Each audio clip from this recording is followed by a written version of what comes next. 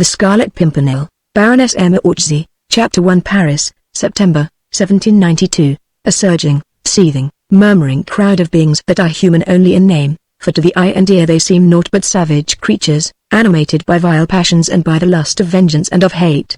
The hour, some little time before sunset, and the place, the West Barricade, at the very spot where, a decade later, a proud tyrant raised an undying monument to the nation's glory and his own vanity.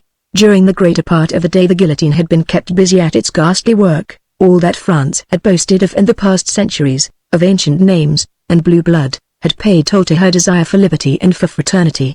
The carnage had only ceased at this late hour of the day because there were other more interesting sights for the people to witness, a little while before the final closing of the barricades for the night, and so the crowd rushed away from the Place de la Grève and made for the various barricades in order to watch this interesting and amusing sight. It was to be seen every day, for those aristos were such fools. They were traitors to the people, of course, all of them, men, women, and children, who happened to be descendants of the great men who since the Crusades has made the glory of France, her old noblesse. Their ancestors had oppressed the people, had crushed them under the scarlet heels of their dainty buckled shoes, and now the people had become the rulers of France and crushed their former masters not beneath their heel, for they went shoeless mostly in these days but a more effectual weight, the knife of the guillotine, and daily, hourly, the hideous instrument of torture claimed its many victims, old men, young women, tiny children, until the day when it would finally demand the head of a king and of a beautiful young queen. But this was as it should be. Were not the people now the rulers of France? Every aristocrat was a traitor, as his ancestors had been before him. For 200 years now the people had sweated, and toiled, and starved, to keep a lustful court in lavish extravagance. Now the descendants of those who had helped to make those courts brilliant had to hide for their lives to fly, if they wished to avoid the tardy vengeance of the people. And they did try to hide, and try to fly, that it was just the fun of the whole thing. Every afternoon before the gates closed and the market carts went out in procession by the various barricades, some fool of an aristo endeavored to evade the clutches of the Committee or Public Safety. In various disguises, under various pretexts, they tried to slip through the barriers, which were so well guarded by citizen soldiers of the Republic. Men in women's clothes, women in male attire, children disguised in beggars' rags, there were some of all sorts, citizen counts, marquises, even dukes, who wanted to fly from France, reach England or some other equally accursed country, and there try to rouse foreign feelings against the glorious revolution, or to raise an army in order to liberate the wretched prisoners in the Temple, who had once called themselves sovereigns of France. But they were nearly always caught at the barricades. Sergeant Bybot, especially at the West Gate, had a wonderful nose for scenting an aristo in the most perfect disguise. Then, of course, the fun began. Bybot would look at his prey as a cat looks upon the mouse, play with him, sometimes for quite a quarter of an hour, pretend to be hoodwinked by the disguise, by the wigs and other bits of theatrical make-up which hid the identity of a ci devant noble marquis or count. Oh! Bybot had a keen sense of humor, and it was well worth hanging round that West Barricade, in order to see him catch an aristo in the very act of trying to flee from the vengeance of the people. Sometimes Bybot would let his prey actually out by the gates, allowing him to think for the space of 2 minutes at least that he really had escaped out of Paris, and might even manage to reach the coast of England in safety. But Bybot would let the unfortunate treacher walk about 10 meters towards the open country, then he would send 2 men after him and bring him back, stripped of his disguise. Oh! That was extremely funny, for as often as not the fugitive would prove to be a woman, some proud marchioness, who looked terribly comical when she found herself in Bybot's clutches after all, and knew that a summary trial would await her the next day, and after that, the fond embrace of Madame la Guillotine. No wonder that on this fine afternoon in September the crowd round Bybot's gate was eager and excited. The lust of blood grows with its satisfaction. There is no satiety. The crowd had seen 100 noble heads fall beneath the guillotine today. It wanted to make sure that it would see another 100 fall on the morrow. Bybot was sitting on an overturned and empty cask close by the gate of the barricade. A small detachment of citoyen soldiers was under his command. The work had been very hot lately. Those cursed aristos were becoming terrified and tried their hardest to slip out of Paris. Men, women and children, whose ancestors, even in remote ages, had served those traitorous Bourbons, were all traitors themselves and right food for the guillotine. Every day Bybot had had the satisfaction of unmasking some fugitive royalists and sending them back to be tried by the Committee or Public Safety, presided over by that good patriot, Citoyen Fouquier-Tinville. Robespierre and Danton both had commended Bibot for his zeal, and Bibot was proud of the fact that he on his own initiative had sent at least 50 aristos to the guillotine. But today all the sergeants in command at the various barricades had special orders. Recently a very great number of aristos had succeeded in escaping out of France and in reaching England safely.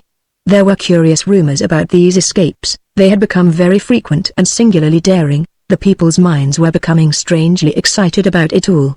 Sergeant Grospierre had been sent to the guillotine for allowing a whole family of aristos to slip out of the north gate under his very nose. It was asserted that these escapes were organized by a band of Englishmen, whose daring seemed to be unparalleled, and who, from sheer desire to meddle in what did not concern them, spent their spare time in snatching away lawful victims destined for Madame la Guillotine.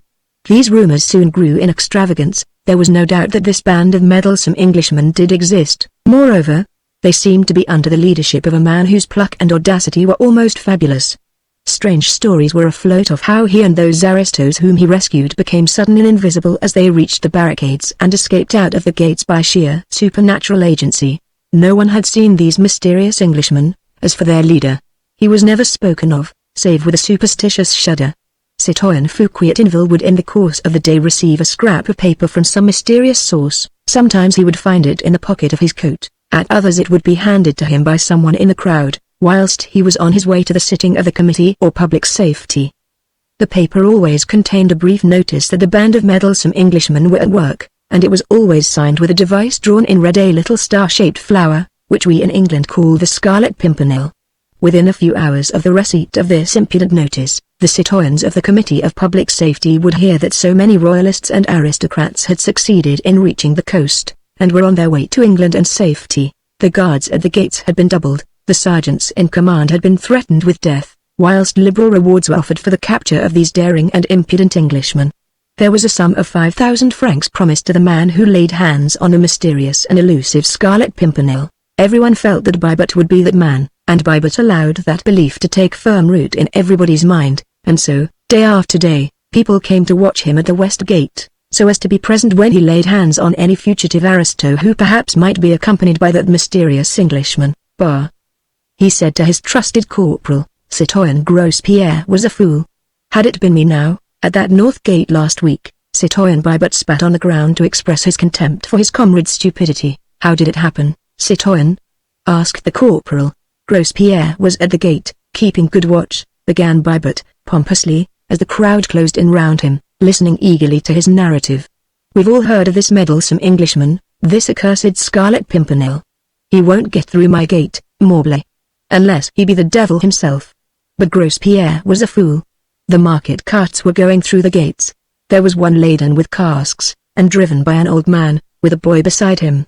Grospierre was a bit drunk, but he thought himself very clever. He looked into the casks, most of them, at least, and saw they were empty, and let the cart go through. A murmur of wrath and contempt went round the group of ill-clad wretches, who crowded round Citoyen Bibot. Half an hour later, continued the sergeant, up comes a captain of the guard with a squad of some dozen soldiers with him. Has a car gone through?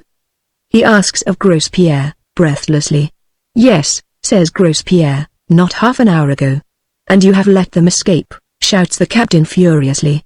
You'll go to the guillotine for this, Citoyen Sergeant. That cart held concealed the ci devant Duc de Chalice and all his family. What?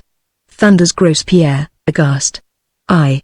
And the driver was none other than that cursed Englishman, the Scarlet Pimpernel. A howl of execration greeted this tale. Citoyen Grospierre had paid for his blunder on the guillotine, but what a fool. Oh, what a fool. Bibot was laughing so much at his own tale that it was some time before he could continue. After them, my men, shouts the captain, he said after a while, remember the reward. After them, they cannot have gone far. And with that he rushes through the gate followed by his dozen soldiers, but it was too late.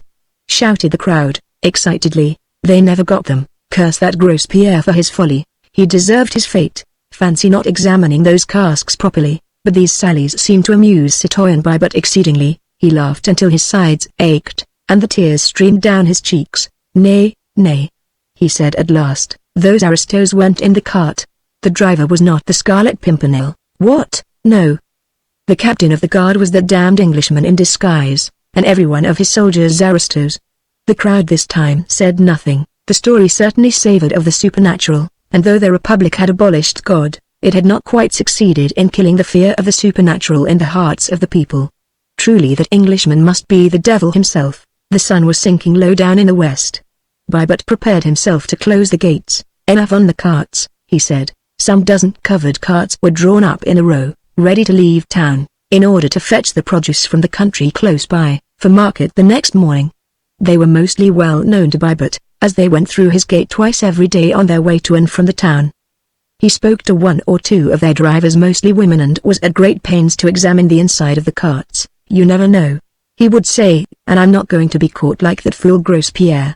The women who drove the carts usually spent their day on the Place de la Grève, beneath the platform of the guillotine, knitting and gossiping, whilst they watched the rows of tumbrils arriving with the victims the reign of terror claimed every day. It was great fun to see the aristos arriving for the reception of Madame la Guillotine, and the places close by the platform were very much sought after. Baibut, during the day, had been on duty on the place.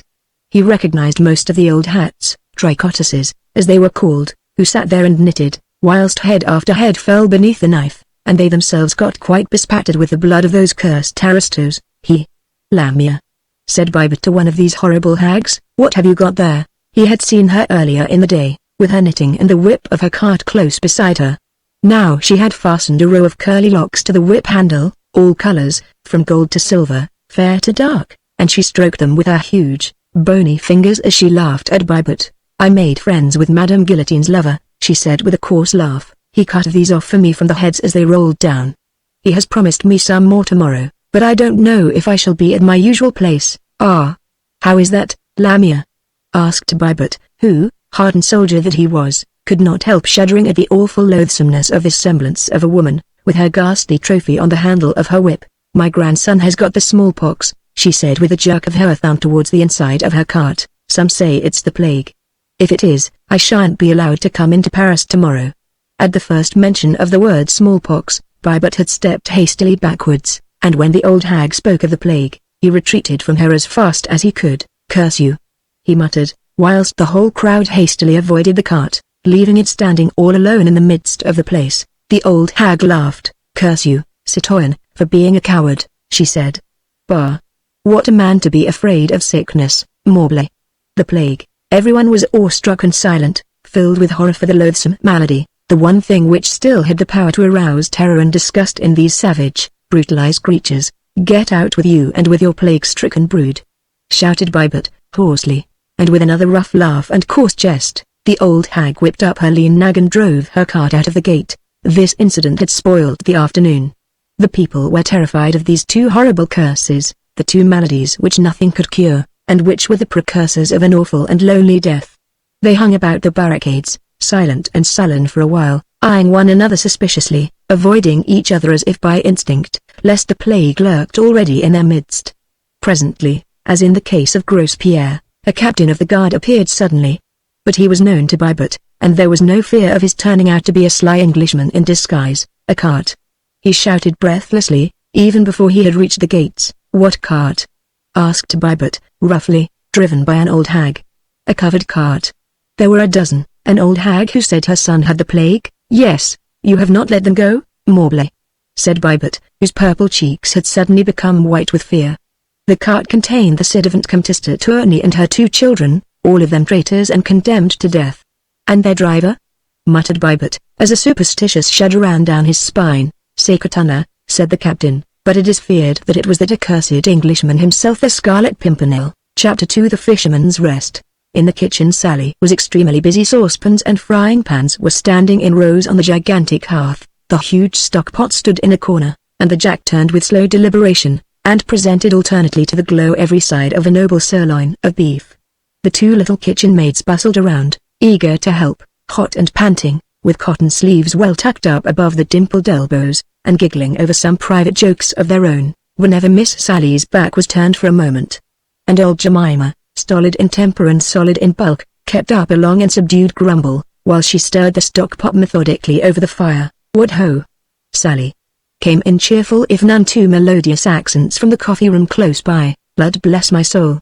exclaimed Sally, with a good-humoured laugh. "What be they all wanting now, I wonder?" "Beer, of course," grumbled Jemima. "You don't expect Jimmy Pitkin to have done with one tankard, do ye, Miss Drury?" "He looked uncommon thirsty too," simpered Martha, one of the little kitchen maids, and her beady black eyes twinkled as they met those of her companion, whereupon both started on a round of short and suppressed giggles. Sally looked cross for a moment, and thoughtfully rubbed her hands against her shapely hips.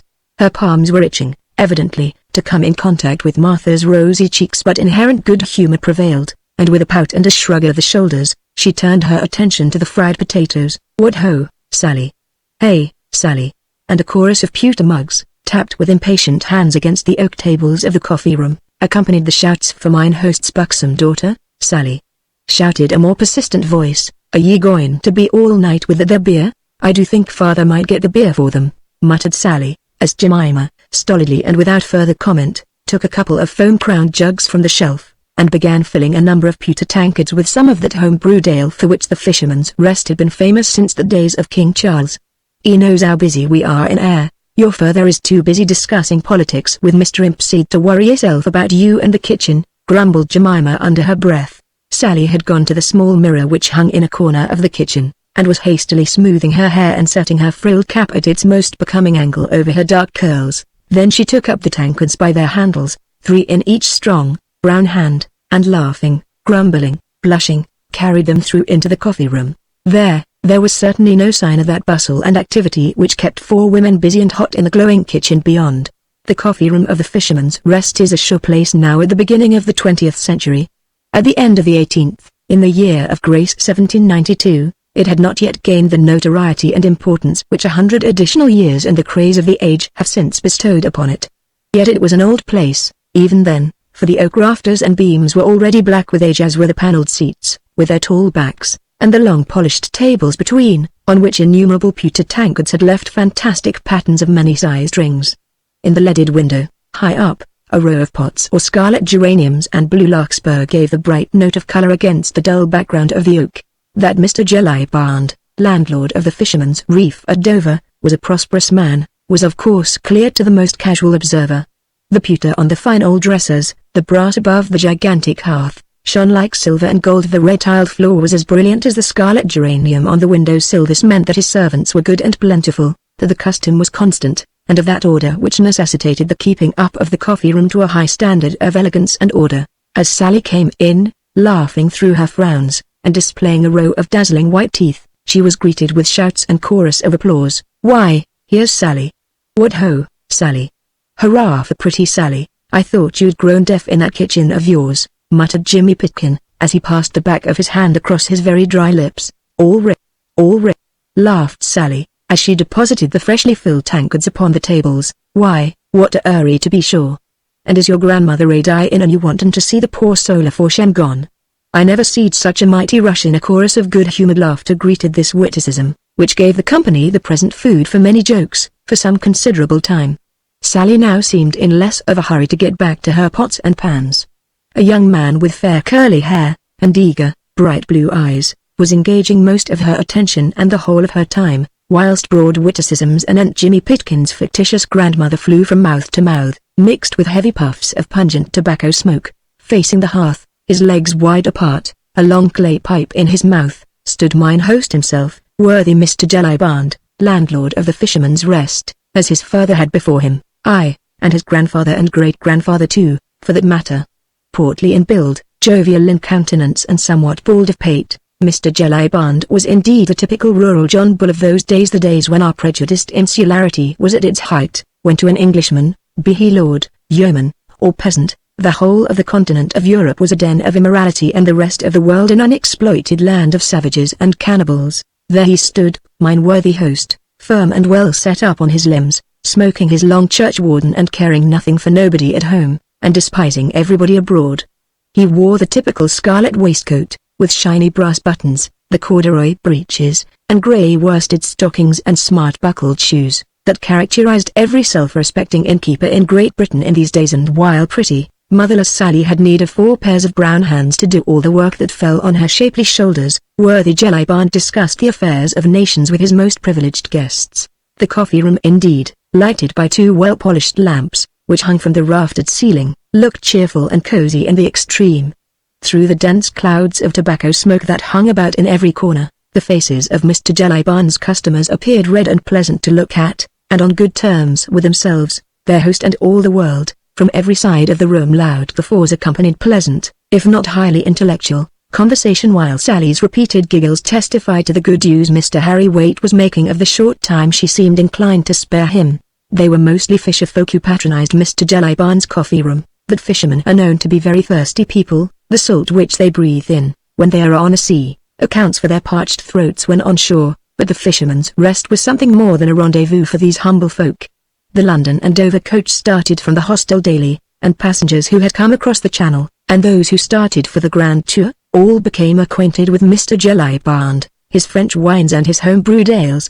It was towards the close of September, 1792, and the weather, which had been brilliant and hot throughout the month, had suddenly broken up. For 2 days torrents of rain had deluged the south of England, doing its level best to ruin what chances the apples and pears and late plums had of becoming really fine, self-respecting fruit.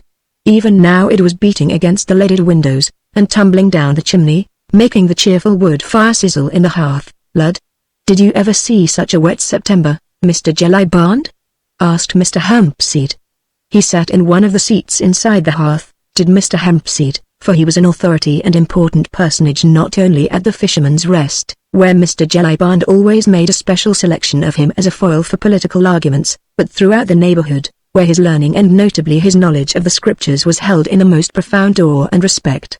With one hand buried in the capacious pockets of his corduroys underneath his elaborately worked, well-worn smock, the other holding his long clay pipe, Mr. Hempseed sat looking dejectedly across the room at the rivulets of moisture which trickled down the window panes. "No," replied Mr. Jellyband, sententiously, "I dunno, Mr. Hempseed, as I ever did. And I've been in these parts nigh on 60 years, You wouldn't recollect the first 3 years of them 60, Mr. Jellyband," quietly interposed Mr. Hempseed. "I dunno as I ever seed an infant take much note of the weather, leastways not in these parts, and I've lived here nigh on 75 years, Mr. Jellyband." The superiority of this wisdom was so incontestable that for the moment Mr. Jellyband was not ready with his usual flow of argument. "It do seem more like April than September, don't it?" continued Mr. Hempseed, dolefully, as a shower of raindrops fell with a sizzle upon the fire. "Aye, that it do," assented the worth host. "But then what can you expect, Mr. Hempseed, I says, with sich a government as we've got?" Mr. Hempseed shook his head with an infinity of wisdom, tempered by deeply rooted mistrust of the British climate and the British government. "I don't expect nothing, Mr. Jellyband," he said. "Poor folks like us is of no account up there in Lunnon, I knows that, and it's not often as I do complain. But when it comes to sich wet weather in September, and all me fruit rottin' and dying like the guption mother's firstborn, and doing no more good than they did, poor dears, save a lot more Jews, peddlers and sich, with their oranges and sich like foreign ungodly fruit, which nobody'd buy if English apples and pears was nicely swelled. As the Scriptures say." "That's quite right, Mr. Hempseed," retorted Jellyband, "and as I says, what can you expect? There's all them Frenchy devils over the Channel yonder murdering their king and nobility, and Mr. Pitt and Mr. Fox and Mr. Burke fightin' and wranglin' between them. If we Englishmen should low them to go on in their ungodly way, 'Let 'em murder,' says Mr. Pitt. 'Stop 'em,' says Mr. Burke, 'and let 'em murder,' says I, 'and be demmed to 'em,'" said Mr. Hempseed, emphatically, for he had but little liking for his friend Jellyband's political arguments, wherein he always got out of his depth, and had but little chance for displaying those pearls of wisdom which had earned for him so high a reputation in the neighborhood and so many free tankards of ale at the Fisherman's Rest. "Let 'em murder," he repeated again, "but don't let sarve sich rain in September, for that is again the law and the Scriptures which says, Lud. Miss Drury, how you made me jump." It was unfortunate for Sally and her flirtation that this remark of hers should have occurred at the precise moment when Mr. Hempseed was collecting his breath, in order to deliver himself one of those scriptural utterances which made him famous, for it brought down upon her pretty head the full flood of her father's wrath. "Now then, Sally, me girl, now then," he said, trying to force a frown upon his good-humored face, "stop that fooling with them young jackanapes and get on with the work. The work's getting on all right, father." But Mr. Jellyband was peremptory. He had other views for his buxom daughter, his only child, who would in God's good time become the owner of the Fisherman's Rest, than to see her married to one of these young fellows who earned but a precarious livelihood with their net. "Did ye hear me speak, me girl?" he said in that quiet tone, which no one inside the inn dared to disobey. "Get on with my Lord Tony's supper, for, If it ain't the best we can do, and not satisfied, see what you'll get, that's all." Reluctantly Sally obeyed. "Is you expecting special guests then tonight, Mr. Jellyband?" asked Jimmy Pitkin, in a loyal attempt to divert his host's attention from the circumstances connected with Sally's exit from the room. "Aye. That I be," replied Jellyband, "friends of my Lord Tony hisself. Dukes and duchesses from over the water yonder, whom the young lord and his friend, Sir Andrew Ffoulkes, and other young noblemen have helped out of the clutches of the murdering devils." But this was too much for Mr. Hempseed's querulous philosophy. "Lud," he said, "what do they do that for, I wonder? I don't hold not with interfering in other folks' ways. As the scriptures say, maybe." "Mr. Hempseed," interrupted Jellyband, with biting sarcasm, "as you're a personal friend of Mr. Pitt, and as you says along with Mr. Fox, let 'em murder." "Says you?" "Pardon me, Mr. Jellyband," feebly protested Mr. Hempseed, "I dunno as I ever did." But Mr. Jellyband had at last succeeded in getting upon his favorite hobby horse, and had no intention of dismounting in any hurry. "Or maybe you've made friends with some of them French chaps who they do say have come over here o' purpose to make us Englishmen agree with their murdering ways." "I dunno what you mean, Mr. Jellyband," suggested Mr. Hempseed. All I know is," loudly asserted mine host, "that there was my friend Peppercorn, who owns the blue-faced boar, and as true and loyal an Englishman as you'd see in the land. And now look at him!" He made friends with some o' them frog-eaters, obnubbed with them just as if they was Englishmen, and not just a lot of immoral, God-forsaking foreign spies. "Well, and what happened?" "Peppercorn now ups and talks of revolutions, and liberty, and down with the aristocrats, just like Mr. Hempseed over there." "Pardon me, Mr. Jellyband," again interposed Mr. Hempseed feebly, "I dunno as I ever did." Mr. Jellyband had appealed to the company in general, who were listening awestruck and open-mouthed at the recital of Mr. Peppercorn's defalcations. At one table 2 customers, gentlemen apparently by their clothes, had pushed aside their half-finished game of dominoes, and had been listening for some time, and evidently with much amusement at Mr. Jellyband's international opinions. One of them now, with a quiet, sarcastic smile still lurking round the corners of his mobile mouth, turned towards the center of the room where Mr. Jellyband was standing. "You seem to think, mine honest friend," he said quietly, "that these Frenchmen, spies I think you called them, are mighty clever fellows to have made mincemeat, so to speak, of your friend Mr. Peppercorn's opinions. How did they accomplish that now, think you, Lud?" "Sir, I suppose they talked 'em over. Those Frenchies, I've heard it said, they got the gift of gab, and Mr. Hempseed will tell you how it is that they just twist some people round their little finger like." "Indeed, and is that so, Mr. Hempseed?" inquired the stranger politely. "Nay, sir," replied Mr. Hempseed, much irritated, "I dunno as I can give you the information you require." "Faith, then," said the stranger, "let us hope, my worthy host, that these clever spies will not succeed in upsetting your extremely loyal opinions." But this was too much for Mr. Jellyband's pleasant equanimity. He burst into an uproarious fit of laughter, which was soon echoed by those who happened to be in his debt. "Ha ha ha! Ho ho ho! He he he!" He laughed in every key, did my worthy host, and laughed until his side ached, and his eyes streamed. "At me? Hark at that! Did ye hear 'em say that they'd be upset in my opinions? Lud love you, sir, but you do say some queer things." "Well, Mr. Jellyband," said Mr. Hempseed, sententiously, "you know what the scriptures say, let 'em stand take heed lest he fall." "But then harkee, Mr. Hempseed," retorted Jellyband, still holding his sides with laughter, "the scriptures didn't know me. Why, I wouldn't so much as drink a glass of ale with one o' them murdering Frenchmen, and nothing make me change my opinions. Why, I've heard it said that them frog-eaters can't even speak the king's English, so, of course, if any of 'em tried to speak their god-forsaken lingo to me, why, I should spot them directly." And forewarned is forearmed, as the saying goes. "Aye, my honest friend," assented the stranger cheerfully, "I see that you are much too sharp, and a match for any 20 Frenchmen, and here's to your very good health, my worthy host. If you'll do me the honor to finish this bottle of mine with me, I am sure you're very polite." "Sir," said Mr. Jellyband, wiping his eyes which were still streaming with the abundance of his laughter, "and I don't mind if I do." The stranger poured out a couple of tankards full of wine, and having offered one to mine host, he took the other himself. "Loyal Englishmen as we all are," he said, whilst the same humorous smile played round the corners of his thin lips, "loyal as we are, we must admit that this at least is one good thing which comes to us from France. Aye, "We'll none of us deny that, sir," assented mine host. "And here's to the best landlord in England, our worthy host, Mr. Jellyband," said the stranger in a loud tone of voice. "Hi, hip, hurrah!" retorted the whole company present. Then there was a loud clapping of hands, and mugs and tankards made a rattling music upon the tables to the accompaniment of loud laughter at nothing in particular, and of Mr. Jellyband's muttered exclamations. "Just fancy me been talked over by any godforsaken foreigner!" What ? Lud love you, sir, but you do say some queer things, to which obvious fact the stranger heartily assented. It was certainly a preposterous suggestion that anyone could ever upset Mr. Jellyband's firmly routed opinions and end the utter worthlessness of the inhabitants of the whole continent of Europe. Chapter 3 The refugees. Feeling in every part of England certainly ran very high at this time against the French and their doings. Smugglers and legitimate traders between the French and the English coasts brought snatches of news from over the water, which made every honest Englishman's blood boil, and made him long to have a good go at those murderers, who had imprisoned their king and all his family, subjected the queen and the royal children to every species of indignity, and were even now loudly demanding the blood of the whole Bourbon family and of every one of its adherents. The execution of the Princess de Lamballe, Marie Antoinette's young and charming friend, had filled everyone in England with unspeakable horror.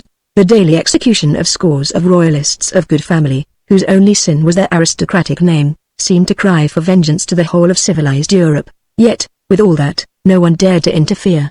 Burke had exhausted all his eloquence in trying to induce the British government to fight the revolutionary government of France, but Mr. Pitt, with characteristic prudence, did not feel that this country was fit yet to embark on another arduous and costly war.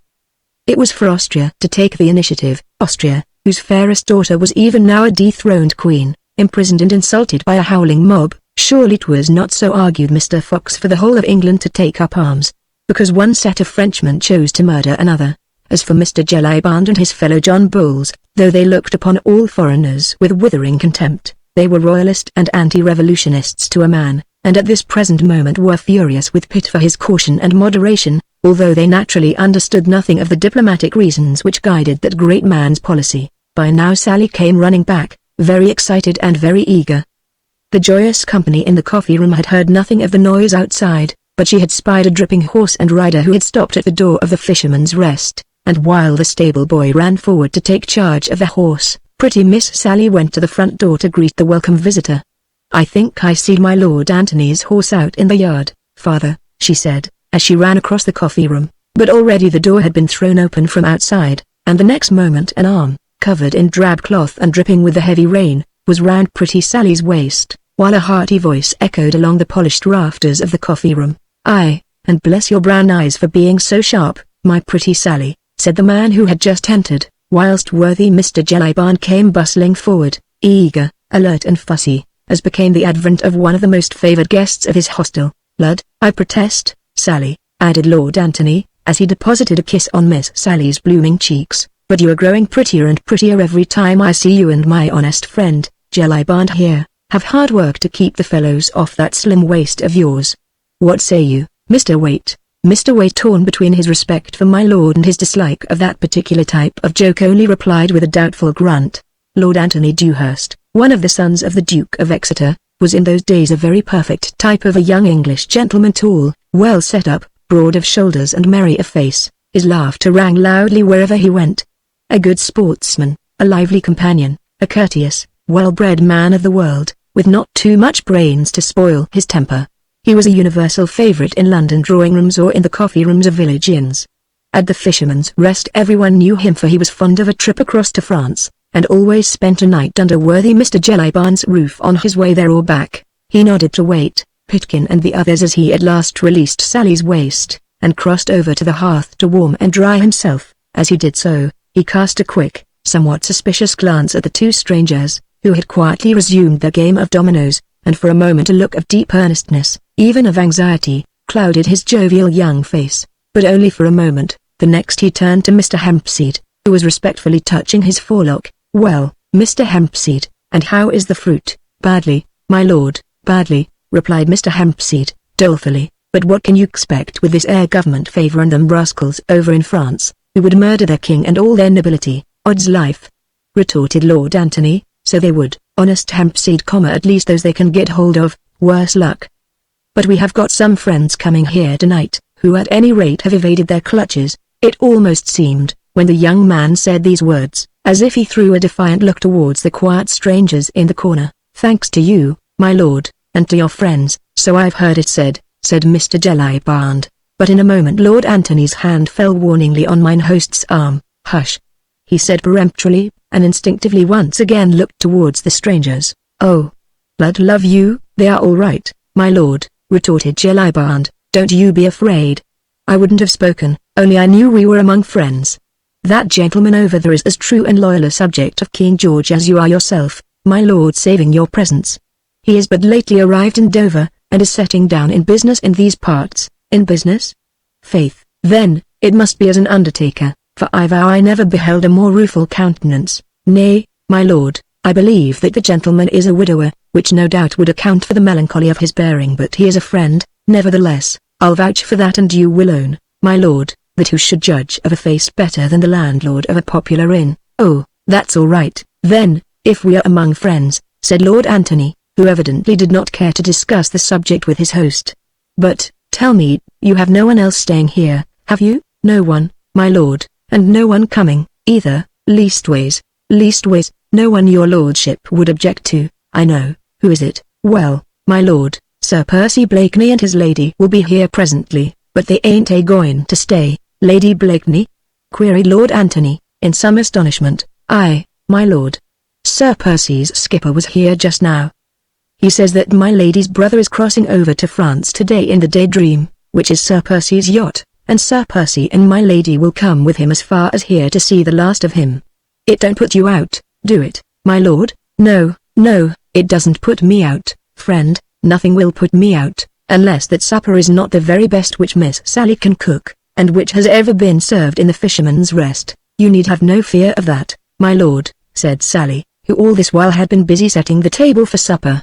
And very gay and inviting it looked, with a large bunch of brilliantly colored dahlias in the center, and the bright pewter goblets and blue china about. "How many shall I lay for, my lord?" "5 places, pretty Sally, but let the supper be enough for 10 at least. Our friends will be tired, and, I hope, hungry.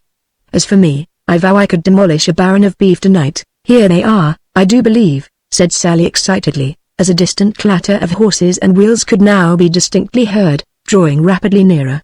There was a general commotion in the coffee room. Everyone was curious to see my Lord Antony's swell friends from over the water. Miss Sally cast 1 or 2 quick glances at the little bit of mirror which hung on the wall, and worthy Mr. Jellyband bustled out in order to give the first welcome himself to his distinguished guests. Only the 2 strangers in the corner did not participate in the general excitement.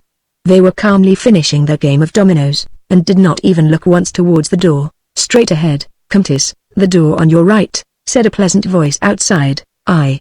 There they are, all right enough," said Lord Antony, joyfully. "Off with you, my pretty Sally, and see how quick you can dish up the soup."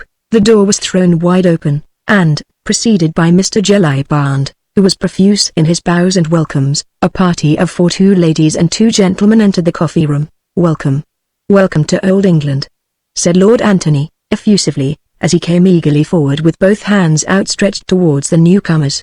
"Ah, you are Lord Antony Dewhurst, I think," said one of the ladies, speaking with a strong foreign accent. "At your service, madame," he replied, as he ceremoniously kissed the hands of both the ladies, then turned to the men and shook them both warmly by the hand.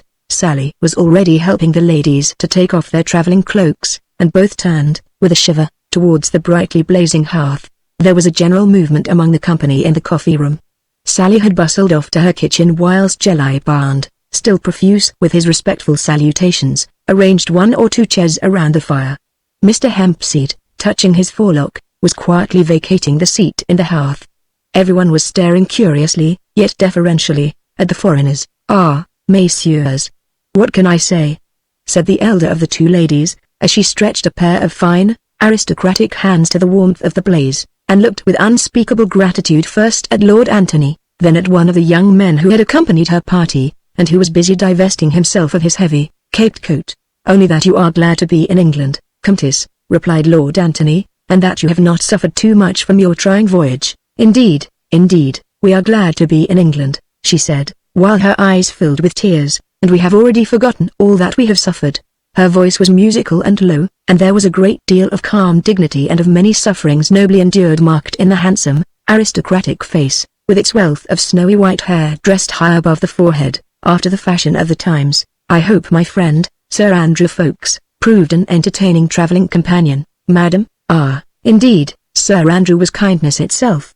How could my children and I ever show enough gratitude to you all, messieurs?" Her companion, a dainty, girlish figure, childlike and pathetic in its look of fatigue and of sorrow, had said nothing as yet, but her eyes, large, brown, and full of tears, looked up from the fire and sought those of Sir Andrew Ffoulkes, who had drawn near to the hearth and to her. Then, as they met his, which were fixed with unconcealed admiration upon the sweet face before him, a thought of warmer colour rushed up to her pale cheeks. "So this is England," she said, as she looked round with childlike curiosity at the great hearth, the oak rafters, and the yokels with their elaborate smocks and jovial, rubicund, British countenances. "A bit of it, mademoiselle," replied Sir Andrew, smiling, "but all of it, at your service." The young girl blushed again, but this time a bright smile, fleet and sweet, illumined her dainty face.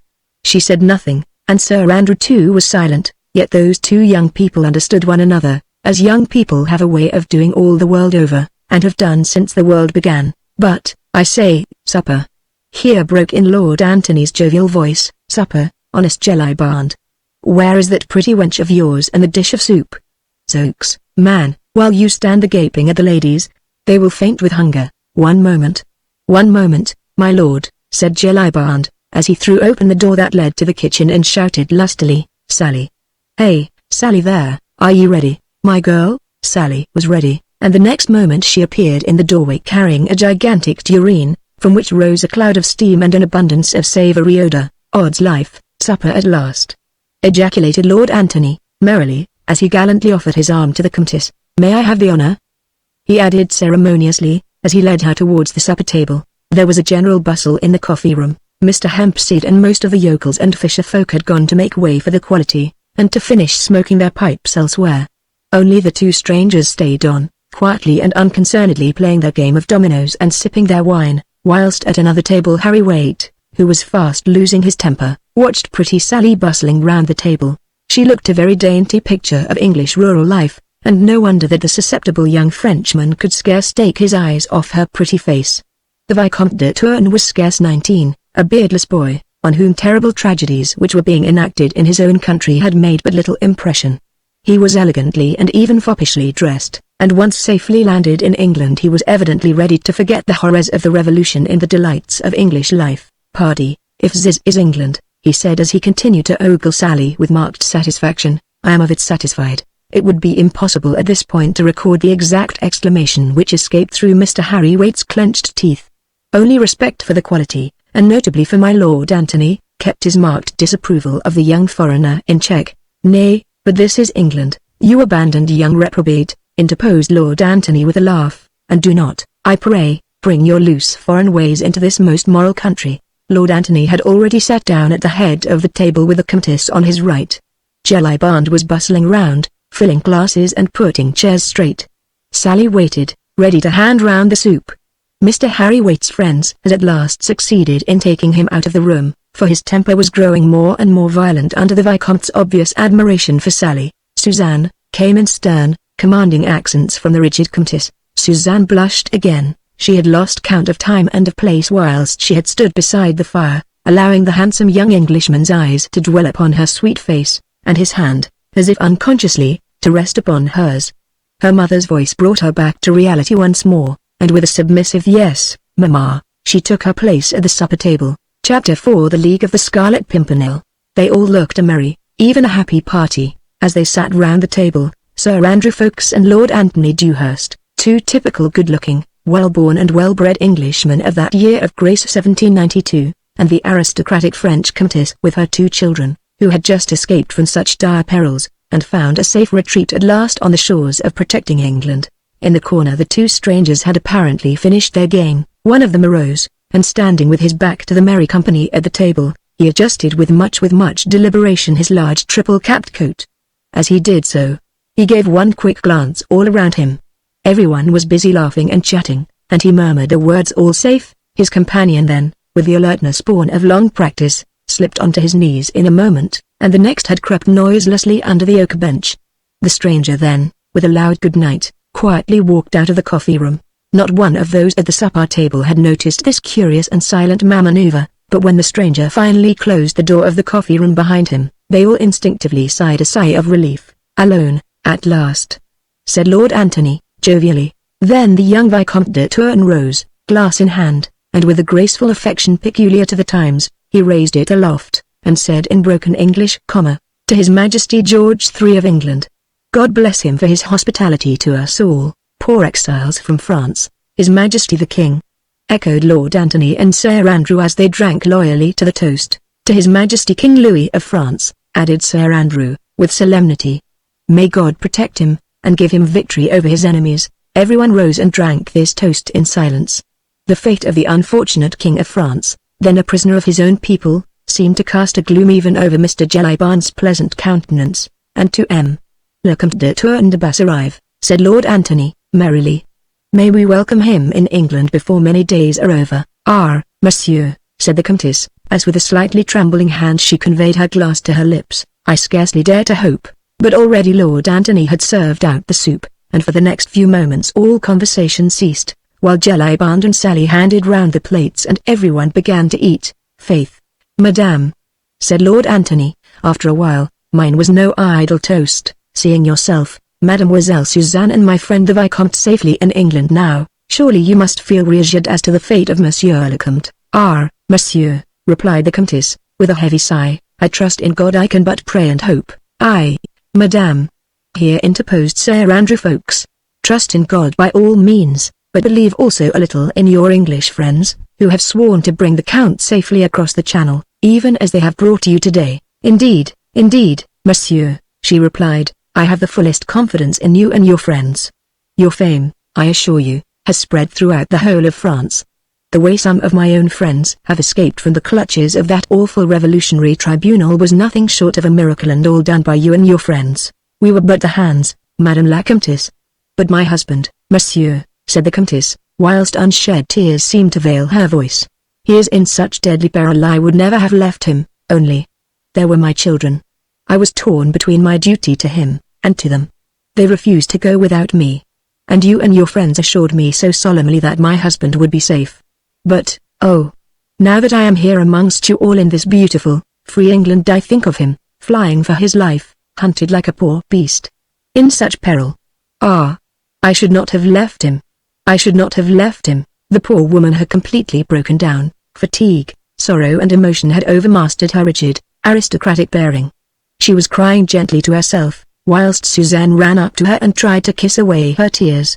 Lord Antony and Sir Andrew had said nothing to interrupt the Comtesse whilst she was speaking. There was no doubt that they felt deeply for her, their very silence testified to that. But in every century, and ever since England has been what it is, an Englishman has always felt somewhat ashamed of his own emotion and of his own sympathy. And so the two young men said nothing, and busied themselves in trying to hide their feelings, only succeeding in looking immeasurably sheepish.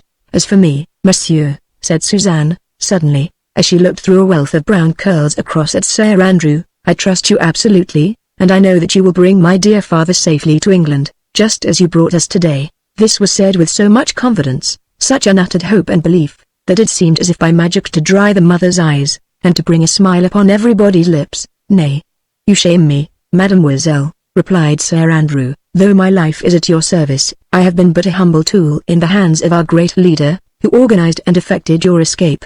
He had spoken with so much warmth and vehemence that Suzanne's eyes fastened upon him in undisguised wonder. "Your leader, monsieur?" said the Comtesse, eagerly. "Ah, of course, you must have a leader. And I did not think of that before. But tell me, where is he?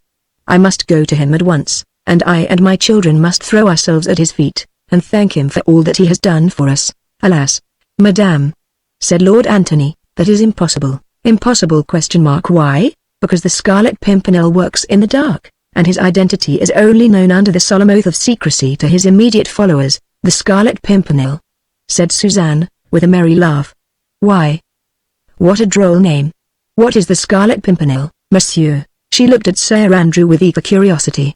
The young man's face had become almost transfigured. His eyes shone with enthusiasm, hero worship, love, admiration for his leader seemed literally to glow upon his face. "The Scarlet Pimpernel, Mademoiselle," he said at last, "is the name of a humble English wayside flower. But it is also the name chosen to hide the identity of the best and bravest man in all the world, so that he may better succeed in accomplishing the noble task he has set himself to do." Yes," here interposed the young Vicomte, "I have heard speak of this Scarlet Pimpernel. A little flower red ? Yes. They say in Paris that every time a royalist escapes to England that devil, Fouquier-Tinville, the public prosecutor, receives a paper with that little flower designated in red upon it." Yes, that is so," assented Lord Antony. "Then he will have received one such paper today?" "Undoubtedly." "Oh, I wonder what he will say," said Suzanne, merrily. "I have heard that the picture of that little red flower is the only thing that frightens him." "Faith, then," said Sir Andrew, "he will have many more opportunities of studying the shape of that small scarlet flower." "Monsieur," sighed the Comtesse, "it all sounds like a romance, and I cannot understand it all. Why should you try, madam? But, tell me, why should your leader, why should you all spend your money and risk your lives, for it is your lives you risk, messieurs, when you set foot in France, and all for us French men and women, who are nothing to you." "Sport, Madame la Comtesse, sport," asserted Lord Antony, with his jovial, loud and pleasant voice. "We are a nation of sportsmen, you know, and just now it is the fashion to pull the hair from between the teeth of the hound." No, not sport only, monsieur. You have a more noble motive, I am sure, for the good work you do." "Faith, madame, I would like you to find it then. As for me, I vow, I love the game, for this is the finest sport I have yet encountered. Hairbreadth escapes. The devil's own risks! Tally-ho! And away we go." But the Comtesse shook her head, still incredulously. To her it seemed preposterous that these young men and their great leader, all of them rich, probably well born, and young, should for no other motive than sport, run the terrible risks, which she knew they were constantly doing. Their nationality, once they had set foot in France, would be no safeguard to them. Anyone found harboring or assisting suspected royalists would be ruthlessly condemned and summarily executed, whatever his nationality might be. And this band of young Englishmen had, to her own knowledge, bearded the implacable and bloodthirsty tribunal of the Revolution, within the very walls of Paris itself, and had snatched away condemned victims, almost from the very foot of the guillotine. With a shudder, she recalled the events of the last few days, her escape from Paris with her 2 children, all 3 of them hidden beneath the hood of a rickety cart, and lying amidst a heap of turnips and cabbages, not daring to breathe, whilst the mob howled, "A la lanterne les aristos!" At the awful West Barricade, it had all occurred in such a miraculous way. She and her husband had understood that they had been placed on the list of suspected persons, which meant that their trial and death were but a matter of days, of hours, perhaps. Then came the hope of salvation. The mysterious epistle, signed with the enigmatical scarlet device, the clear, peremptory directions, the parting from the Comte de Tourne, which had torn the poor wife's heart in two, the hope of reunion, the flight with her 2 children, the covered cart, that awful hag driving it, who looked like some horrible evil demon, with the ghastly trophy on her whip-handle. The Comtesse looked round at the quaint, old-fashioned English inn, the peace of this land of civil and religious liberty, and she closed her eyes to shut out the haunting vision of that West Barricade, and of the mob retreating panic-stricken when the old hag spoke of the plague. Every moment under that cart she expected recognition, arrest, herself and her children tried and condemned, and these young Englishmen, under the guidance of their brave and mysterious leader, had risked their lives to save them all, as they had already saved scores of other innocent people, and all only for sport? Impossible. Suzanne's eyes as she sought those of Sir Andrew plainly told him that she thought that he at any rate rescued his fellowman from terrible and unmerited death, through a higher and nobler motive than his friend would have her believe. "How many are there in your brave league, monsieur?" she asked timidly. 20 all told, mademoiselle," he replied, "1 to command, and 19 to obey. All of us Englishmen, and all pledged to the same cause, to obey our leader and to rescue the innocent. May God protect you all, messieurs," said the Comtesse, fervently. He had done that so far. "Madame, it is wonderful to me, wonderful ! That you should all be so brave, so devoted to your fellowmen, yet you are English ! And in France treachery is rife all in the name of liberty and fraternity. The women even, in France, have been more bitter against us aristocrats than the men," said the Vicomte, with a sigh. Yes," added the Comtesse, while a look of haughty disdain and intense bitterness shot through her melancholy eyes, "there was that woman, Marguerite Street just for instance. She denounced the Marquis de Street Sire and all his family to the awful tribunal of the terror. Marguerite Street just? Said Lord Antony, as he shot a quick and apprehensive glance across at Sir Andrew. Marguerite Street just ? Surely. Yes, replied the Countess. Surely you know her. She was a leading actress of the Comédie Française, and she married an Englishman lately. You must know her. Know her? Said Lord Antony.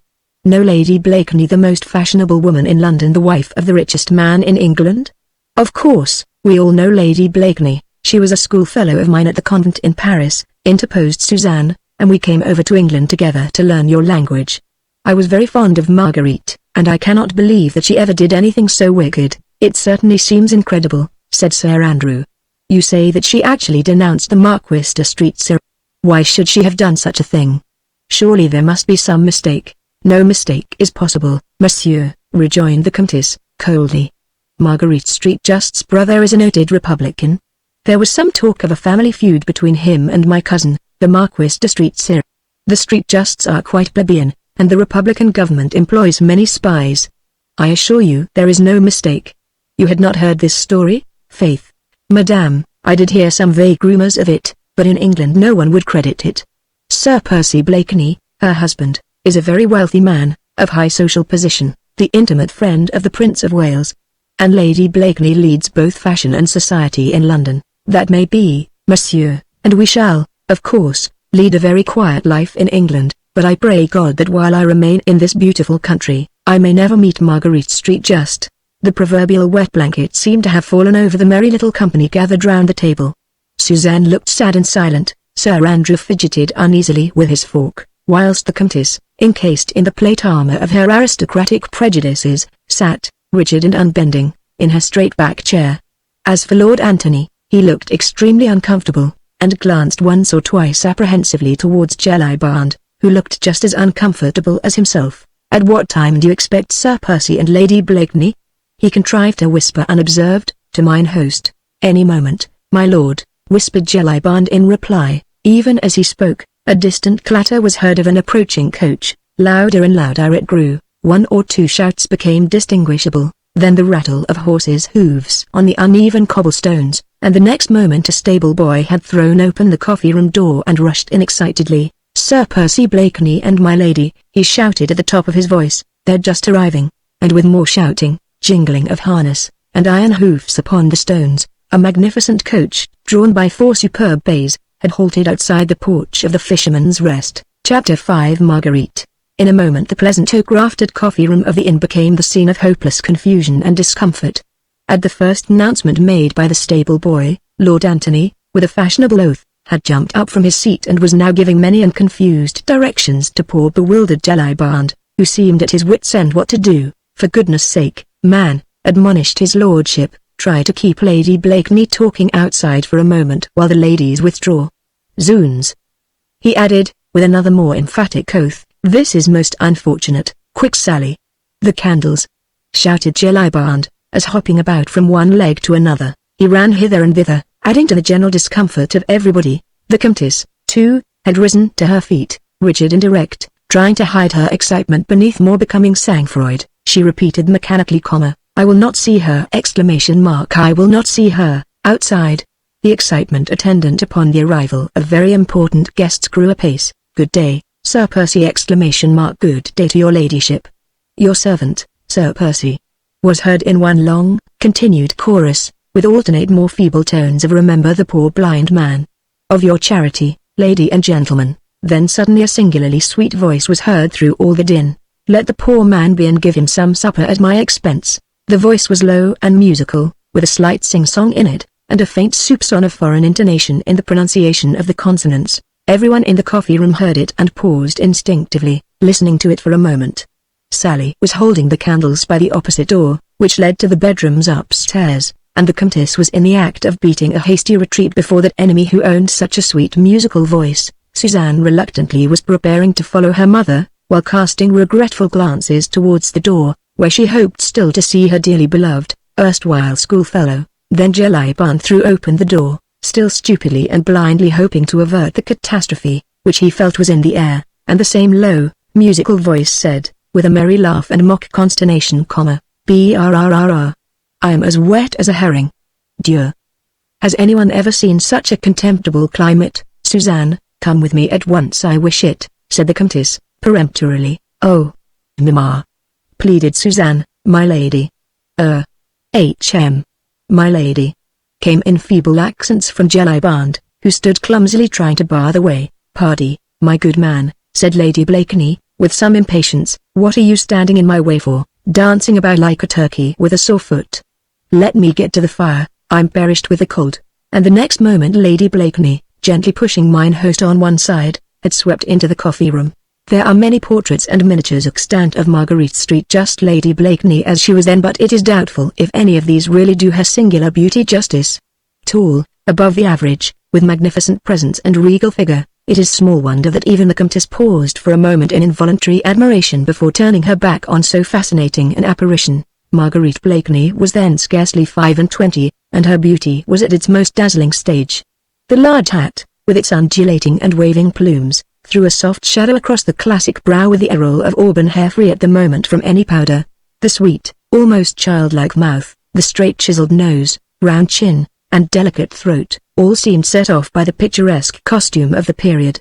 The rich blue velvet robe molded in its every line the graceful contour of the figure, whilst one tiny hand held, with a dignity all its own, the tall stick adorned with a large bunch of ribbons which fashionable ladies of the period had taken to carrying recently. With a quick glance all around the room, Marguerite Blakeney had taken stock of everyone there.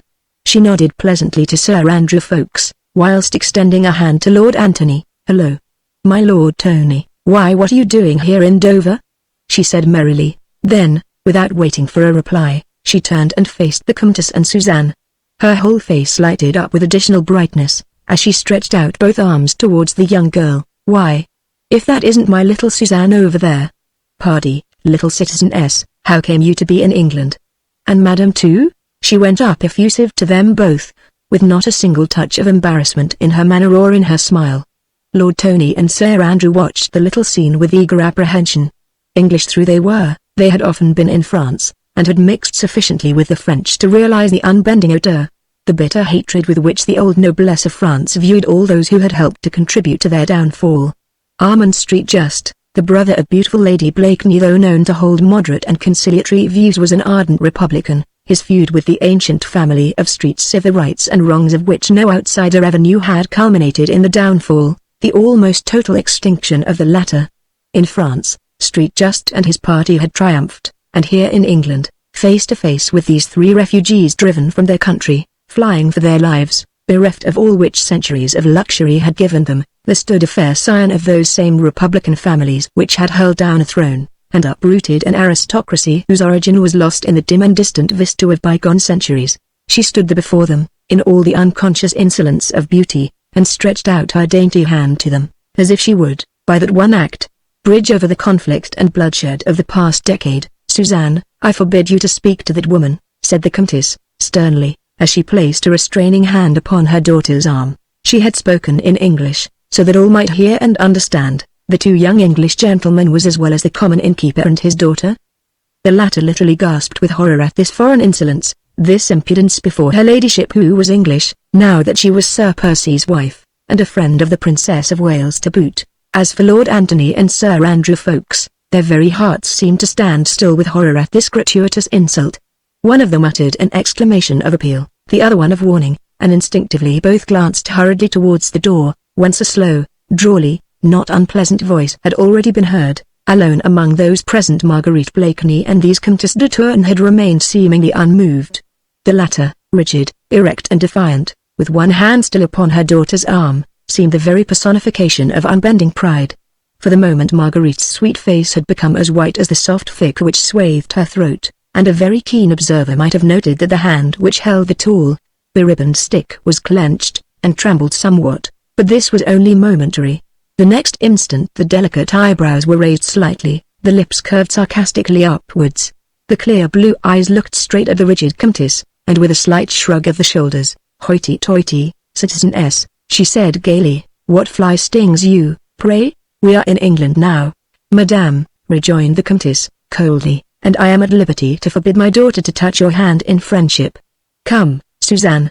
She beckoned to her daughter, and without another look at Marguerite Blakeney, but with a deep, old-fashioned curtsy to the two young men, she sailed majestically out of the room. There was silence in the old impala for a moment, as the rustle of the Comtess's skirts died away down the passage.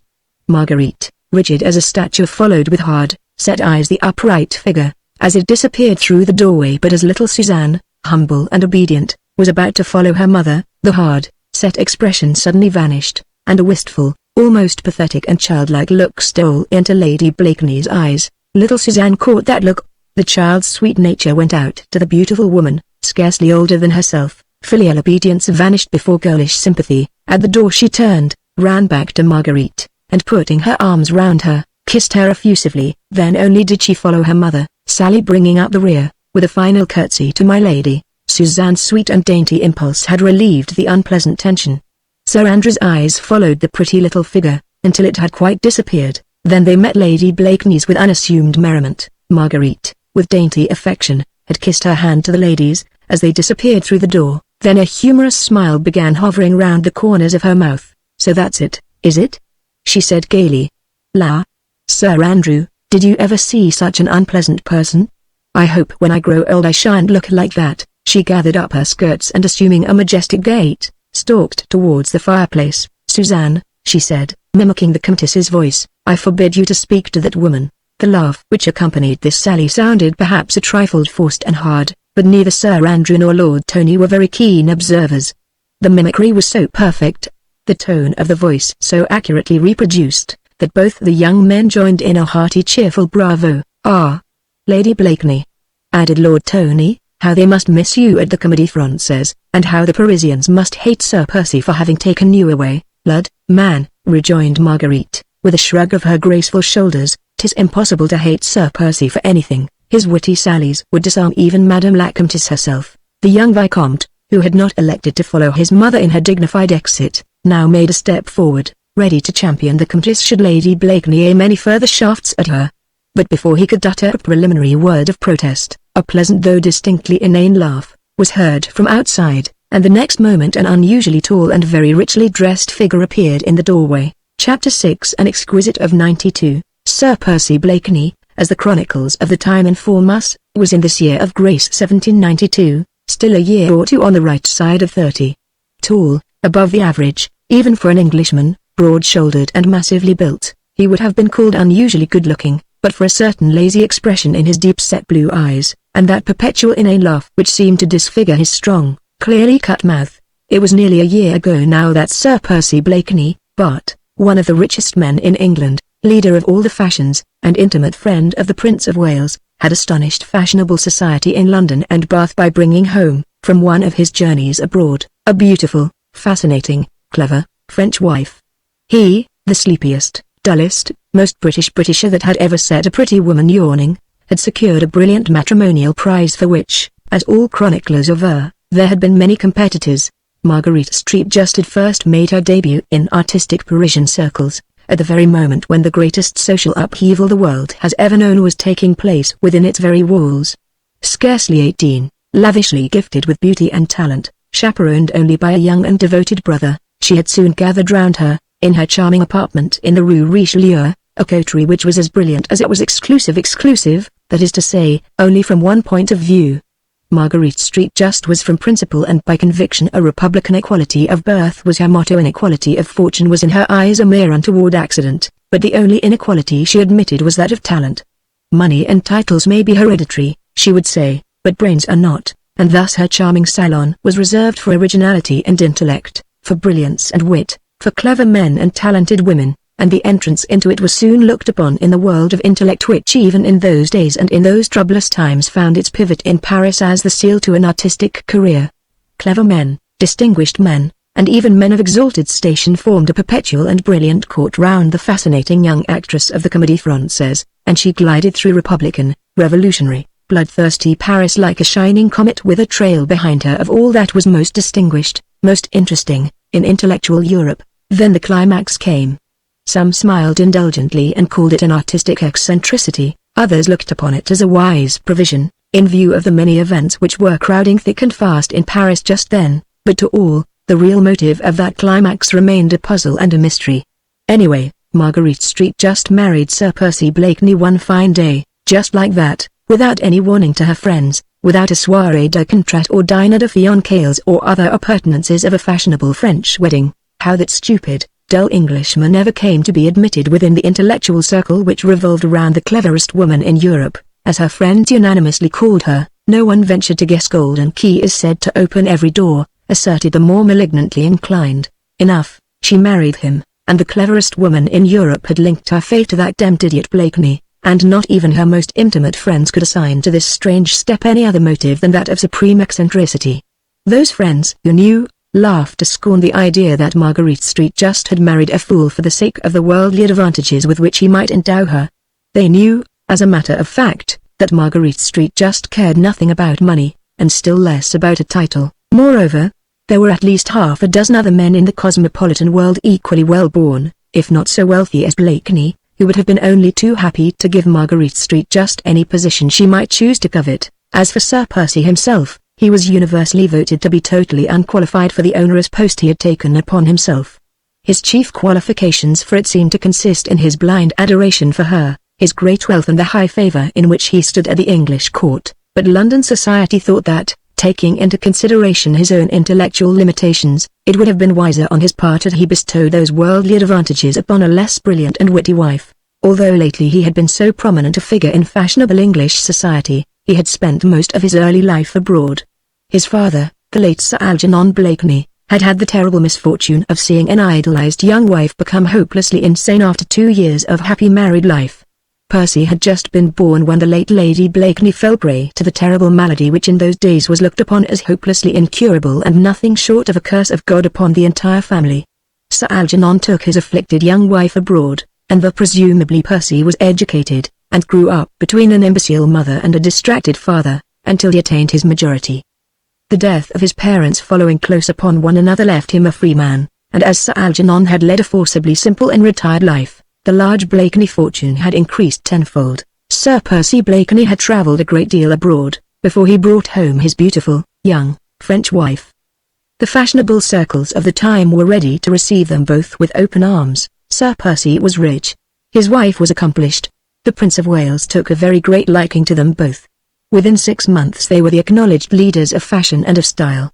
Sir Percy's coats were the talk of the town.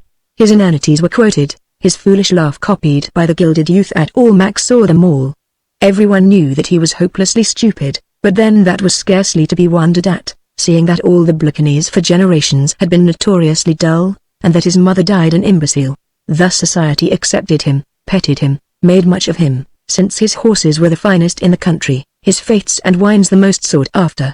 As for his marriage with the cleverest woman in Europe, well, the inevitable came with sure and rapid footsteps. No one pitied him, since his fate was of his own making.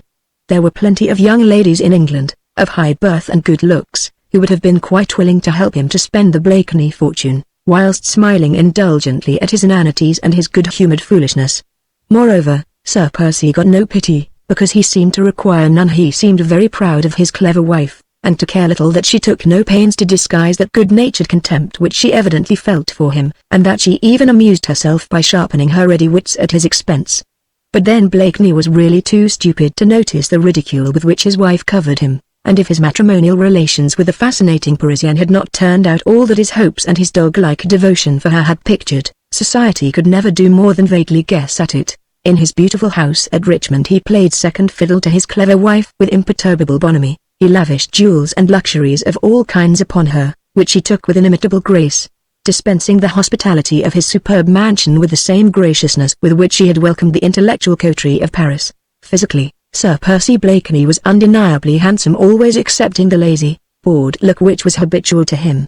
He was always irreproachably dressed, and wore the exaggerated incurable fashions, which had just crept across from Paris to England, with the perfect good taste innate in an English gentleman. On this special afternoon in September, in spite of the long journey by coach, in spite of rain and mud, his coat sat irreproachably across his fine shoulders, his hands looked almost femininely white, as they emerged through billowy frills of finest meshline lace. The extravagantly short-waisted satin coat, wide-lapelled waistcoat, and tight-fitting striped breeches, set off his massive figure to perfection, and in repose one might have admired so fine a specimen of English manhood, until the foppish ways, the affected movements, the perpetual inane laugh, brought one's admiration of Sir Percy Blakeney to an abrupt close. He had lolled into the old-fashioned inn parlour, shaking the wet off his fine overcoat, then putting up a gold-rimmed eyeglass to his lazy blue eye, he surveyed the company, upon whom an embarrassed silence had suddenly fallen. "How do, Tony? How do, folks?" he said, recognizing the two young men and shaking them by the hand.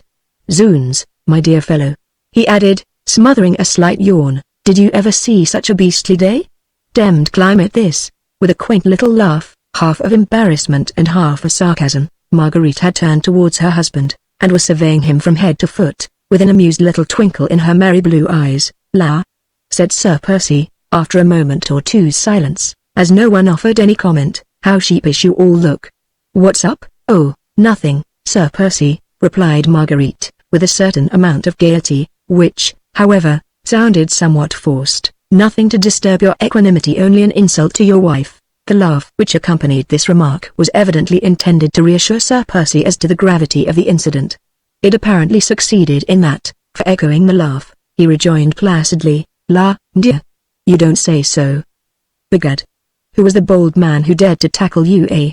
Lord Tony tried to interpose, but had no time to do so, for the young Vicomte had already quickly stepped forward. "Monsieur," he said, prefixing his little speech with an elaborate bow, and speaking in broken English, "my mother, the Comtesse de Tourne de Basserive, has offensed Madame, who, I see, is your wife. I cannot ask your pardon for my mother. What she does is right in my eyes. But I am ready to offer you the usual reparation between men of honor." The young man drew up his slim stature to its full height and looked very enthusiastic, very proud, and very hot as he gazed at 6 foot odd of gorgeousness, as represented by Sir Percy Blakeney. "But, lud, Sir Andrew," said Marguerite, with one of her merry infectious laughs, "look on that pretty picture, the English turkey and the French bantam." The simile was quite perfect, and the English turkey looked down with complete bewilderment upon the dainty little French bantam, which hovered quite threateningly around him. "La, sir," said Sir Percy at last, putting up his eyeglass and surveying the young Frenchman with undisguised wonderment, "where, in the cuckoo's name, did you learn to speak English, monsieur?" protested the Vicomte, somewhat abashed at the way his warlike attitude had been taken by the ponderous-looking Englishman. "I protest 'tis marvellous," continued Sir Percy, imperturbably, "demmed marvellous. Don't you think so, Tony, eh? I vow I can't speak the French lingo like that." "What? Nay, I'll vouch for that," rejoined Marguerite. "Sir Percy has a British accent you could cut with a knife." "Monsieur," interposed the Vicomte earnestly, and in still more broken English, "I fear you have not understand. I offer you the only possible reparation among gentlemen." "What the devil is that?" asked Sir Percy, blandly. "My sword, monsieur," replied the Vicomte, who, though still bewildered, was beginning to lose his temper. "You are a sportsman, Lord Tony," said Marguerite, merrily, 10-1 on the little bantam. But Sir Percy was staring sleepily at the Vicomte for a moment or two, through his partly closed heavy lids. Then he smothered another yawn, stretched his long limbs, and turned leisurely away. "Blood love you, sir," he muttered good-humouredly, "damn it, young man, what's the good of your sword to me?" What the Vicomte thought and felt at that moment, when that long-limbed Englishman treated him with such marked insolence, might fill volumes of sound reflections. What he said resolved itself into a single articulate word, for all the others were choked in his throat by his surging wrath. "A duel, monsieur," he stammered. Once more Blakeney turned, and from his high altitude looked down on the choleric little man before him, but not even for a second did he seem to lose his own imperturbable good humor. He laughed his own pleasant and inane laugh, and burying his slender, long hands into the capacious pockets of his overcoat, he said leisurely, "A bloodthirsty young ruffian. Do you want to make a hole in a law-abiding man? As for me, sir, I never fight duels," he added, as he placidly sat down and stretched his long, lazy legs out before him.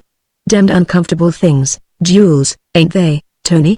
Now the Vicomte had no doubt vaguely heard that in England the fashion of duelling amongst gentlemen had been suppressed by the law with a very stern hand. Still to him, a Frenchman, whose notions of bravery and honor were based upon a code that had centuries of tradition to back it, the spectacle of a gentleman actually refusing to fight a duel was a little short of an enormity.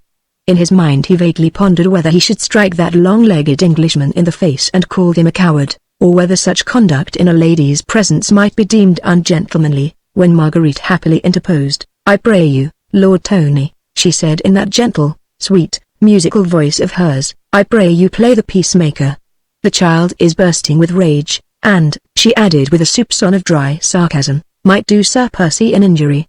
She laughed a mocking little laugh, which, however, did not in the least disturb her husband's placid equanimity. "The British turkey has had the day," she said. Sir Percy would provoke all the saints in the calendar and keep his temper the while. But already Blakeney, good-humoured as ever, had joined in the laugh against himself. "Damned smart that now, wasn't it?" he said, turning pleasantly to the Vicomte. "Clever woman my wife, sir. You will find that out if you live long enough in England." "Sir Percy is right, Vicomte," here interposed Lord Antony, laying a friendly hand on the young Frenchman's shoulder.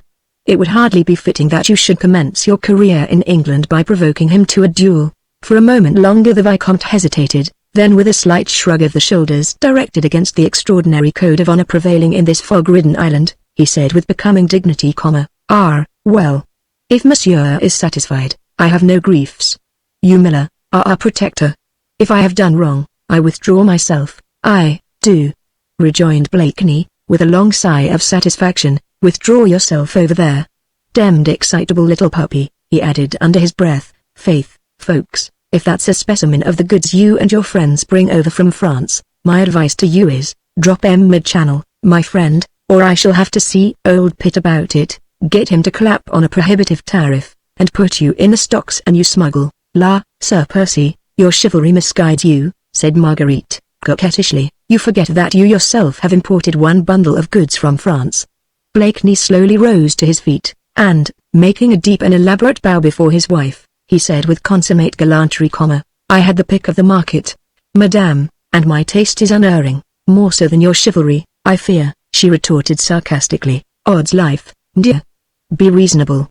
Do you think I am going to allow my body to be made a pincushion of, by every little frog-eater who don't like the shape of your nose, lud, Sir Percy?" laughed Lady Blakeney as she bobbed him a quaint and pretty curtsy. "You need not be afraid. 'Tis not the men who dislike the shape of my nose, afraid be damned. Do you impugn my bravery, madam? I don't patronize the ring for nothing, do I, Tony? I've put up the fists with Red Sam before now, and he didn't get it all his own way either." "'Sfaith, Sir Percy," said Marguerite, with a long and merry laugh, that went in showing along the old oak rafters of the parlor, "I would I had seen you then. Ha! Ha! Ha! Ha! Exclamation mark. You must have looked a pretty picture. And to be afraid of a little French boy. Ha! Ha! Ha! Ha! Ha! Ha! Ha! He! Echoed Sir Percy, good-humouredly. "La, madame, you honour me. Zooks! Folks, mark ye that. I have made my wife laugh! Exclamation mark. The cleverest woman in Europe. Odds fish, we must have a bowl on that." And he tapped vigorously on the table near him. "Hey, Jelly. Quick, man. Here, Jelly." Harmony was once more restored.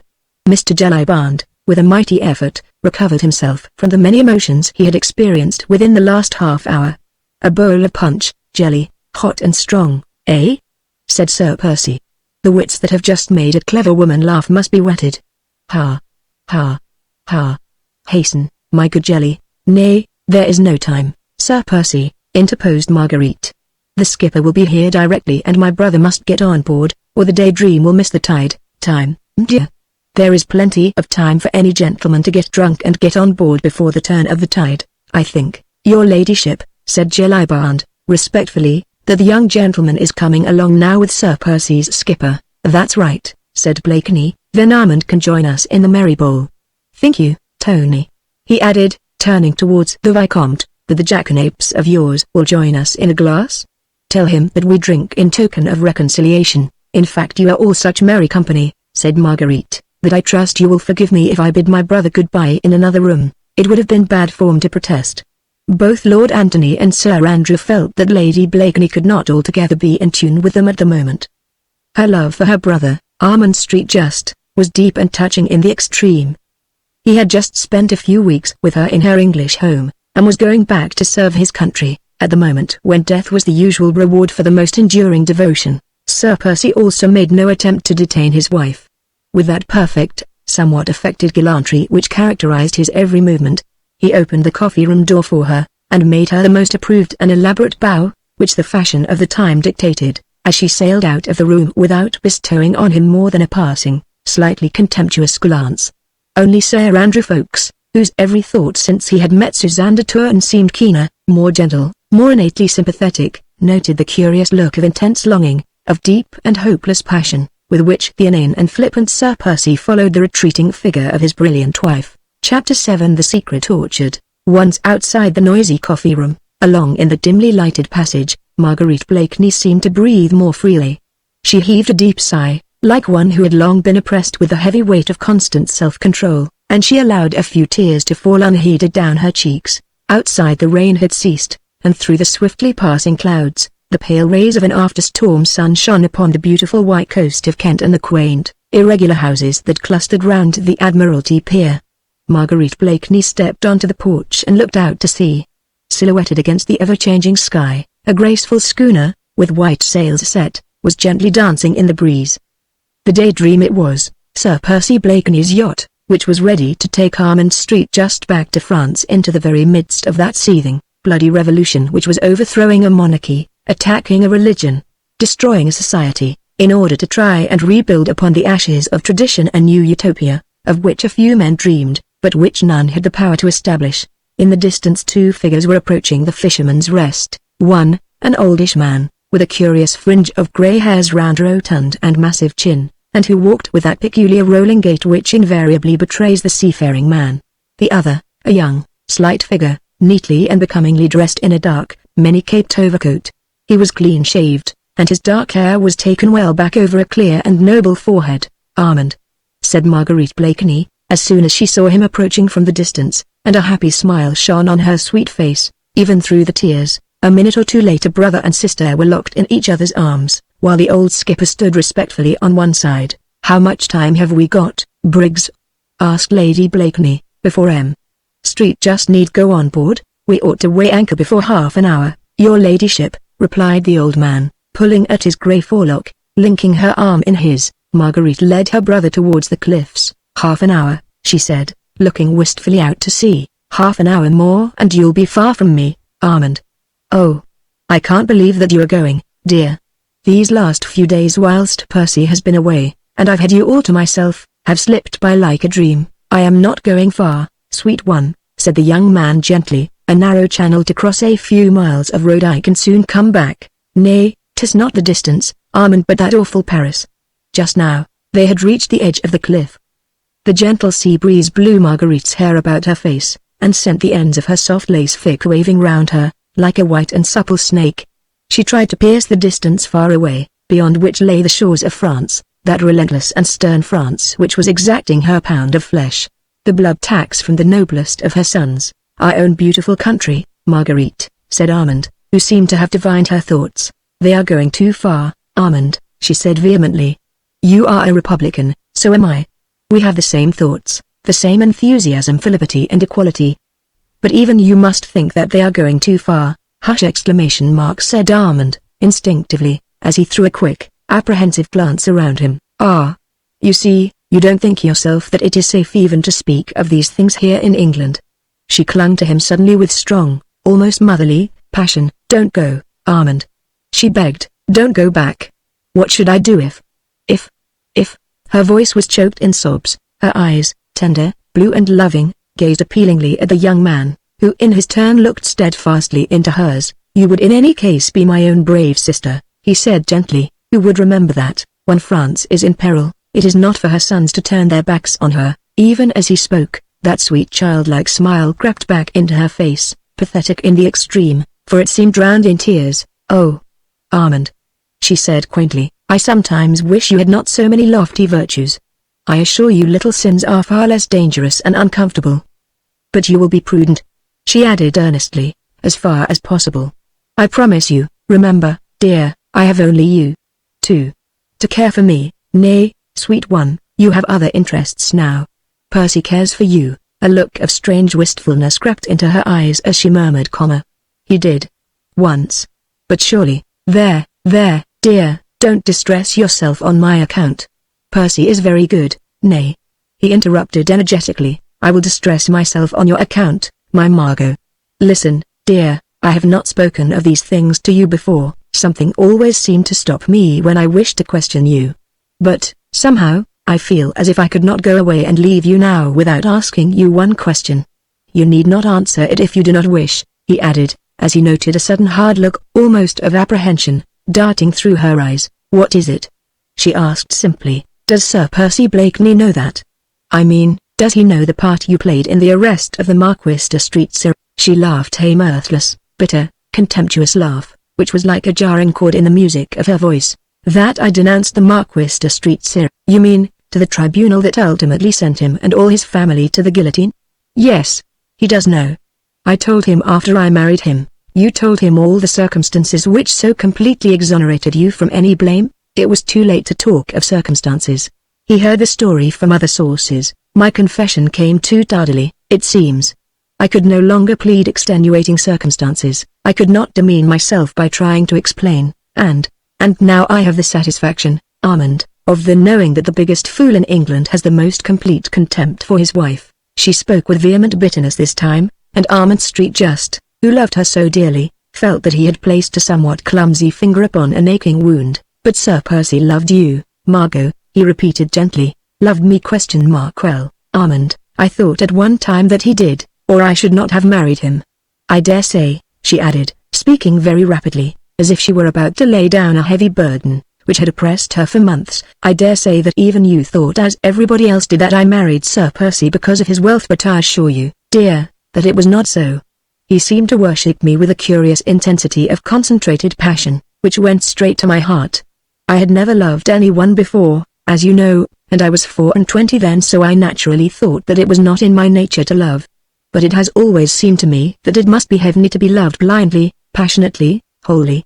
Worshipped, in fact, and the very fact that Percy was slow and stupid was an attraction for me, as I thought he would love me all the more. A clever man would naturally have other interests, an ambitious man other hopes.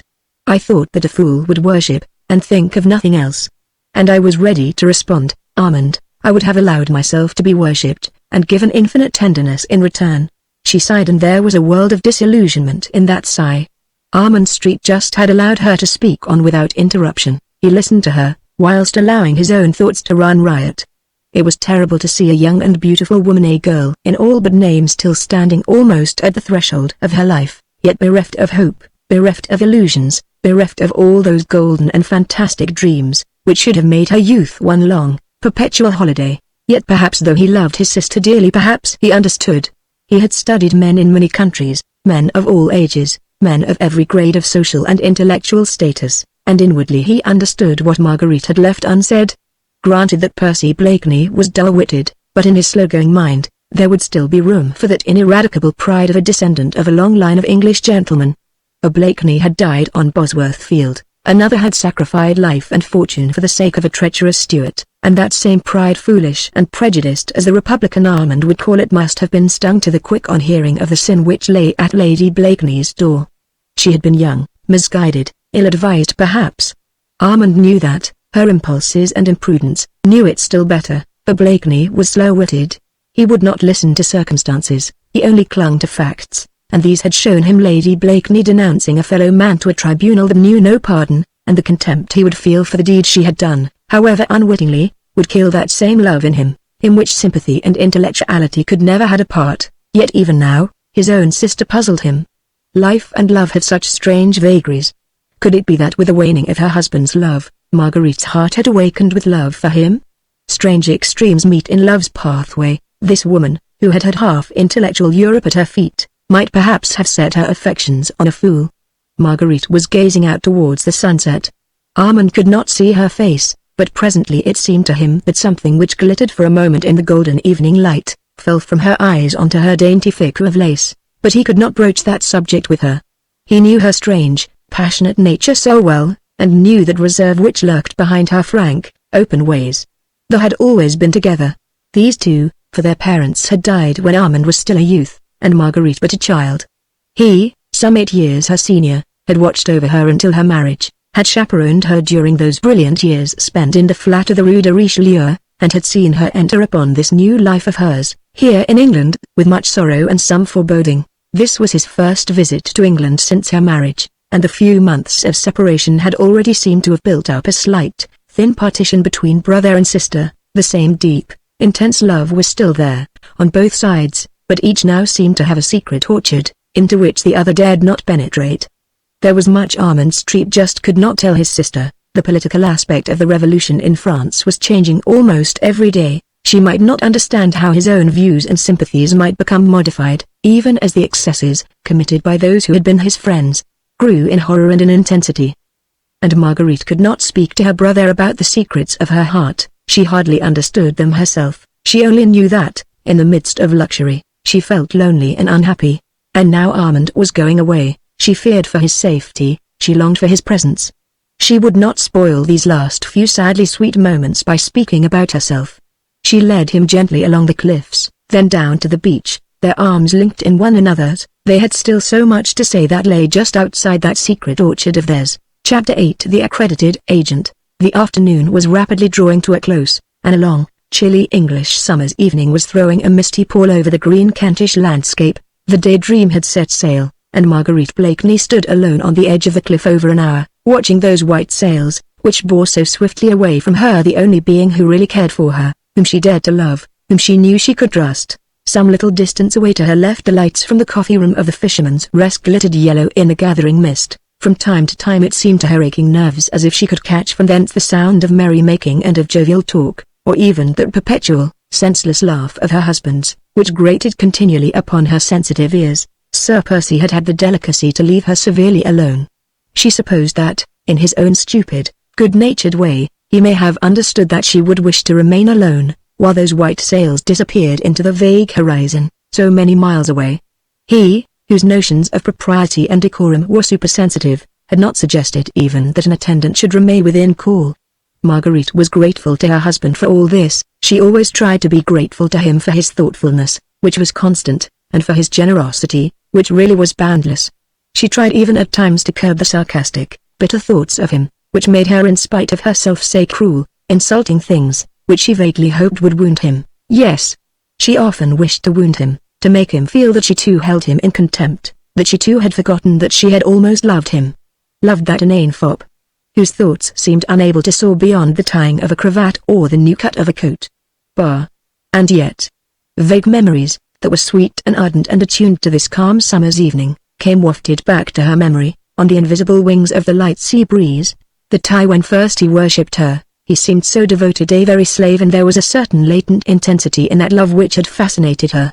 Then suddenly that love, that devotion, which throughout his courtship she had looked upon as the slavish fidelity of a dog, seemed to vanish completely. 24 hours after the simple little ceremony at Old Street Roch, she had told him the story of how, inadvertently, she had spoken of certain matters connected with the Marquis de Street Cyril before some men, her friends, who had used this information against the unfortunate Marquis, and sent him and his family to the guillotine. She hated the Marquis. Years ago, Armand, her dear brother, loved Angel de Street Cyril, but Street just was a plebeian, and the Marquis full of the pride and arrogant prejudices of his caste. One day Armand, the respectful, timid lover, ventured on sending a small poem, enthusiastic, ardent, passionate, to the idol of his dreams. The next night he was waylaid just outside Paris by the valets of Marquis de Street Cyril, and ignominiously thrashed like a dog within an inch of his life because he had dared to raise his eyes to the daughter of the aristocrat. The incident was one which, in those days, some 2 years before the Great Revolution, was of almost daily occurrence in France. Incidents of that type, in fact, led to bloody reprisals, which a few years later sent most of those haughty heads to the guillotine. Marguerite remembered it all. What her brother must have suffered in his manhood and his pride must have been appalling. What she suffered through him and with him she never attempted even to analyze. Then the day of retribution came. Street Cyril and his kin had found their masters, in those same plebeians whom they had despised. Armand and Marguerite, both intellectual, thinking beings, adopted with the enthusiasm of their years the utopian doctrines of the Revolution, while the Marquis de Street Cyril and his family fought inch by inch for the retention of those privileges which had placed them socially above their fellow men. Marguerite, impulsive, thoughtless, not calculating the purport of her words, still smarting under the terrible insult her brother had suffered at the Marquis' hands, happened to hear amongst her own coterie that the Streetses were in treasonable correspondence with Austria, hoping to obtain the Emperor's support to quell the growing revolution in their own country. In those days one denunciation was sufficient. Marguerite's few thoughtless words anent the Marquis de Streetsier bore fruit within 24 hours. He was arrested. His papers were searched. Letters from the Austrian Emperor, promising to send troops against the Paris populace, were found in his desk. He was arraigned for treason against the nation, and sent to the guillotine, whilst his family, his wife and his sons, shared in this awful fate. Marguerite, horrified at the terrible consequences of her own thoughtlessness, was powerless to save the Marquis, his own coterie, the leaders of the revolutionary movement, all proclaimed her as a heroine, and when she married Sir Percy Blakeney, she did not perhaps altogether realize how severely he would look upon the sin, which she had so inadvertently committed, and which still lay heavily upon her soul. She made full confession of it to her husband, trusting his blind love for her, her boundless power over him, to soon make him forget what might have sounded unpleasant to an English ear. Certainly at the moment he seemed to take it very quietly, hardly, in fact, did he appear to understand the meaning of all she said, but what was more certain still, was that never after that could she detect the slightest sign of that love, which she once believed had been wholly hers. Now they had drifted quite apart, and Sir Percy seemed to have laid aside his love for her, as he would an ill-fitting glove. She tried to rouse him by sharpening her ready wit against his dull intellect, endeavoring to excite his jealousy. If she could not rouse his love, tried to goad him to self-assertion, but all in vain.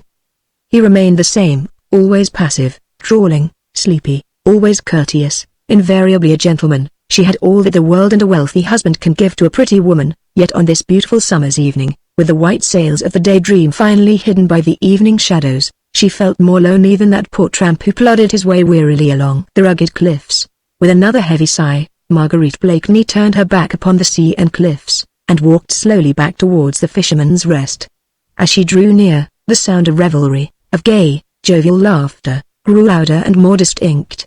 She could distinguish Sir Andrew Ffoulkes' pleasant voice, Lord Tony's boisterous guffaws, her husband's occasional, drawly, sleepy comments. Then realizing the loneliness of the road and the fast-gathering gloom round her, she quickened her steps. The next moment she perceived a stranger coming rapidly towards her. Marguerite did not look up. She was not the least nervous, and the Fisherman's Rest was now well within call. The stranger paused when he saw Marguerite coming quickly towards him, and just as she was about to slip past him, he said very quietly, "Citoyen Street Just." Marguerite uttered a little cry of astonishment, at thus hearing her own familiar maiden name uttered so close to her. She looked up at the stranger, and this time, with a cry of unfeigned pleasure, she put out both her hands effusively towards him. "Chauvelin!" she exclaimed. "Himself, citoyen, at your service," said the stranger, gallantly kissing the tips of her fingers. Marguerite said nothing for a moment or two, as she surveyed with obvious delight the not very prepossessing little figure before her. Chauvelin was then nearer 40 than 30, a clever, shrewd-looking personality, with a curious fox-like expression in the deep, sunken eyes. He was the same stranger who an hour or two previously had joined Mr. Jellyband in a friendly glass of wine. "Chauvelin, my friend," said Marguerite, with a pretty little sigh of satisfaction. "I am mightily pleased to see you." No doubt poor Marguerite Street Just, lonely in the midst of her grandeur, and of her starchy friends, was happy to see a face that brought back memories of that happy time in Paris, when she reigned a queen over the intellectual coterie of the Rue de Richelieu. She did not notice the sarcastic little smile, however, that hovered round the thin lips of Chauvelin. "But tell me," she added merrily, "what in the world, or whom in the world, are you doing here in England?" "I might return the subtle compliment, fair lady," he said. "What of yourself?" "Oh, I?" she said, with a shrug of the shoulders. "Je m'ennuie, mon ami, that is all." They had reached the porch of the Fisherman's Rest, but Marguerite seemed loath to go within. The evening air was lovely after the storm, and she had found a friend who exhaled the breath of Paris, who knew Armand well, who could talk of all the merry, brilliant friends whom she had left behind. So she lingered on under the pretty porch, while through the gaily lighted dormer window of the coffee-room sounds of laughter, of calls for Sally and for beer, of tapping of mugs, and clinking of dice, mingled with Sir Percy Blakeney's inane and mirthless laugh. Chauvelin stood beside her, his shrewd, pale, yellow eyes fixed on the pretty face, which looked so sweet and childlike in this soft English summer twilight. "You surprise me, citoyen," he said quietly, as he took a pinch of snuff. "Do I now?" she retorted gaily. "Faith, my little Chauvelin, I should have thought that, with your penetration, you would have guessed that an atmosphere composed of fogs and virtues would never suit Marguerite Street Just." "Dear me. Is it as bad as that? He asked, in mock consternation. Quite, she retorted, and worse. Strange. Now, I thought that a pretty woman would have found English country life peculiarly attractive. Yes.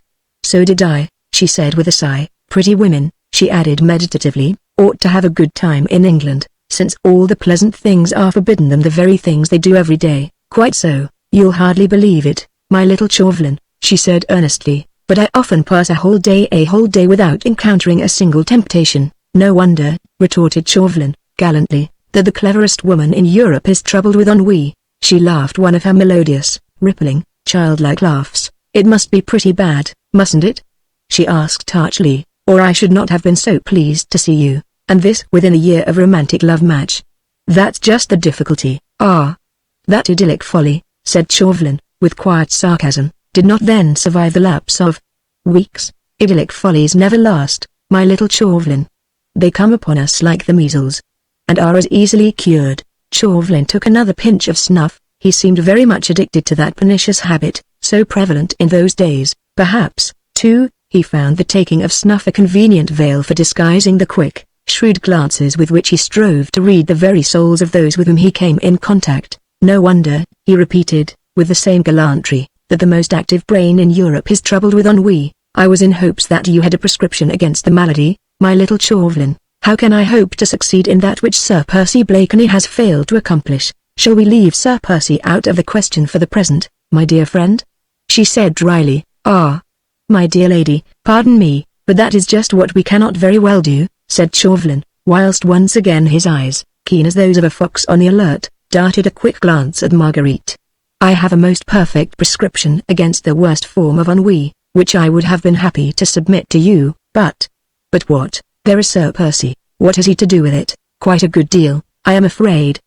The prescription I would offer, fair lady, is called by a very plebeian name. Work. Chauvelin looked at Marguerite long and scrutinizingly. It seemed as if those keen, pale eyes of his were reading every one of her thoughts. They were alone together, the evening air was quite still, and their soft whispers were drowned in the noise which came from the coffee room. Still, Chauvelin took a step or two from under the porch, looked quickly and keenly all around him, then seeing that indeed no one was within earshot, he once more came back close to Marguerite. Will you render France a small service, citoyen?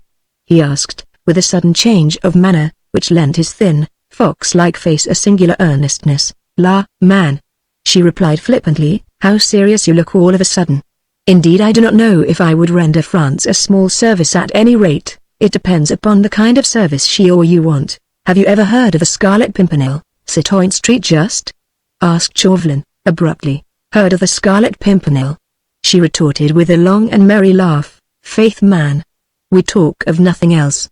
We have had la Scarlet Pimpernel, our horses are called Scarlet Pimpernel. At the Prince of Wales' supper party the other night we had a souffle à la Scarlet Pimpernel.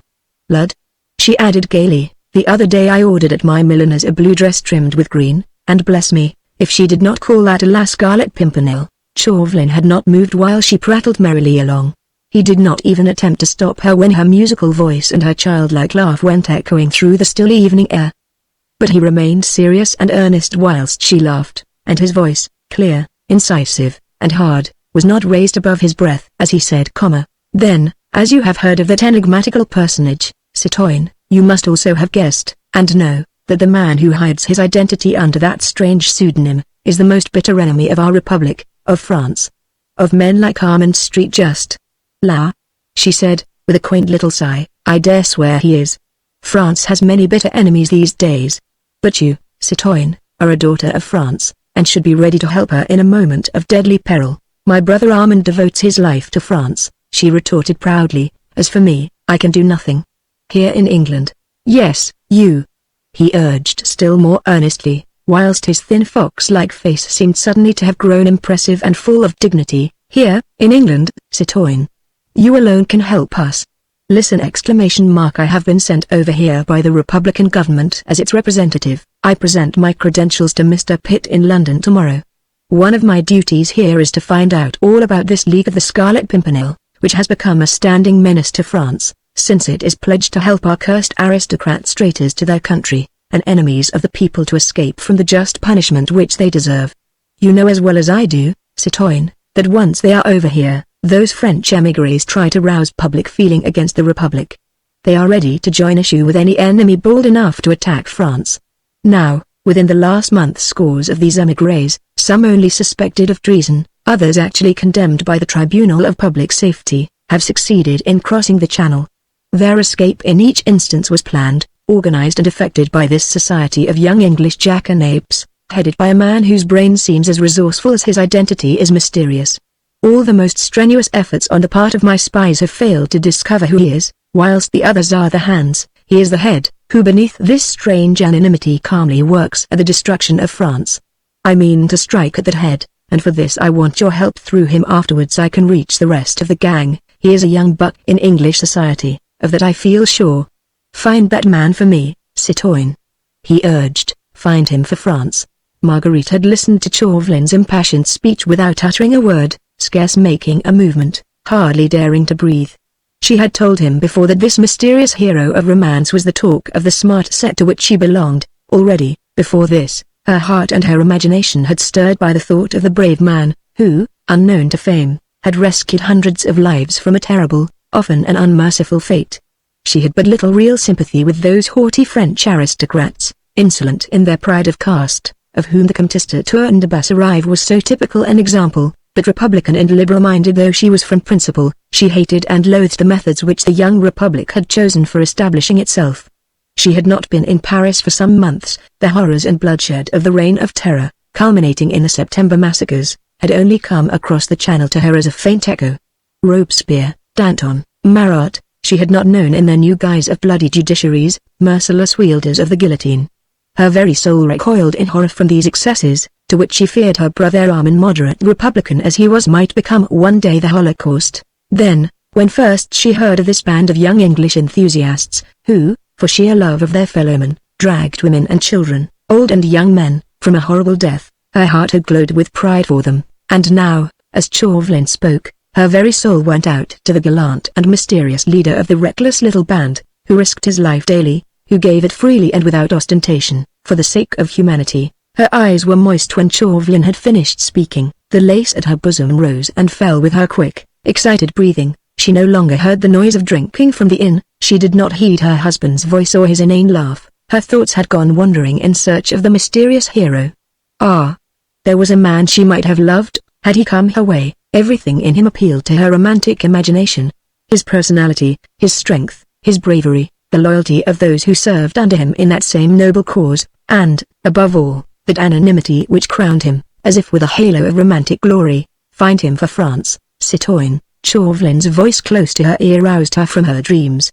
The mysterious hero had vanished, and, not 20 yards away from her, a man was drinking and laughing, to whom she had sworn faith and loyalty. La!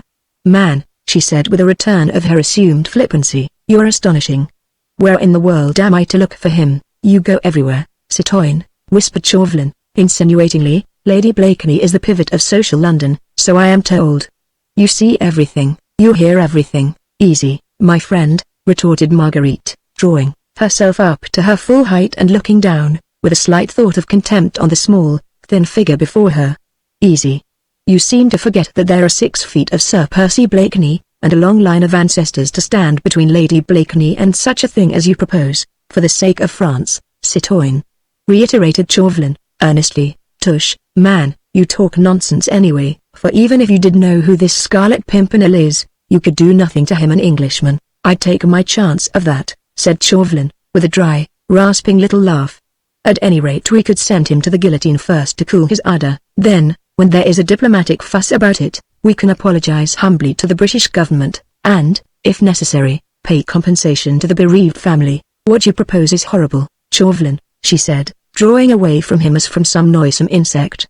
Whoever the man may be, he is brave and noble, and never do you hear me question. Never would I lend a hand to such villainy. You prefer to be insulted by every French aristocrat who comes to this country? Chauvelin had taken sure aim when he shot this tiny shaft. Marguerite's fresh young cheeks became a thought more pale, and she bit her underlip, for she would not let him see that the shaft had struck home. That is beside the question, she said at last with indifference. I can defend myself, but I refuse to do any dirty work for you or for France. You have other means at your disposal, you must use them, my friend. and without another look at Chauvelin, Marguerite Blakeney turned her back on him and walked straight into the inn. "That is not your last word, citoyen," said Chauvelin, as a flood of light from the passage illumined her elegant, richly clad figure. "We meet in London, I hope." "We meet in London," she said, speaking over her shoulder at him, "but that is my last word." She threw open the coffee-room door and disappeared from his view, but he remained under the porch for a moment or two, taking a pinch of snuff. He had received a rebuke and a snub, but his shrewd, fox-like face looked neither abashed nor disappointed. On the contrary, a curious smile, half sarcastic and wholly satisfied, played round the corners of his thin lips. Chapter 9. The outrage. A beautiful starlit night had followed on the day of incessant rain, a cool, balmy, late summer's night, essentially English in its suggestion of moisture and scent of wet earth and dripping leaves. The magnificent coach, drawn by 4 of the finest thoroughbreds in England, had driven off along the London road, with Sir Percy Blakeney on the box, holding the reins in his slender feminine hands, and beside him Lady Blakeney wrapped in costly furs. A 50-mile drive on a starlit summer's night. Marguerite had hailed the notion of it with delight. Sir Percy was an enthusiastic whip. His 4 thoroughbreds, which had been sent down to Dover a couple of days before, were just sufficiently fresh and restive to add zest to the expedition, and Marguerite revelled in anticipation of the few hours of solitude, with the soft night breeze fanning her cheeks, her thoughts wandering, whither away. She knew from old experience that Sir Percy would speak little, if at all. He had often driven her on his beautiful coach for hours at night, from point to point, without making more than 1 or 2 casual remarks upon the weather or the state of the roads. He was very fond of driving by night, and she had very quickly adopted his fancy, as she sat next to him hour after hour, admiring the dexterous, certain way in which he handled the reins. She often wondered what went on in that slow-going head of his. He never told her, and she had never cared to ask. At the Fisherman's Rest Mr. Jellyband was going the round, putting out the lights. His bar customers had all gone, but upstairs in the snug little bedrooms, Mr. Jellyband had quite a few important guests, the Comtesse de Tourne, with Suzanne, and the Vicomte, and there were 2 more bedrooms ready for Sir Andrew Ffoulkes and Lord Anthony Dewhurst, if the 2 young men should elect to honour the ancient hostelry and stay the night. For the moment these 2 young gallants were comfortably installed in the coffee-room, before the huge log fire, which, in spite of the mildness of the evening, had been allowed to burn merrily. "I say, Jelly, has everyone gone?" asked Lord Tony, as the worthy landlord still busied himself clearing away glasses and mugs. "Everyone, as you see, my lord, and all your servants gone to bed?" "All except the boy on duty in the bar, and," added Mr. Jellyband with a laugh, "I expect he'll be asleep before long, the rascal." "Then we can talk here undisturbed for half an hour?" "At your service, my lord." "I'll leave your candles on the dresser. And your rooms are quite ready. I sleep at the top of the house myself, but if your lordship will only call loudly enough, I dare say I shall hear." "All right, Jelly. And, I say, put the lamp out. The fire'll give us all the light we need, and we don't want to attract the passer-by." "My lord." Mr. Jellyband did as he was bid. He turned out the quaint old lamp that hung from the raftered ceiling and blew out all the candles. "Let's have a bottle of wine, Jelly," suggested Sir Andrew. "Sir." Jellyband went off to fetch the wine. The room now was quite dark, save for the circle of ruddy and fitful light formed by the brightly blazing logs in the hearth. "Is that all, gentlemen?" asked Jellyband, as he returned with a bottle of wine and a couple of glasses, which he placed on the table. "That'll do nicely, thanks, Jelly," said Lord Tony. "Good night, my lord." "Good night, sir." "Good night, Jelly." The 2 young men listened, whilst the heavy tread of Mr. Jellyband was heard echoing along the passage and staircase. Presently even that sound died out, and the whole of the Fisherman's Rest seemed wrapped in sleep, save the 2 young men drinking in silence beside the hearth. For a while no sound was heard, even in the coffee-room, save the ticking of the old grandfather's clock and the crackling of the burning wood. "All right again this time, folks?" asked Lord Anthony at last. Sir Andrew had been dreaming evidently, gazing into the fire, and seeing therein, no doubt, a pretty, piquant face, with large brown eyes and a wealth of dark curls round a childish forehead. "Yes," he said, still musing, "all right, no hitch." "None." Lord Anthony laughed pleasantly as he poured himself out another glass of wine. "I need not ask, I suppose, whether you found the journey pleasant this time?" "No, friend, you need not ask," replied Sir Andrew, gaily. "It was all right." "Then here's to her very good health," said jovial Lord Tony. "She's a bonny lass, though she is a French one."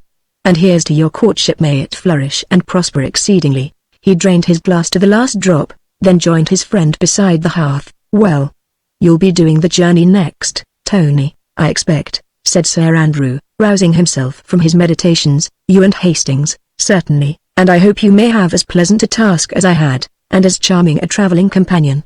"You have no idea, Tony." "No, I haven't," interrupted his friend pleasantly, "but I'll take your word for it. And now," he added, whilst a sudden earnestness crept over his jovial young face, "how about business?" The two young men drew their chairs closer together, and instinctively, though they were alone, their voices sank to a whisper. "I saw the Scarlet Pimpernel alone, for a few moments in Calais," said Sir Andrew, "a day or two ago. He crossed over to England 2 days before we did. He had escorted the party all the way from Paris, dressed you'll never credit it as an old market woman, and driving until they were safely out of the city the covered cart, under which the Comtesse de Tourne, Suzanne, and the Vicomte lay concealed among the turnips and cabbages. They, themselves, of course, never suspected who their driver was. He drove them right through a line of soldiery and a yelling mob, who were screaming, 'Abas les aristos!' But the market cart got through along with some others, and the Scarlet Pimpernel, in shawl, petticoat and hood, yelled 'Abas les aristos!' louder than anybody. Faith," added the young man, as his eyes glowed with enthusiasm for the beloved leader, "that man's a marvel. His cheek is preposterous, I vow! And that's what carries him through." Lord Antony, whose vocabulary was more limited than that of his friend, could only find an oath or two with which to show his admiration for his leader. "He wants you and Hastings to meet him at Calais," said Sir Andrew, more quietly, "on the 2nd of next month. Let me see. That will be next Wednesday." "Yes, it is, of course, the case of the Comte de Tourne, this time, a dangerous task, for the Comte, whose escape from his chateau, after he had been declared a suspect by the Committee or Public Safety, was a masterpiece of the Scarlet Pimpernel's ingenuity, is now under sentence of death. It will be rare sport to get him out of France, and you will have a narrow escape, if you get through at all. Street Just has actually gone to meet him, of course. No one suspects Street Just as yet, but after that, to get them both out of the country. I'faith, 'twill be a tough job, and tax even the ingenuity of our chief. I hope I may yet have orders to be of the party. Have you any special instructions for me?" "Yes. Rather more precise ones than usual. It appears that the Republican government have sent an accredited agent over to England, a man named Chauvelin, who is said to be terribly bitter against our league, and determined to discover the identity of our leader, so that he may have him kidnapped the next time he attempts to set foot in France. This Chauvelin has brought a whole army of spies with him, and until the chief has sampled the lot, he thinks we should meet as seldom as possible on the business of the league, and on no account should talk to each other in public places for a time. When he wants to speak to us, he will contrive to let us know." The two young men were both bending over the fire, for the blaze had died down, and only a red glow from the dying embers cast a lurid light on a narrow semicircle in front of the hearth. The rest of the room lay buried in complete gloom. Sir Andrew had taken a pocket-book from his pocket, and drawn therefrom a paper, which he unfolded, and together they tried to read it by the dim red firelight. So intent were they upon this, so wrapped up in the cause, the business they had so much at heart, so precious was this document which came from the very hand of their adored leader, that they had eyes and ears only for that. They lost count of the sounds around them, of the dropping of the crisp ash from the grate, of the monotonous ticking of the clock, of the soft, almost imperceptible rustle of something on the floor close beside them. A figure had emerged from under one of the benches. With snake-like, noiseless movements it crept closer and closer to the two young men, not breathing, only gliding along the floor, in the inky blackness of the room. "You are to read these instructions and commit them to memory," said Sir Andrew, "then destroy them." He was about to replace the letter case into his pocket, when a tiny slip of paper fluttered from it and fell onto the floor. Lord Antony stooped and picked it up. "What's that?" he asked. "I don't know," replied Sir Andrew. "It dropped out of your pocket just now. It certainly does not seem to be with the other paper. Strange exclamation mark. I wonder when it got there? It is from the chief," he added, glancing at the paper. Both stooped to try and decipher this last tiny scrap of paper on which a few words had been hastily scrawled, when suddenly a slight noise attracted their attention, which seemed to come from the passage beyond. "What's that?" said both instinctively. Lord Antony crossed the room towards the door, which he threw open quickly, and suddenly, at that very moment he received a stunning blow between the eyes, which threw him back violently into the room.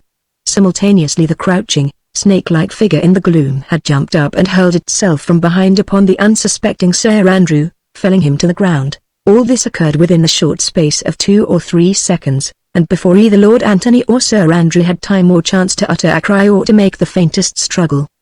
They were each seized by 2 men, a muffler was quickly tied round the mouth of each, and they were pinioned to one another back to back, their arms, hands, and legs securely fastened. One man had in the meanwhile quietly shut the door. He wore a mask and now stood motionless while the others completed their work. "All safe, citoyen," said one of the men, as he took a final survey of the bonds which secured the 2 young men. "Good," replied the man at the door. "Now search their pockets and give me all the papers you find." This was promptly and quietly done. The masked man, having taken possession of all the papers, listened for a moment or two if there were any sound within the fisherman's rest. Evidently satisfied that this dastardly outrage had remained unheard, he once more opened the door and pointed peremptorily down the passage. The 4 men lifted Sir Andrew and Lord Anthony from the ground, and as quietly, as noiselessly as they had come, they bore the 2 pinioned young gallants out of the inn and along the Dover road into the gloom beyond. In the coffee room the masked leader of this daring attempt was quickly glancing through the stolen papers. "Not a bad day's work on the whole," he muttered, as he quietly took off his mask, and his pale, fox-like eyes glittered in the red glow of the fire. "Not a bad day's work." He opened 1 or 2 letters from Sir Andrew Ffoulkes' pocketbook, noted the tiny scrap of paper which the 2 young men had only just had time to read, but one letter specially, signed Armand Street Just, seemed to give him strange satisfaction. "Armand Street Just a traitor after all," he murmured. "Now, fair Marguerite Blakeney," he added viciously between his clenched teeth, "I think that you will help me to find the Scarlet Pimpernel." Chapter 10 in the Opera Box. It was one of the gala nights at Covent Garden Theatre, the first of the autumn season in this memorable year of grace 1792. The house was packed, both in the smart orchestra boxes and in the pit, as well as in the more plebeian balconies and galleries above.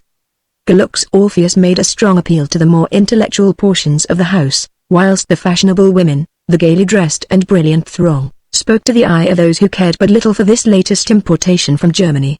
Selina Storch had been duly applauded after her grand aria by her numerous admirers. Benjamin Incledon, the acknowledged favourite of the ladies, had received special gracious recognition from the royal box, and now the curtain came down after the glorious finale to the second act, and the audience, which had hung spellbound on the magic strains of the great maestro, seemed collectively to breathe a long sigh of satisfaction, previous to letting loose its hundreds of waggish and frivolous tongues. In the smart orchestra boxes many well-known faces were to be seen. Mr. Pitt, overweighted with cares of state, was finding brief relaxation in tonight's musical treat. The Prince of Wales, jovial, rotund, somewhat coarse and commonplace in appearance, moved about from box to box, spending brief quarters of an hour with those of his more intimate friends. In Lord Grenville's box, too, a curious, interesting personality attracted everyone's attention, a thin, small figure with shrewd, sarcastic face and deep-set eyes, attentive to the music, keenly critical of the audience, dressed in immaculate black, with dark hair free from any powder. Lord Grenville, Foreign Secretary of State, paid him marked, though frigid deference. Here and there, dotted about among distinctly English types of beauty, 1 or 2 foreign faces stood out in marked contrast.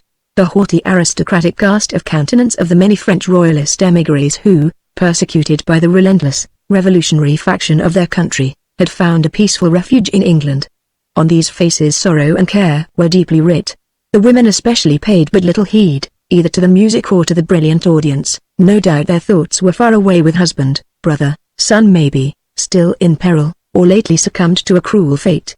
Among these the Comtesse de Tourne de Basserive, but lately arrived from France, was a most conspicuous figure, dressed in deep, heavy black silk, with only a white lace kerchief to relieve the aspect of mourning about her person. She sat beside Lady Portals, who was vainly trying by witty sallies and somewhat broad jokes, to bring a smile to the Comtesse's sad mouth. Behind her sat little Suzanne and the Vicomte, both silent and somewhat shy among so many strangers. Suzanne's eyes seemed wistful. When she first entered the crowded house, she had looked eagerly all around, scanning every face, scrutinized every box. Evidently the one face she wished to see was not there, for she settled herself quietly behind her mother, listened apathetically to the music, and took no further interest in the audience itself. "Ah, Lord Grenville," said Lady Portals, as following a discreet knock, the clever, interesting head of the Secretary of State appeared in the doorway of the box. You could not arrive more apropos. Here is Madame la Comtesse de Tourne positively dying to hear the latest news from France. The distinguished diplomat had come forward and was shaking hands with the ladies. Alas, he said sadly, it is of the very worst. The massacres continue, Paris literally reeks with blood, and the guillotine claims 100 victims a day. Pale and tearful, the Comtesse was leaning back in her chair, listening horror-struck to this brief and graphic account of what went on in her own misguided country. "Ah, monsieur," she said in broken English, "it is dreadful to hear all that, and my poor husband still in that awful country. It is terrible for me to be sitting here, in a theatre, all safe and in peace, whilst he is in such peril." "Blood, madame," said honest, bluff Lady Portals, "your sitting in a convent won't make your husband safe, and you have your children to consider. They are too young to be dosed with anxiety and premature mourning." The Comtesse smiled through her tears at the vehemence of her friend. Lady Portals, whose voice and manner would not have misfitted a jockey, had a heart of gold, and hid the most genuine sympathy and most gentle kindliness beneath the somewhat coarse manners affected by some ladies at that time. "Besides which, madame," added Lord Grenville, "did you not tell me yesterday that the League of the Scarlet Pimpernel had pledged their honor to bring M. la Comtesse safely across the Channel?" "Ah, yes," replied the Comtesse, "and that is my only hope. I saw Lord Hastings yesterday. He reassured me again. Then I am sure you need have no fear. What the League have sworn, that they surely will accomplish."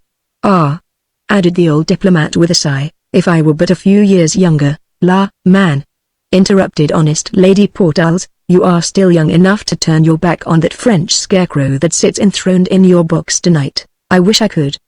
But your ladyship must remember that in serving our country we must put prejudices aside. M. Chauvelin is the accredited agent of his government." "Oddsfish, man," she retorted, "you don't call those bloodthirsty ruffians over their government, do you?" "It has not been thought advisable as yet," said the minister, guardedly, "for England to break off diplomatic relations with France, and we cannot therefore refuse to receive with courtesy the agent she wishes to send to us." "Diplomatic relations be damned, my lord. That sly little fox over there is nothing but a spy, I'll warrant, and you'll find, and I'm much mistaken, that he'll concern himself little with such diplomacy, beyond trying to do mischief to royalist refugees, to our heroic Scarlet Pimpernel, and to the members of that brave little league. I am sure," said the Comtesse, pursing up her thin lips, "that if this Chauvelin wishes to do us mischief, he will find a faithful ally in Lady Blakeney." "Bless the woman!" ejaculated Lady Portals, "did ever anyone see such perversity?" "My Lord Grenville, you have the gift of gab, will you please explain to Madame la Comtesse that she is acting like a fool? In your position here in England, madame," she added, turning a wrathful and resolute face towards the Comtesse, "you cannot afford to put on the hoity-toity airs you French aristocrats are so fond of. Lady Blakeney may or may not be in sympathy with those ruffians in France, she may or may not have had anything to do with the arrest and condemnation of Street Cyril, or whatever the man's name is, but she is the leader of fashion in this country. Sir Percy Blakeney has more money than any half-dozen other men put together. He is hand and glove with royalty, and your trying to snub Lady Blakeney will not harm her, but will make you look a fool.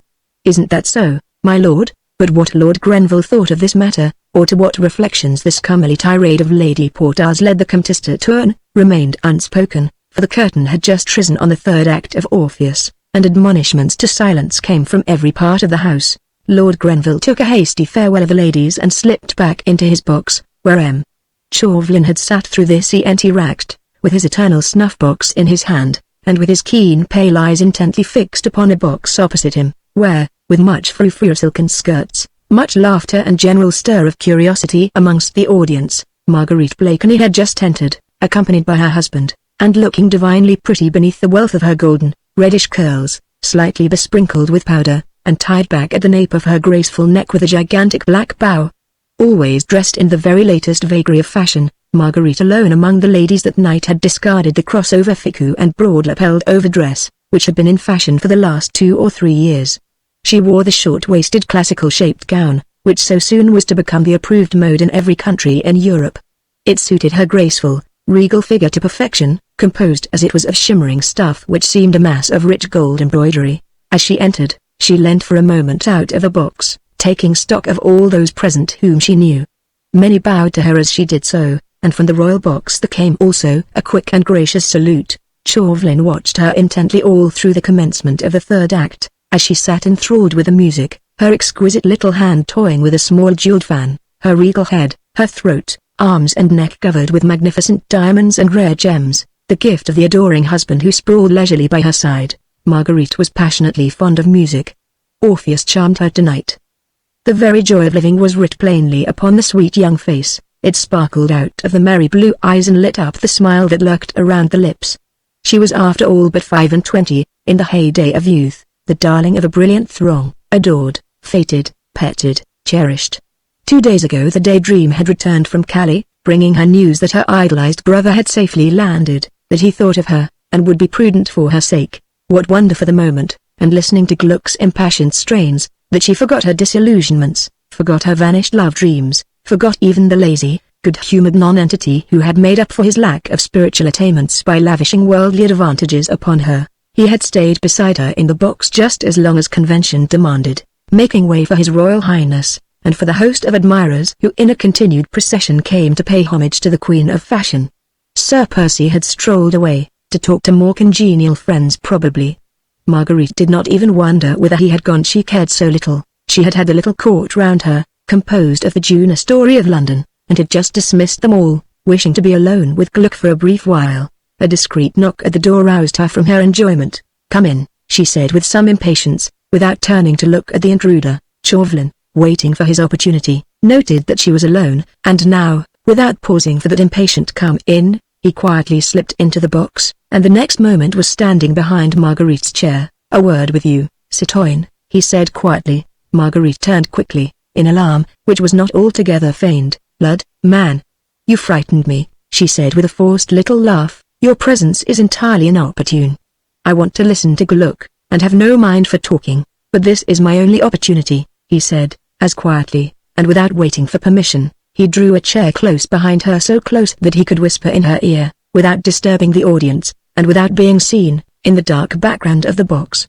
"This is my only opportunity," he repeated, as he vouchsafed him no reply. "Lady Blakeney is always so surrounded, so fated by her court, that a mere old friend has but very little chance. Faith, man," she said impatiently, "you must seek for another opportunity then.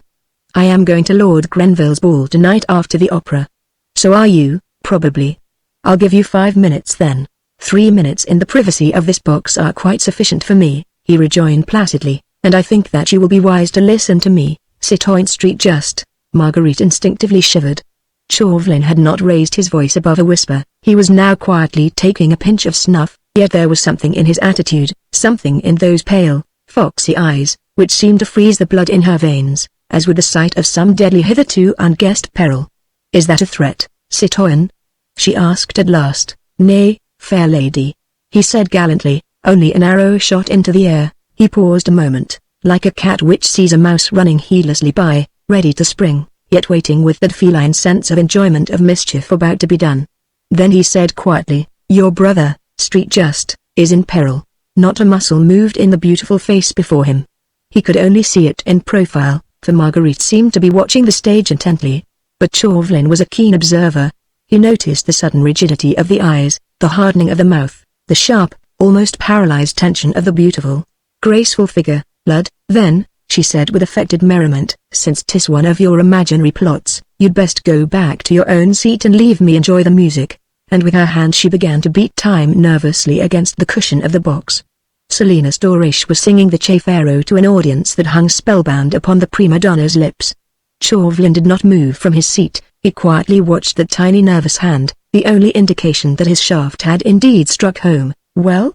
she said suddenly and irrelevantly, and with the same feigned unconcern. "Well, citoyen?"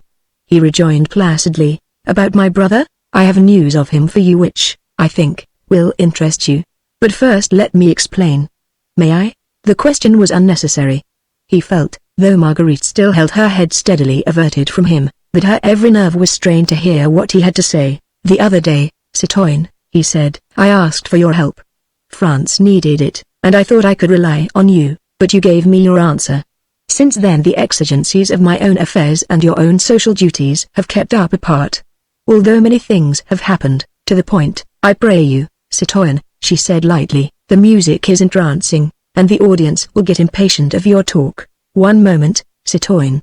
The day on which I had the honor of meeting you at Dover, and less than an hour after I had your final answer, I obtained possession of some papers, which revealed another of those subtle schemes for the escape of a batch of French aristocrats that traded at Tours, amongst others all organized by that arch-meddler, the Scarlet Pimpernel.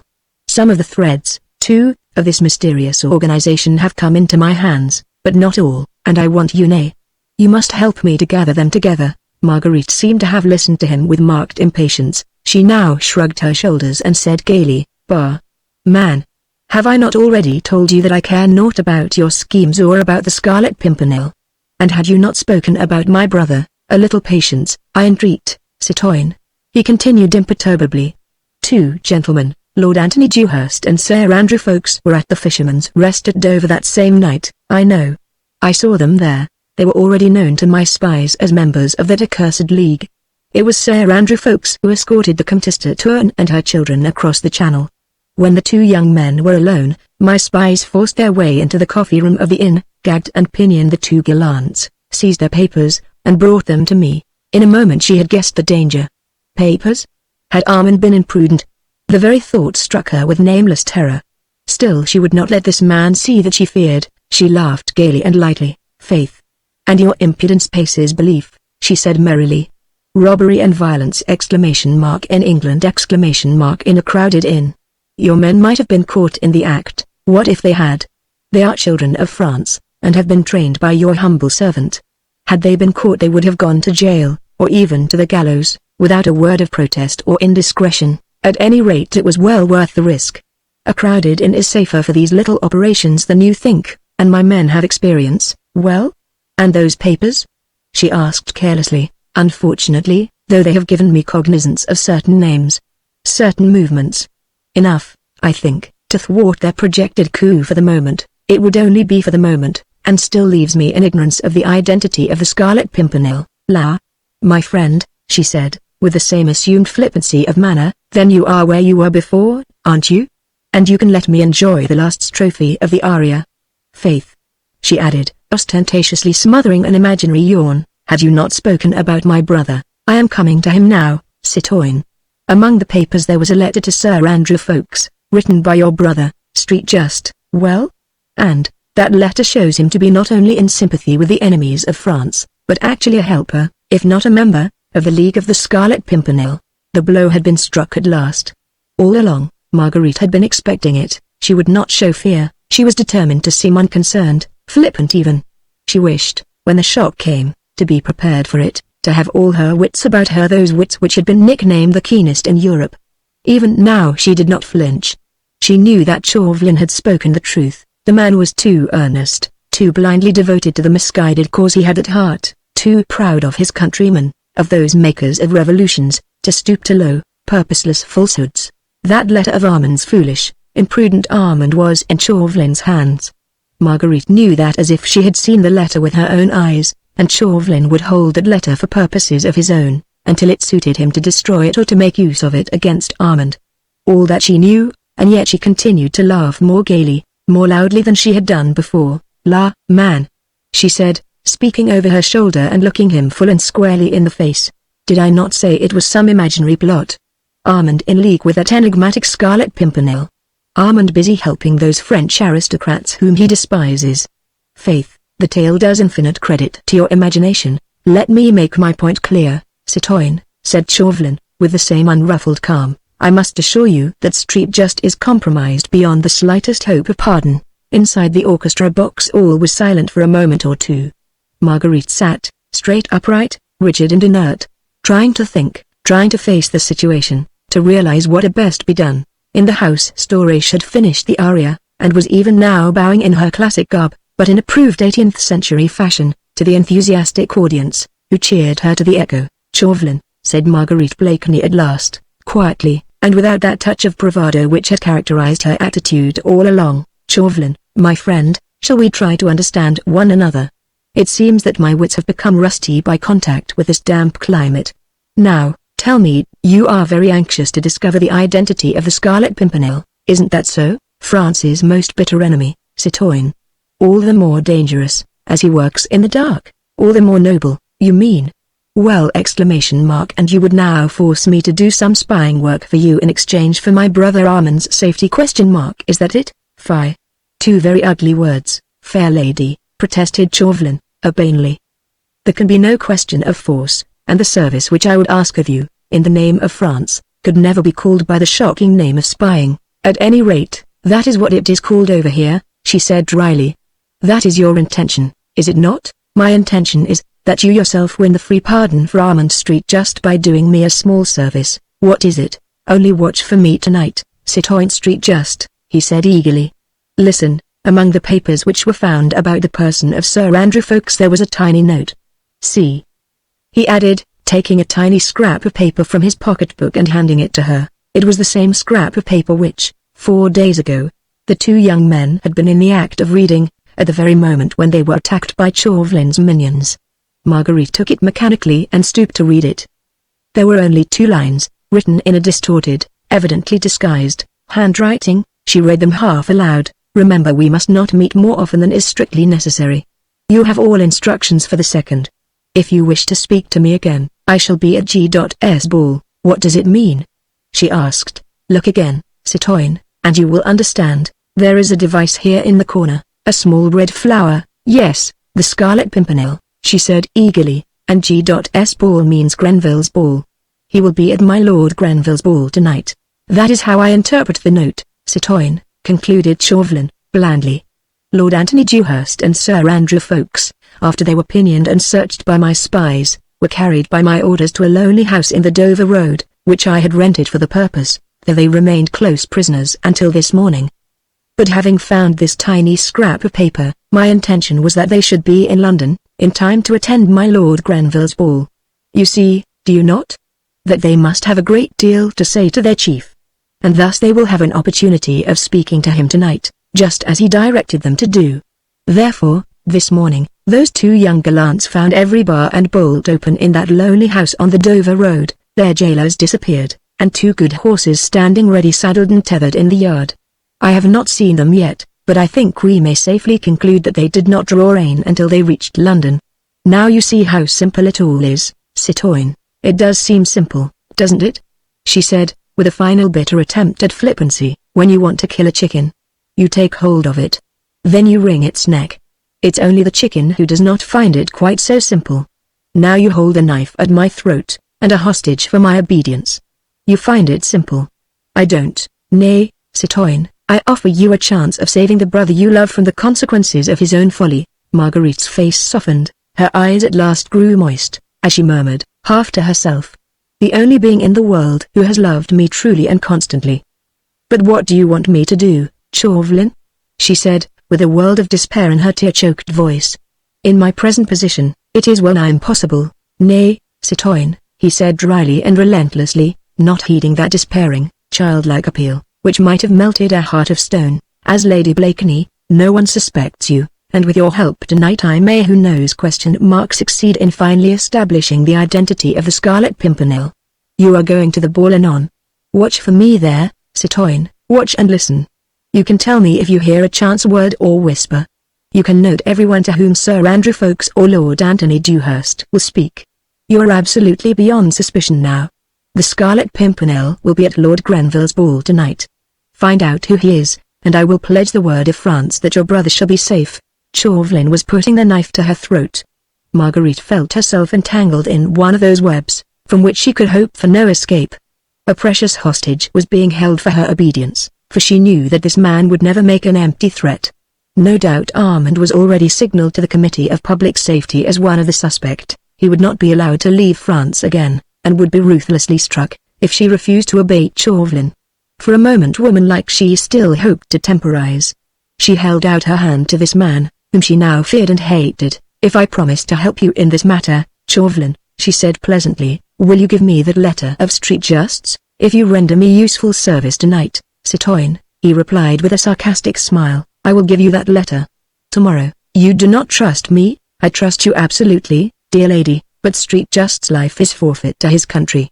It rests with you to redeem it. I may be powerless to help you, she pleaded, were I ever so willing. That would be terrible indeed, he said quietly, for you. And for Street Just, Marguerite shuddered. She felt that from this man she could expect no mercy. All-powerful, he held the beloved life in the hollow of his hand. She knew him too well not to know that, if he failed in gaining his own ends, he would be pitiless. She felt cold in spite of the oppressive air of Opera House. The heart-appealing strains of the music seemed to reach her, as from a distant land. She drew her costly lace scarf up around her shoulders, and sat silently watching the brilliant scene, as if in a dream. For a moment her thoughts wandered away from the loved one who was in danger, to that other man who also had a claim on her confidence and her affection. She felt lonely, frightened for Armand's sake. She longed to seek comfort and advice from someone who would know how to help and console. Sir Percy Blakeney had loved her once. He was her husband. Why should she stand alone through this terrible ordeal? He had very little brains, it is true, but he had plenty of muscle. Surely, if she provided the thought, and he the manly energy and pluck, together they could outwit the astute diplomatist, and save the hostage from his vengeful hands, without imperiling the life of the noble leader of that gallant little band of heroes. Sir Percy knew Street just well. He seemed attached to him. She was sure that he could help. Chauvelin was taking no further heed of her. He had said his cruel either-or and left her to decide. He, in his turn now, appeared to be absorbed in the sour stirring melodies of Orpheus, and was beating time to the music with his sharp, ferret-like head. A discreet trap at the door roused Marguerite from her thoughts. It was Sir Percy Blakeney, tall, sleepy, good-humoured, and wearing that half-shy, half-inane smile, which just now seemed to irritate her every nerve. Your chair is outside. Dear, he said, with his most exasperating drawl, I suppose you will want to go to that demmed ball. Excuse me, Monsieur Chauvelin, I had not observed you. He extended two slender, white fingers toward Chauvelin, who had risen when Sir Percy entered the box. Are you coming, dear? Hush. S.H. Came in angry remonstrance from different parts of the house. Damned impudence, commented Sir Percy with a good-natured smile. Marguerite sighed impatiently. Her last hope seemed suddenly to have vanished away. She wrapped her cloak round her and without looking at her husband. I'm ready to go, she said, taking his arm. At the door of the box she turned and looked straight at Chauvelin, who, with his chaperas under his arm, and a curious smile round his thin lips, was preparing to follow the strangely ill-assorted couple. It is only au revoir, Chauvelin, she said pleasantly. We shall meet at my Lord Grenville's ball, anon, and in her eyes the astute Frenchman read, no doubt, something which caused him profound satisfaction, for, with a sarcastic smile, he took a delicate pinch of snuff, then, having dusted his dainty lace jabot, he rubbed his thin, bony hands contentedly together. Chapter 11 Lord Grenville's Ball. The historic ball given by the then Secretary of State for Foreign Affairs Lord Grenville was the most brilliant function of the year. Though the autumn season had only just begun, everybody who was anybody had contrived to be in London in time to be present there, and to shine at this ball, to the best of his or her respective ability. His Royal Highness the Prince of Wales had promised to be present. He was coming on presently from the opera. Lord Grenville himself had listened to the two first acts of Orpheus, before preparing to receive his guests. At 10 o'clock, an unusually late hour in those days, the grand rooms of the Foreign Office, exquisitely decorated with exotic palms and flowers, were filled to overflowing. One room had been set apart for dancing, and the dainty strains of the minuet made a soft accompaniment to the gay chatter, the merry laughter of the numerous and brilliant company. In a smaller chamber, facing the top of the fine stairway, the distinguished host stood ready to receive his guests. Distinguished men, beautiful women, notabilities from every European country had already filed past him, had exchanged the elaborate bows and curtsies with him, which the extravagant fashion of the time demanded, and then, laughing and talking, had dispersed in the ball, reception, and card rooms beyond. Not far from Lord Grenville's elbow, leaning against one of the console tables, Chauvelin, in his irreproachable black costume, was taking a quiet survey of the brilliant throng. He noted that Sir Percy and Lady Blakeney had not yet arrived, and his keen, pale eyes glanced quickly towards the door every time a newcomer appeared. He stood somewhat isolated. The envoy of the revolutionary government to France was not likely to be very popular in England, at a time when the news of the awful September massacres, and of the reign of terror and anarchy, had just begun to filtrate across the Channel. In his official capacity he had been received courteously by his English colleagues. Mr. Pitt had shaken him by the hand. Lord Grenville had entertained him more than once, but the more intimate circles of London society ignored him altogether. The women openly turned their backs upon him. The men who held no official position refused to shake his hand. But Chauvelin was not the man to trouble himself about these social amenities. which he called mere incidents in his diplomatic career. He was blindly enthusiastic for the revolutionary cause, he despised all social inequalities, and he had a burning love for his own country. These three sentiments made him supremely indifferent to the snubs he received in this fog-ridden, loyalist, old-fashioned England. But, above all, Chauvelin had a purpose at heart. He firmly believed that the French aristocrat was the most bitter enemy of France. He would have wished to see every one of them annihilated. He was one of those who, during this awful reign of terror, had been the first to utter the historic and ferocious desire that aristocrats might have but one head between them, so that it might be cut off with a single stroke of the guillotine. And thus he looked upon every French aristocrat, who had succeeded in escaping from France, as so much prey of which the guillotine had been unwarrantably cheated. There is no doubt that those royalist émigrés, once they had managed to cross the frontier, did their very best to stir up foreign indignation against France. Plots without end were hatched in England, in Belgium, in Holland, to try and induce some great power to send troops into revolutionary Paris, to free King Louis, and to summarily hang the bloodthirsty leaders of that monster republic. Small wonder, therefore, that the romantic and mysterious personality of the Scarlet Pimpernel was a source of bitter hatred to Chauvelin. He and the few young jackanapes under his command, well furnished with money, armed with boundless daring, and acute cunning, had succeeded in rescuing hundreds of aristocrats from France. 9/10 of the émigrés, who were fated at the English court, owed their safety to that man and to his league. Chauvelin had sworn to his colleagues in Paris that he would discover the identity of that meddlesome Englishman, entice him over to France, and then... Chauvelin drew a deep breath of satisfaction at the very thought of seeing that enigmatic head falling under the knife of the guillotine, as easily as that of any other man. Suddenly there was a great stir on the handsome staircase. All conversation stopped for a moment as the major-domo's voice outside announced, His Royal Highness the Prince of Wales and Suite, Sir Percy Blakeney, Lady Blakeney. Lord Grenville went quickly to the door to receive his exalted guest. The Prince of Wales, dressed in a magnificent court suit of salmon-coloured velvet richly embroidered with gold, entered with Marguerite Blakeney on his arm, and on his left Sir Percy, in gorgeous shimmering cream satin, cut in the extravagant and glorious style, his fair hair free from powder, priceless lace at his neck and wrists, and the flat chaperas under his arm. After the few conventional words of deferential greeting, Lord Grenville said to his royal guest, Will your Highness permit me to introduce M. Chauvelin, the accredited agent of the French government? Chauvelin, immediately the prince entered, had stepped forward, expecting this introduction.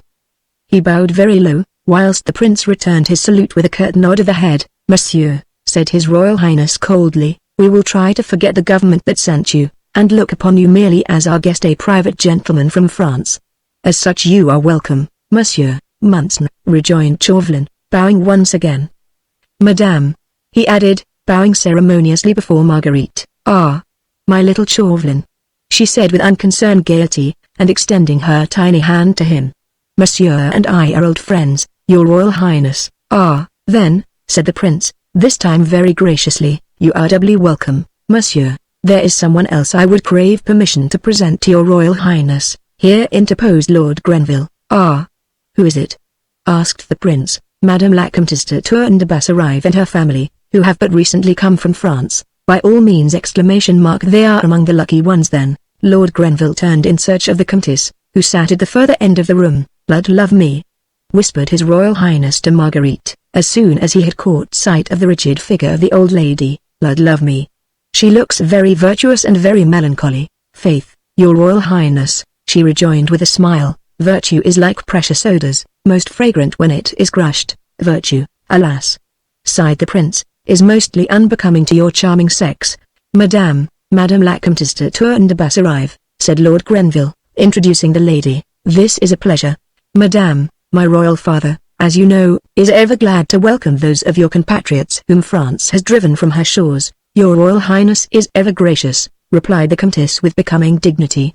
Then, indicating her daughter, who stood timidly by her side, my daughter Suzanne, Monseigneur, she said. Ah! Charming! Charming, said the prince, and now allow me, Comtesse, to introduce you, Lady Blakeney, who honors us with her friendship. You and she will have much to say to one another, I vow. Every compatriot of Lady Blakeney's is doubly welcome for her sake. Her friends are our friends. Her enemies, the enemies of England. Marguerite's blue eyes had twinkled with merriment at this gracious speech from her exalted friend. The Comtesse de Tourne, who lately had so flagrantly insulted her, was here receiving a public lesson, at which Marguerite could not help but rejoice. But the Comtesse, for whom respect of royalty amounted almost to a religion, was too well schooled in courtly etiquette to show the slightest sign of embarrassment, as the two ladies curtsied ceremoniously to one another. "His Royal Highness is ever gracious, Madame," said Marguerite, demurely, and with a wealth of mischief in her twinkling blue eyes. "But there is no need for his kind of meditation. Your amiable reception of me at our last meeting still dwells pleasantly in my memory. We poor exiles, Madame," rejoined the Comtesse, frigidly, "show our gratitude to England by devotion to the wishes of Monseigneur." "Madame," said Marguerite, with another ceremonious curtsy. "Madame," responded the Comtesse with equal dignity. The Prince in the meanwhile was saying a few gracious words to the young Vicomte. "I am happy to know you, Monsieur le Vicomte," he said. "I knew your father well when he was ambassador in London." "Ah, Monseigneur," replied the Vicomte, "I was a little boy then. And now I owe the honor of this meeting to our protector, the Scarlet Pimpernel." "Hush," said the Prince, earnestly and quickly, as he indicated Chauvelin, who had stood a little on one side throughout the whole of this little scene, watching Marguerite and the Comtesse with an amused, sarcastic little smile around his thin lips. "Nay, Monseigneur," he said now, as if in direct response to the Prince's challenge, "pray do not check this gentleman's display of gratitude. The name of that interesting red flower is well known to me and to France." The Prince looked at him keenly for a moment or two. "Faith, then, Monsieur," he said, "perhaps you know more about our national hero than we do ourselves. Perchance you know who he is. See," he added, turning to the groups round the room, "the ladies hang upon your lips. You would render yourself popular among the fair sex if you were to gratify their curiosity." "Ah, Monseigneur," said Chauvelin, significantly, "rumor has it in France that your Highness could and you would give the truest account of that enigmatical wayside flower." He looked quickly and keenly at Marguerite as he spoke, but she betrayed no emotion, and her eyes met his quite fearlessly. "Nay, man," replied the Prince, "my lips are sealed. And the members of the League jealously guard the secret of their chief. So his fair adorers have to be content with worshipping a shadow. Here in England, Monsieur," he added, with wonderful charm and dignity, "we but name the Scarlet Pimpernel, and every fair cheek is suffused with a blush of enthusiasm. None have seen him save his faithful lieutenants.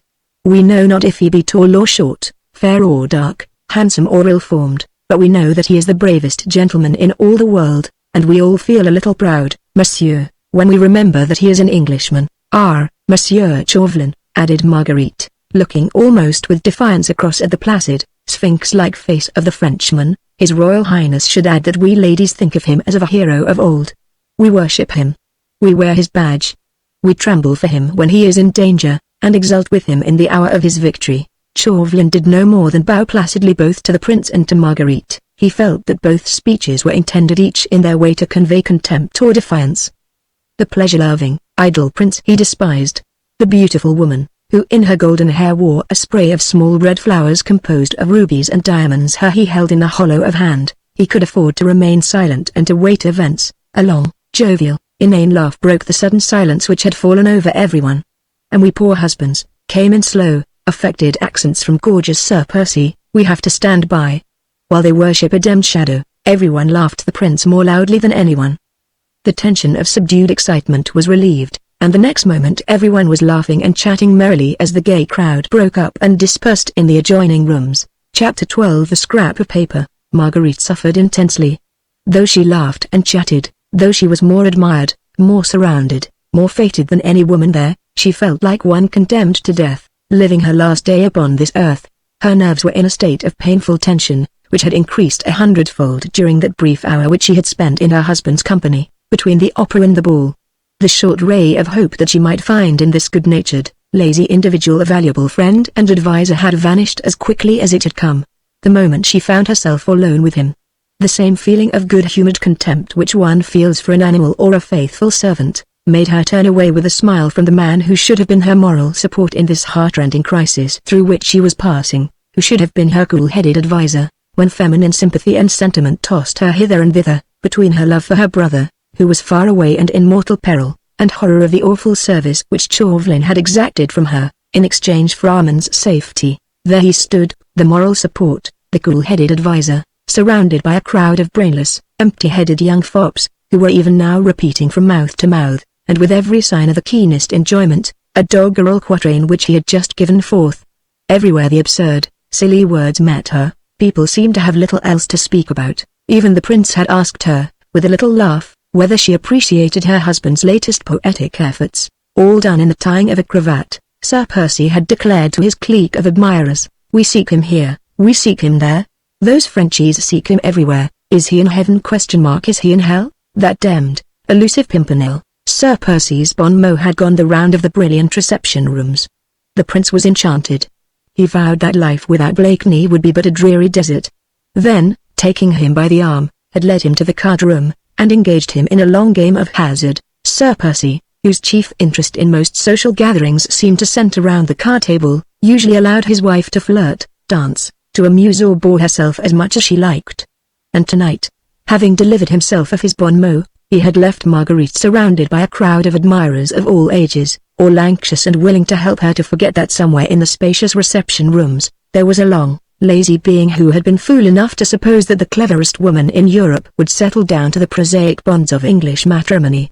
Her still overwrought nerves, her excitement and agitation, lent beautiful Marguerite Blakeney much additional charm. Escorted by a veritable bevy of men of all ages and of most nationalities, she called forth many exclamations of admiration from everyone as she passed. She would not allow herself any more time to think. Her early, somewhat bohemian training had made her something of a fatalist. She felt that events would shape themselves, that the directing of them was not in her hands. From Chauvelin she knew that she could expect no mercy. He had set a price on Armand's head, and left it to her to pay or not, as she chose. Later on in the evening she caught sight of Sir Andrew Ffoulkes and Lord Anthony Dewhurst, who seemingly had just arrived. She noticed at once that Sir Andrew immediately made for little Suzanne de Tourne, and that the two young people soon managed to isolate themselves in one of the deep embrasures of the mullioned windows, to carry on a long conversation, which seemed very earnest and very pleasant on both sides. Both the young men looked a little haggard and anxious, but otherwise they were irreproachably dressed, and there was not the slightest sign, about their courtly demeanour, of the terrible catastrophe, which they must have felt hovering round them and round their chief. That the League of the Scarlet Pimpernel had no intention of abandoning its cause, she had gathered through little Suzanne herself, who spoke openly of the assurance she and her mother had had that the Comte de Tourne would be rescued from France by the League, within the next few days.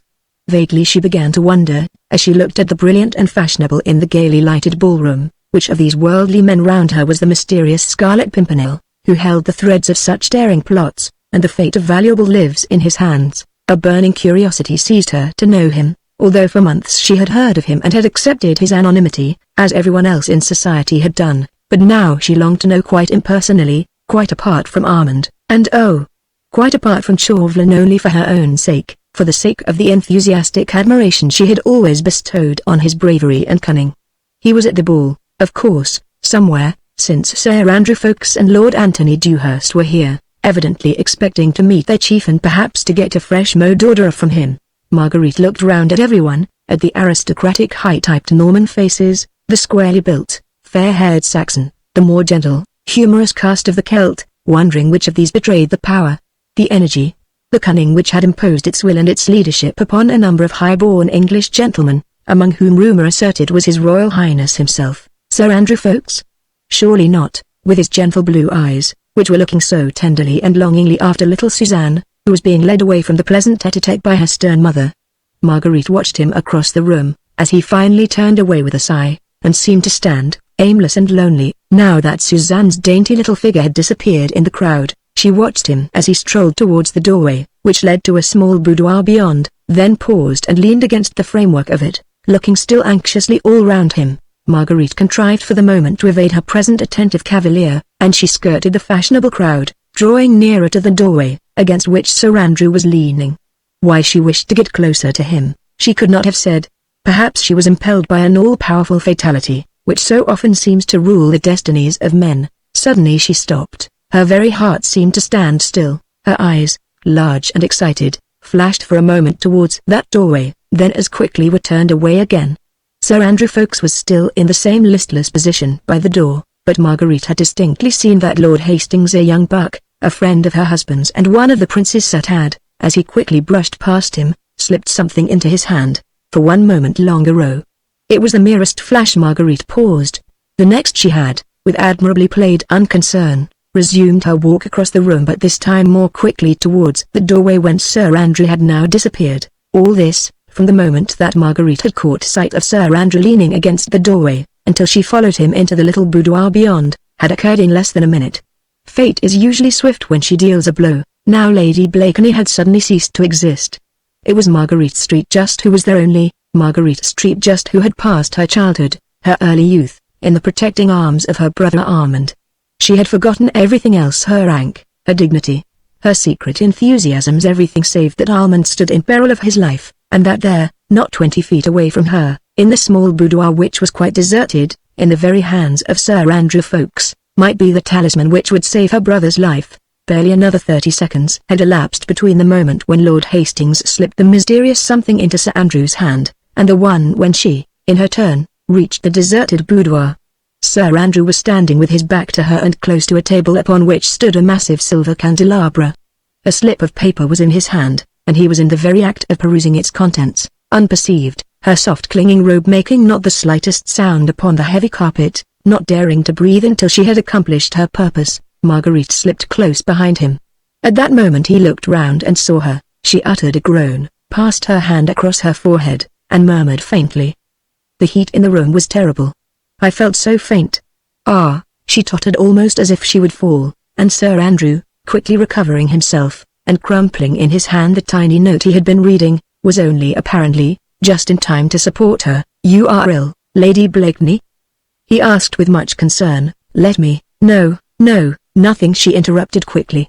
A chair, quick. She sank into a chair close to the table, and throwing back her head, closing her eyes. There, she murmured, still faintly, the giddiness is passing off. Do not heed me, Sir Andrew, I assure you I already feel better.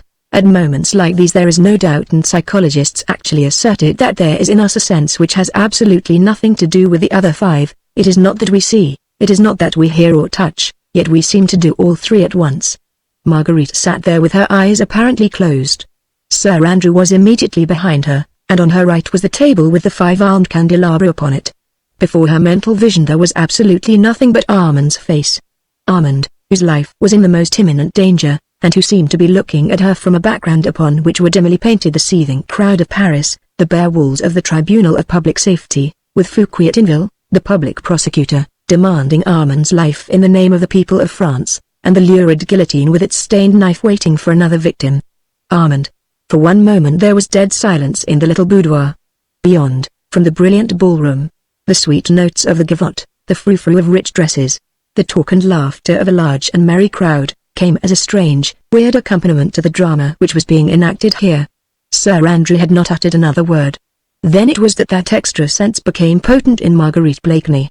She could not see, for her two eyes were closed. She could not hear, for the noise from the ballroom drowned the soft rustle of that momentous scrap of paper. Nevertheless she knew as if she had both seen and heard that Sir Andrew was even now holding the paper to the flame of one of the candles. At the exact moment that it began to catch fire, she opened her eyes, raised her hand and, with two dainty fingers, had taken the burning scrap of paper from the young man's hand. Then she blew out the flame, and held the paper to her nostril with perfect unconcern. How thoughtful of you, Sir Andrew, she said gaily. Surely it was your grandmother who taught you that the smell of burnt paper was a sovereign remedy against giddiness. She sighed with satisfaction, holding the paper tightly between her jeweled fingers, that talisman which perhaps would save her brother Armand's life. Sir Andrew was staring at her, too dazed for the moment to realize what had actually happened. He had been taken so completely by surprise, that he seemed quite unable to grasp the fact that the slip of paper, which she held in her dainty hand, was one perhaps on which the life of his comrade might depend. Marguerite burst into a long, merry peal of laughter. Why do you stare at me like that? She said playfully. I assure you I feel much better. Your remedy has proved most effectual. This room is most delightfully cool, she added, with the same perfect composure, and the sound of the gavotte from the ballroom is fascinating and soothing. She was prattling on in the most unconcerned and pleasant way, whilst Sir Andrew, in an agony of mind, was racking his brains as to the quickest method he could employ to get that bit of paper out of that beautiful woman's hand.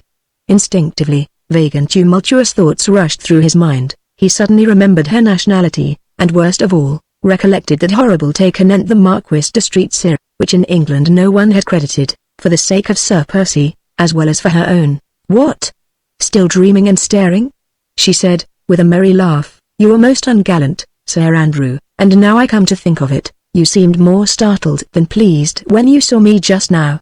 I do believe, after all, that it was not concern for my health, nor yet a remedy taught you by your grandmother that caused you to burn this tiny scrap of paper. I vow it must have been your lady love's last cruel epistle you were trying to destroy. Now confess," she added, playfully holding up the scrap of paper, "does this contain her final conch, or a last appeal to kiss and make friends?" "Whichever it is, Lady Blakeney," said Sir Andrew, who was gradually recovering his self-possession, "this little note is undoubtedly mine, and—" Not caring whether his action was one that would be styled ill-bred towards a lady, the young man had made a bold dash for the note, but Marguerite's thoughts flew quicker than his own. Her actions under pressure of this intense excitement was swifter and more sure. She was tall and strong. She took a quick step backwards and knocked over the small Sheraton table which was already top-heavy, and which fell down with a crash, together with the massive candelabra upon it. She gave a quick cry of alarm. "The candles, Sir Andrew, quick!" There was not much damage done. One or two of the candles had blown out as the candelabra fell, others had merely sent some grease upon the valuable carpet, one had ignited the paper shade over it. Sir Andrew quickly and dexterously put out the flames and replaced the candelabra upon the table, but this had taken him a few seconds to do, and those seconds had been all that Marguerite needed to cast a quick glance at the paper, and to note its contents, a dozen words in the same distorted handwriting she had seen before, and bearing the same device, a star-shaped flower drawn in red ink. When Sir Andrew once more looked at her, he only saw upon her face alarm at the untoward accident and relief at its happy issue, whilst the tiny and momentous note had apparently fluttered to the ground.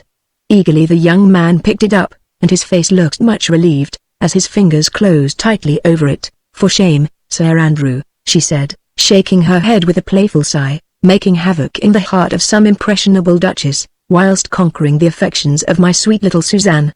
Well, well.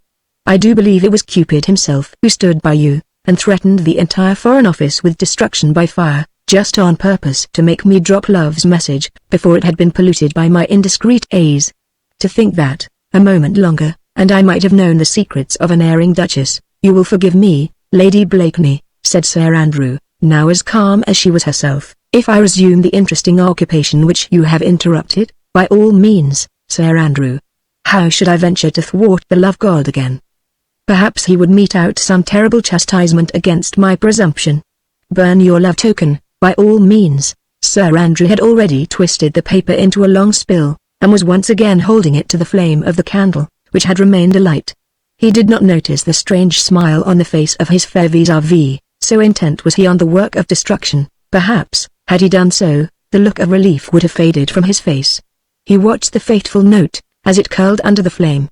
Soon the last fragment fell on the floor, and he placed his heel upon the ashes. "And now, Sir Andrew," said Marguerite Blakeney, with the pretty nonchalance peculiar to herself, and with the most winning of smiles, "will you venture to excite the jealousy of your fair lady by asking me to dance the minuet?" Chapter 13. Either or? The few words which Marguerite Blakeney had managed to read on the half-scorched piece of paper, seemed literally to be the words of fate. "Start myself tomorrow." This she had read quite distinctly. Then came a blur caused by the smoke of the candle, which obliterated the next few words, but, right at the bottom, there was another sentence, like letters of fire, before her mental vision: "If you wish to speak to me again I shall be in the supper room at 1 o'clock precisely." The whole was signed with the hastily scrawled little device, a tiny star-shaped flower, which had become so familiar to her. 1 o'clock precisely. It was now close upon 11, the last minuet was being danced, with Sir Andrew Ffoulkes and beautiful Lady Blakeney leading the couples, through its delicate and intricate figures. Close upon 11. The hands of the handsome Louis XV clock upon its ormolu bracket seemed to move along with maddening rapidity. 2 hours more, and her fate and that of Armand would be sealed. In 2 hours she must make up her mind whether she will keep the knowledge so cunningly gained to herself, and leave her brother to his fate, or whether she will wilfully betray a brave man, whose life was devoted to his fellow men, who was noble, generous, and above all, unsuspecting. It seemed a horrible thing to do. But then, there was Armand. Armand, too, was noble and brave. Armand, too, was unsuspecting. And Armand loved her, would have willingly trusted his life in her hands, and now, when she could save him from death, she hesitated. Oh! It was monstrous. Her brother's kind, gentle face, so full of love for her, seemed to be looking reproachfully at her. You might have saved me, Margot. He seemed to say to her, and you chose the life of a stranger, a man you do not know, whom you have never seen, and preferred that he should be safe, whilst you sent me to the guillotine. All these conflicting thoughts raged through Marguerite's brain, while, with a smile upon her lips, she glided through the graceful mazes of the minuet. She noted with an acute sense of hers that she had succeeded in completely allaying Sir Andrew's fears. Her self-control had been absolutely perfect. She was a finer actress at this moment, and throughout the whole of this minuet, than she had ever been upon the boards of the Comédie Française. But then, a beloved brother's life had not depended upon her histrionic powers. She was too clever to overdo her part, and made no further allusions to the supposed billet doux, which had caused Sir Andrew Ffoulkes such an agonizing 5 minutes. She watched his anxiety melting away under her sunny smile, and soon perceived that, whatever doubt may have crossed his mind at the moment, she had, by the time the last bars of the minuet had been played, succeeded in completely dispelling it. He never realized in what a fever of excitement she was, what effort it cost her to keep up a constant trickle of banal conversation. When the minuet was over, she asked Sir Andrew to take her into the next room. I have promised to go down to supper with His Royal Highness, she said, but before we part, tell me. Am I forgiven? Forgiven? Yes. Confess, I gave you a fright just now. But remember, I'm not an English woman, and I do not look upon the exchanging of billet doux as a crime, and I vow I'll not tell my little Suzanne. But now, tell me, shall I welcome you at my water party on Wednesday? I'm not sure, Lady Blakeney, he replied evasively. I may have to leave London tomorrow. I would not do that, if I were you, she said earnestly. Then seeing the anxious look reappearing in his eyes, she added gaily, no one can throw a ball better than you can, Sir Andrew. We should so miss you on the bowling green. He had led her across the room, to one beyond, where already His Royal Highness was waiting for the beautiful Lady Blakeney. Madame, supper awaits us, said the prince, offering his arm to Marguerite, and I am full of hope. The goddess Fortune has frowned so persistently on me at hazard, that I look with confidence for the smiles of the goddess of beauty. Your Highness has been unfortunate at the card tables? Asked Marguerite, as she took the prince's arm. I. Most unfortunate. Blakeney, not content with being the richest among my father's subjects, has also the most outrageous luck.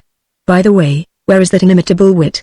I vow, madame, that this life would be but a dreary desert without your smiles and his sallies. Chapter 14. 1 o'clock precisely, supper had been extremely gay. All those present declared that never had Lady Blakeney been more adorable, nor that demmed idiot Sir Percy more amusing. His Royal Highness had laughed until the tears streamed down his cheeks at Blakeney's foolish yet funny repartees. His doggerel verse, we seek him here, we seek him there, etc., was sung to the tune of Ho! Merry Britons, and to the accompaniment of glasses knocked loudly against the table. Lord Grenville, moreover, had a most perfect cook. Some wags asserted that he was a scion of the old French noblesse, who having lost his fortune, had come to seek it in the cuisine of the Foreign Office. Marguerite Blakeney was in her most brilliant mood, and surely not a soul in that crowded supper room had even an inkling of the terrible struggle which was raging within her heart. The clock was ticking so mercilessly on. It was long past midnight, and even the Prince of Wales was thinking of leaving the supper table. Within the next half hour the destinies of two brave men would be pitted against one another, the dearly beloved brother and he, the unknown hero. Marguerite had not tried to see Chauvelin during this last hour. She knew that his keen, fox-like eyes would terrify her at once, and incline the balance of her decision towards Armand. Whilst she did not see him, there still lingered in her heart of hearts a vague, undefined hope that something would occur, something big, enormous, epoch-making, which would shift from her young, weak shoulders this terrible burden of responsibility, of having to choose between two such cruel alternatives. But the minutes ticked on with that dull monotony which they invariably seem to assume when our very nerves ache with their incessant ticking. After supper, dancing was resumed. His Royal Highness had left, and there was general talk of departing among the older guests. The young were indefatigable and had started on a new gavotte, which would fill the next quarter of an hour. Marguerite did not feel equal to another dance. There is a limit to the most enduring of self-control. Escorted by a cabinet minister, she had once more found her way to the tiny boudoir, still the most deserted among all the rooms. She knew that Chauvelin must be lying in wait for her somewhere, ready to seize the first possible opportunity for a tete-a-tete. His eyes had met hers for a moment after the four-supper minuet, and she knew that the keen diplomat, with those searching pale eyes of his, had divined that her work was accomplished. Fate had willed it so. Marguerite, torn by the most terrible conflict heart of woman can ever know, had resigned herself to its decrees. But Almond must be saved at any cost. He, first of all, for he was her brother, has been mother, father, friend to her ever since she, a tiny babe, had lost both her parents. To think of Almond dying a traitor's death on the guillotine was too horrible even to dwell upon, impossible in fact.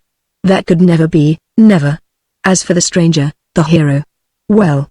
There, let fate decide. Marguerite would redeem her brother's life at the hands of the relentless enemy, then let that cunning Scarlet Pimpernel extricate himself after that. Perhaps vaguely Marguerite hoped that the daring plotter, who for so many months had baffled an army of spies, would still manage to evade Chauvelin and remain immune to the end. She thought of all this, as she sat listening to the witty discourse of the cabinet minister, who, no doubt, felt that he had found in Lady Blakeney a most perfect listener. Suddenly she saw the keen, fox-like face of Chauvelin peeping through the curtained doorway. "Lord Fancourt," she said to the minister, "will you do me a service?" "I am entirely at your ladyship's service," he replied gallantly. "Will you see if my husband is still in the card-room? And if he is, will you tell him that I am very tired, and would be glad to go home soon? The commands of a beautiful woman are binding on all mankind, even on cabinet ministers." Lord Fancourt prepared to obey instantly. "I do not like to leave your ladyship alone," he said. "Never fear. I shall be quite safe here and, I think, undisturbed. But I am really tired. You know Sir Percy will drive back to Richmond. It is a long way, and we do not hurry get home before daybreak." Lord Fancourt had perforce to go. The moment he had disappeared, Chauvelin slipped into the room, and the next instant stood calm and impassive by her side. "You have news for me?" he said. An icy mantle seemed to have suddenly settled round Marguerite's shoulders, though her cheeks glowed with fire, she felt chilled and numbed. "Oh, Armand. Will you ever know the terrible sacrifice of pride, of dignity, of womanliness a devoted sister is making for your sake?" "Nothing of importance," she said, staring mechanically before her, "but it might prove a clue. I contrived no matter how to detect Sir Andrew Ffoulkes in the very act of burning a paper at one of these candles, in this very room. That paper I succeeded in holding between my fingers for the space of 2 minutes, and to cast my eyes on it for that of 10 seconds, time enough to learn its contents?" asked Chauvelin, quietly. She nodded. Then continued in the same even, mechanical tone of voice. "In the corner of the paper there was the usual rough device of a small star-shaped flower. Above it I read 2 lines, everything else was scorched and blackened by the flame." "And what were the 2 lines?" Her throat seemed suddenly to have contracted. For an instant she felt that she could not speak the words, which might send a brave man to his death. "It is lucky that the whole paper was not burned," added Chauvelin, with dry sarcasm, "for it might have fared ill with Armand Street just." "What were the 2 lines, citoyen?" "One was, 'I start myself tomorrow,'" she said quietly. "The other, 'If you wish to speak to me, I shall be in the supper room at 1 o'clock precisely.'" Chauvelin looked up at the clock just above the mantelpiece. "Then I have plenty of time," he said placidly. "What are you going to do?" she asked. She was pale as a statue, her hands were icy cold, her head and heart throbbed with the awful strain upon her nerves. Oh, this was cruel. Cruel. What had she done to have deserved all this? Her choice was made. Had she done a vile action or one that was sublime? The recording angel, who writes in the Book of Gold, alone could give an answer. "What are you going to do?" she repeated mechanically. "Oh, nothing for the present.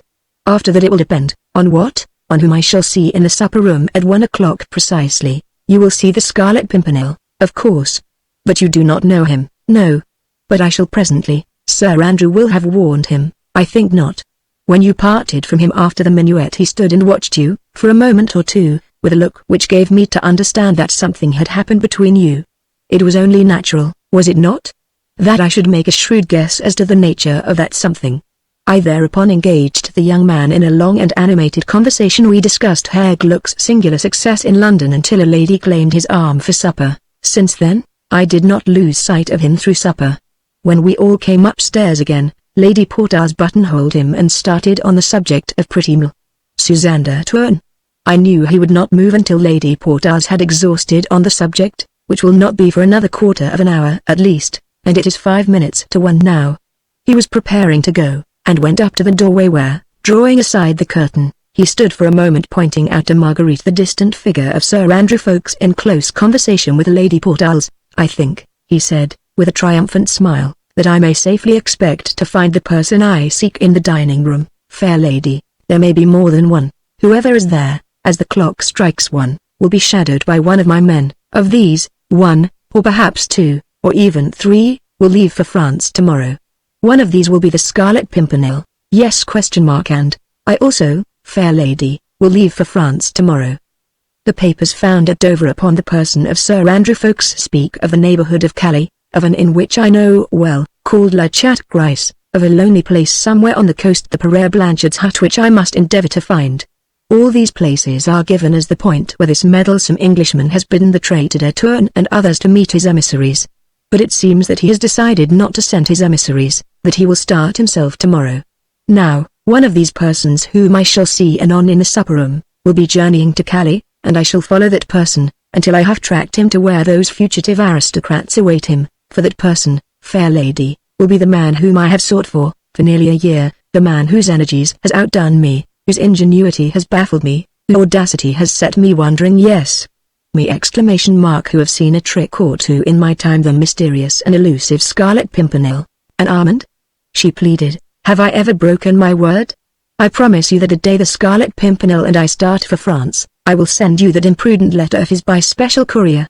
More than that, I will pledge you the word of France, that the day I lay hands on that meddlesome Englishman, Street Just will be here in England, safe in the arms of his charming sister. And with a deep and elaborate bow and another look at the clock, Chauvelin glided out of the room. It seemed to Marguerite that through all the noise, all the din of music, dancing, and laughter, she could hear his cat-like tread, gliding through the vast reception rooms, that she could hear him go down the massive staircase, reach the dining room and open the door. Fate had decided, had made her speak, had made her do a vile and abominable thing, for the sake of the brother she loved. She lay back in her chair, passive and still, seeing the figure of her relentless enemy ever present before her aching eyes. When Chauvelin reached the supper room, it was quite deserted. It had that woebegone, forsaken, tawdry appearance, which reminds one so much of a ball dress. The morning after, half-empty glasses littered the table, unfolded napkins lay about, the chairs turned towards one another in groups of 2s and 3s very close to one another in the far corners of the room, which spoke of recent whispered flirtations, over cold game pie and champagne. There were sets of 3 and 4 chairs, that recalled pleasant, animated discussions over the latest scandal. There were chairs straight up in a row that still looked starchy, critical, acid, like antiquated dowager. There were a few isolated, single chairs, close to the table, that spoke of man's intent on the most recherché dishes, and others overturned on the floor, that spoke volumes on the subject of my Lord Grenville's cellars. It was a ghost-like replica, in fact, of that fashionable gathering upstairs, a ghost that haunts every house where balls and good suppers are given, a picture drawn with white chalk on grey cardboard, dull and colourless, now that the bright silk dresses and gorgeously embroidered coats were no longer there to fill in the foreground, and now that the candles flickered sleepily in their sockets. Chauvelin smiled benignly, and rubbing his long, thin hands together, he looked round the deserted supper room, whence even the last flunky had retired in order to join his friends in the hall below.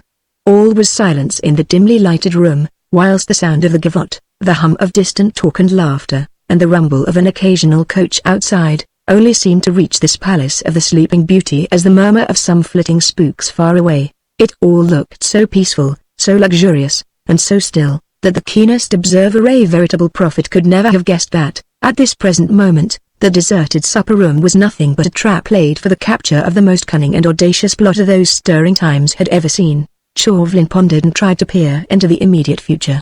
What would this man be like, whom he and the leaders of the whole revolution had sworn to bring to his death? Everything about him was weird and mysterious. His personality, which he so cunningly concealed, the power he wielded over 19 English gentlemen who seemed to obey his every command blindly and enthusiastically, the passionate love and submission he had roused in his little trained band, and, above all, his marvelous audacity, the boundless impudence which had caused him to beard his most implacable enemies, within the very walls of Paris. No wonder that in France the sobriquet of the mysterious Englishman roused in the people a superstitious shudder. Chauvelin himself, as he gazed round the deserted room, where presently the weird hero would appear, felt a strange feeling of awe creeping all down his spine, but his plans were well laid. He felt sure that the Scarlet Pimpernel had not been warned, and felt equally sure that Marguerite Blakeney had not played him false. If she had, a cruel look, that would have made her shudder, gleamed in Chauvelin's keen, pale eyes. If she had played him a trick, Almond Street just would suffer the extreme penalty, but no, no. Of course she had not played him false. Fortunately the supper room was deserted. This would make Chauvelin's task all the easier, when presently that unsuspecting enigma would enter it alone. No one was here now save Chauvelin himself. Stay. As he surveyed with a satisfied smile the solitude of the room, the cunning agent of the French government became aware of the peaceful, monotonous breathing of someone of my Lord Grenville's guests, who, no doubt, had supped both wisely and well, and was enjoying a quiet sleep. Away from the din of the dancing above, Chauvelin looked round once more, and there in the corner of a sofa, in the dark angle of the room, his mouth open, his eyes shut, the sweet sounds of peaceful slumbers proceeding from his nostrils, reclined the gorgeously apparelled, long-limbed husband of the cleverest woman in Europe. Chauvelin looked at him as he lay there, placid, unconscious, at peace with all the world and himself, after the best of suppers, and a smile, that was almost one of pity, softened for a moment the hard lines of the Frenchman's face and the sarcastic twinkle of his pale eyes. Evidently the slumberer, deep in dreamless sleep, would not interfere with Chauvelin's trap for catching that cunning Scarlet Pimpernel.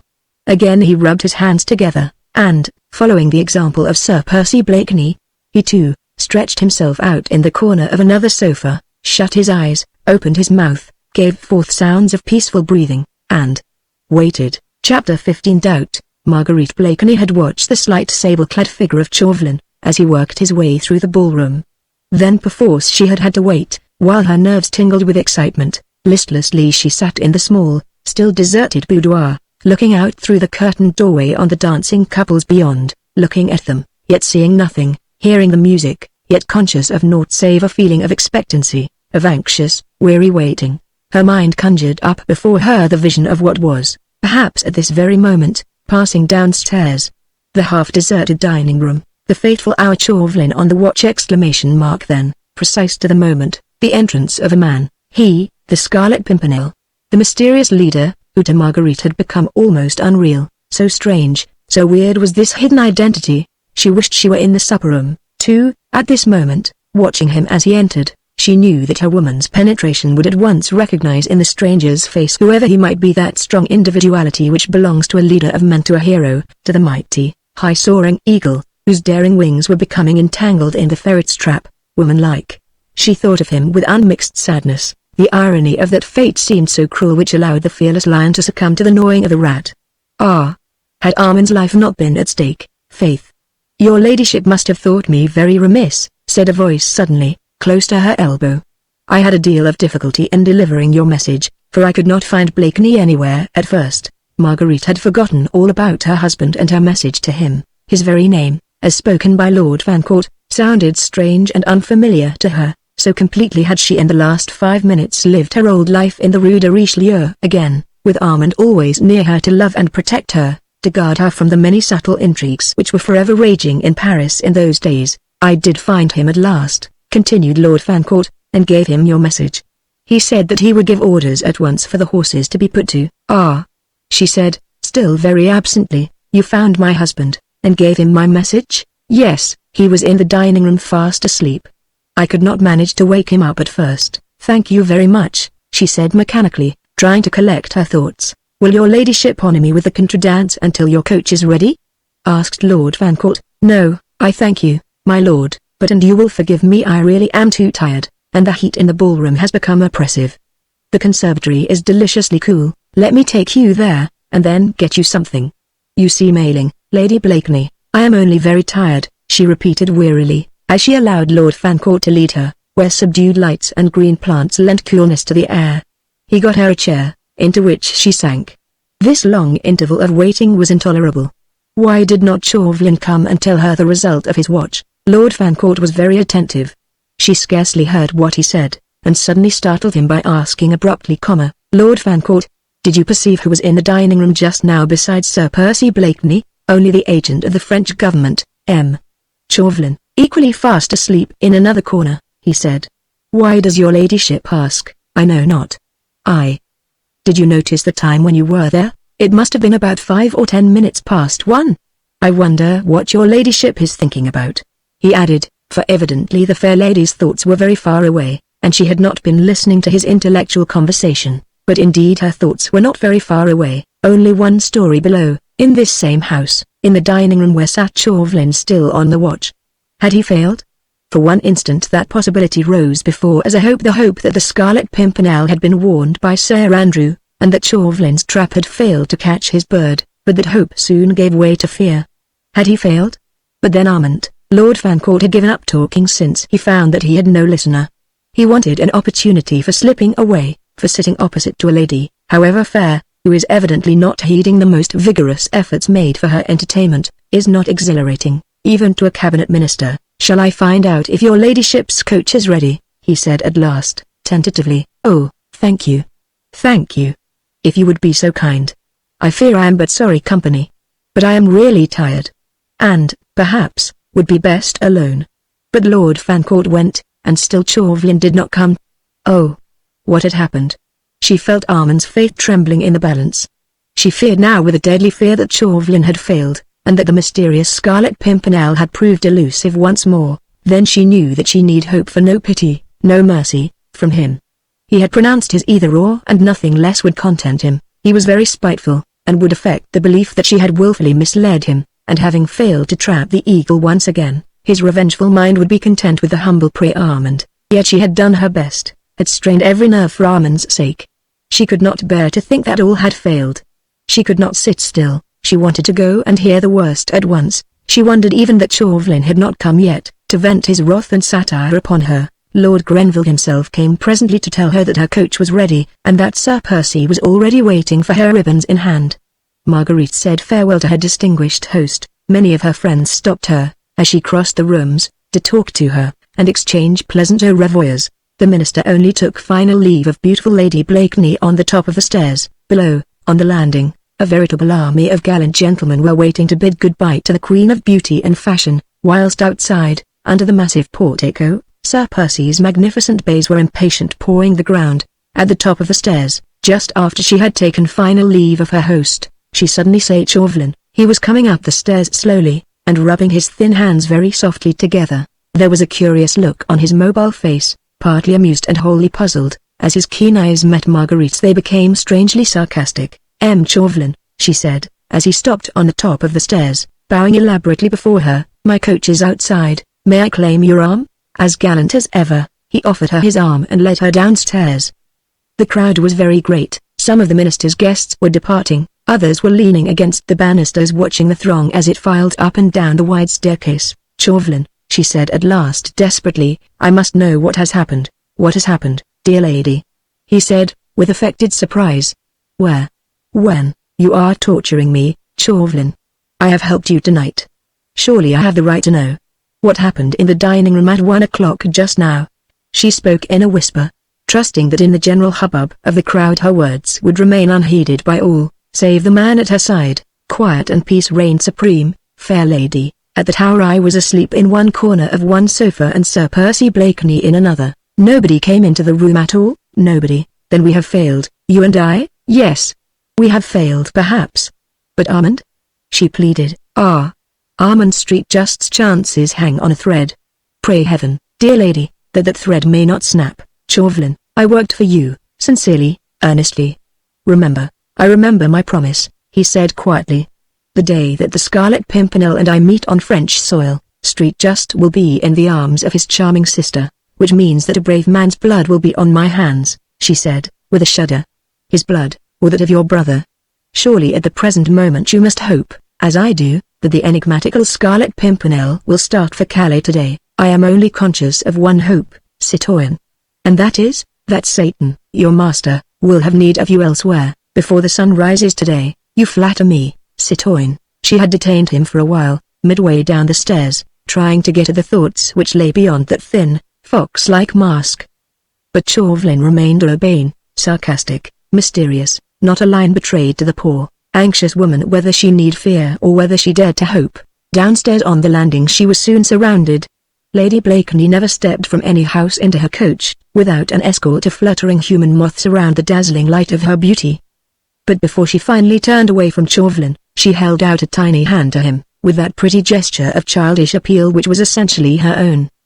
"Give me some hope, my little Chauvelin," she pleaded. With perfect gallantry he bowed over that tiny hand, which looked so dainty and white through the delicately transparent black lace mitten, and kissing the tips of the rosy fingers. Pray heaven that the thread may not snap, he repeated, with his enigmatic smile, and stepping aside, he allowed the moths to flutter more closely round the candle, and the brilliant throng of a junior story, eagerly attentive to Lady Blakeney's every movement, hid the keen, fox-like face from her view. Chapter 16. Richmond. A few minutes later she was sitting, wrapped in cozy furs, near Sir Percy Blakeney on the box seat of his magnificent coach, and the 4 splendid bays had thundered down the quiet street. The night was warm in spite of the gentle breeze which fanned Marguerite's burning cheeks. Soon London houses were left behind, and rattling over old Hammersmith Bridge, Sir Percy was driving his bays rapidly towards Richmond. The river wound in and out in its pretty delicate curves, looking like a silver serpent beneath the glittering rays of the moon. Long shadows from overhanging trees spread occasional deep pools right across the road. The bays were rushing along at breakneck speed, held but slightly back by Sir Percy's strong, unerring hands. These nightly drives after balls and suppers in London were a source of perpetual delight to Marguerite, and she appreciated her husband's eccentricity keenly, which caused him to adopt this mode of taking her home every night, to their beautiful home by the river, instead of living in a stuffy London house. He loved driving his spirited horses along the lonely, moonlit roads, and she loved to sit on the box seat, with the soft air of an English late summer's night fanning her face after the hot atmosphere of a ball or supper party. The drive was not a long one, less than an hour, sometimes, when the bays were very fresh, and Sir Percy gave them full rein.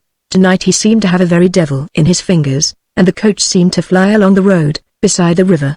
As usual, he did not speak to her, but stared straight in front of him, the ribbon seeming to lie quite loosely in his slender, white hands. Marguerite looked at him tentatively once or twice. She could see his handsome profile, and one lazy eye, with its straight fine brow and drooping heavy lid. The face in the moonlight looked singularly earnest, and recalled to Marguerite's aching heart those happy days of courtship, before he had become the lazy nincompoop, the effete fop, whose life seemed spent in garden supper-rooms. But now, in the moonlight, she could not catch the expression of the lazy blue eyes. She could only see the outline of the firm chin, the corner of the strong mouth, the well-cut massive shape of the forehead. Truly, nature had meant well by Sir Percy. His faults must all be laid at the door of that poor, half-crazy mother, and of the distracted heartbroken father, neither of whom had cared for the young life which was sprouting up between them, and which, perhaps, their very carelessness was already beginning to wreck. Marguerite suddenly felt intense sympathy for her husband. The moral crisis she had just gone through made her feel indulgent towards the faults, the delinquencies, of others. How thoroughly a human being can be buffeted and overmastered by fate, had been borne in upon her with appalling force. Had anyone told her a week ago that she would stoop to spy upon her friends, that she would betray a brave and unsuspecting man into the hands of a relentless enemy, she would have laughed the idea to scorn. Yet she had done these things. Anon, perhaps the death of that brave man would be at her door, just as 2 years ago the Marquis de Streatsir had perished through a thoughtless words of hers. But in that case she was morally innocent. She had meant no serious harm. Fate merely had stepped in. But this time she had done a thing that obviously was base, had done it deliberately, for a motive which, perhaps, high moralists would not even appreciate. As she felt her husband's strong arm beside her, she also felt how much more he would dislike and despise her, if he knew of this night's work. Thus human beings judge of one another, with but little reason, and no charity. She despised her husband for his inanities and vulgar, unintellectual occupations, and he, she felt, would despise her still worse, because she had not been strong enough to do right for right's sake, and to sacrifice her brother to the dictates of her conscience. Buried in her thoughts, Marguerite had found this hour in the breezy summer night all too brief, and it was with a feeling of keen disappointment that she suddenly realized that the bays had turned into the massive gates of her beautiful English home. Sir Percy Blakeney's house on the river has become a historic one, palatial in its dimensions. It stands in the midst of exquisitely laid-out gardens, with a picturesque terrace and frontages to the river. Built in Tudor days, the old red brick of the walls looks eminently picturesque in the midst of a bower of green. The beautiful lawn, with its old sundial, adding the true note of harmony to its foregrounds. And now, on this warm early autumn night, the leaves slightly turned to russets and gold. The old garden looked singularly poetic and peaceful in the moonlight. With unerring precision, Sir Percy had brought the 4 bays to a standstill immediately in front of the fine Elizabethan entrance hall. In spite of the late hour, an army of grooms seemed to have emerged from the very ground, as the coach had thundered up, and were standing respectfully round. Sir Percy jumped down quickly, then helped Marguerite to alight. She lingered outside a moment, whilst he gave a few orders to one of his men. She skirted the house, and stepped onto the lawn, looking out dreamily into the silvery landscape. Nature seemed exquisitely at peace. In comparison with the tumultuous emotions she had gone through, she could faintly hear the ripple of the river and the occasional soft and ghost-like fall of a dead leaf from a tree. All else was quiet round her. She had heard the horses prancing as they were being led away to their distant stables, the hurrying of servants' feet as they had all gone within to rest. The house also was quite still. In two separate suites of apartments, just above the magnificent reception rooms, lights were still burning. They were her rooms, and his, well divided from each other by the whole width of the house, as far apart as their own lives had become. Involuntarily she sighed. At that moment she could really not have told why. She was suffering from unconquerable heartache. Deeply and achingly she was sorry for herself. Never had she felt so pitiably lonely, so bitterly in want of comfort and of sympathy. With another sigh she turned away from the river towards the house, vaguely wondering if, after such a night, she could ever find rest and sleep. Suddenly, before she reached the terrace, she heard a firm step upon the crisp gravel, and the next moment her husband's figure emerged out of the shadow. He too had skirted the house, and was wandering along the lawn, towards the river. He still wore his heavy driving coat with the numerous lapels and collars he himself had set in fashion, but he had thrown it well back, burying his hands as was his wont, in the deep pockets of his satin breeches. The gorgeous white costume he had worn at Lord Grenville's ball, with its jabot of priceless lace, looked strangely ghostly against the dark background of the house. He apparently did not notice her, for, after a few moments' pause, he presently turned back towards the house, and walked straight up to the terrace. "Sir Percy." He already had one foot on the lowest of the terrace steps, but at her voice he started, and paused, then looked searchingly into the shadows whence she had called to him. She came forward quickly into the moonlight, and, as soon as he saw her, he said, with that air of consummate gallantry he always wore when speaking to her, "At your service, madame." But his foot was still on the step, and in his whole attitude there was a remote suggestion, distinctly visible to her, that he wished to go, and had no desire for a midnight interview. "The air is deliciously cool," she said, "the moonlight peaceful and poetic, and the garden inviting. Will you not stay in it a while? The hour is not yet late, or is my company so distasteful to you, that you are in a hurry to rid yourself of it?" "Nay, madame," he rejoined placidly, "but 'tis on the other foot the shoe happens to be, and I'll warrant you'll find the midnight air more poetic without my company. No doubt the sooner I remove the obstruction the better your ladyship will like it." He turned once more to go. "I protest you mistake me, Sir Percy," she said hurriedly, and drawing a little closer to him. "The estrangement, which alas, has arisen between us, was none of my making, remember. Begad. You must pardon me there, madame," he protested coldly, "my memory was always of the shortest." He looked her straight in the eyes, with that lazy nonchalance which had become second nature to him. She returned his gaze for a moment, then her eyes softened, as she came up quite close to him, to the foot of the terrace steps. "Of the shortest, Sir Percy. Faith, how it must have altered. Was it 3 years ago or 4 that you saw me for 1 hour in Paris, on your way to the east? When you came back 2 years later you had not forgotten me." She looked divinely pretty as she stood there in the moonlight, with the fur cloak sliding off her beautiful shoulders, the gold embroidery on her dress shimmering around her, her childlike blue eyes turned up fully at him. He stood for a moment, rigid and still, but for the clenching of his hand against the stone balustrade of the terrace. "You desired my presence, madame," he said frigidly. "I take it that it was not with a view to indulging in tender reminiscences." His voice certainly was cold and uncompromising, his attitude before her, stiff and unbending. Womanly decorum would have suggested Marguerite should return coldness for coldness, and should sweep past him without another word, only with a curt nod of her head, but womanly instinct suggested that she should remain that keen instinct, which makes a beautiful woman conscious of her powers long to bring to her knees the one man who pays her no homage. She stretched out her hand to him. "Nay, Sir Percy, why not? The present is not so glorious but that I should not wish to dwell a little in the past." He bent his tall figure, and taking hold of the extreme tip of the fingers which she still held out to him, he kissed them ceremoniously. "I faith, madame," he said, "then you will pardon me, if my dull wits cannot accompany you there." Once again he attempted to go, once more her voice, sweet, childlike, almost tender, called him back. "Sir Percy, your servant." "Madame, is it possible that love can die?"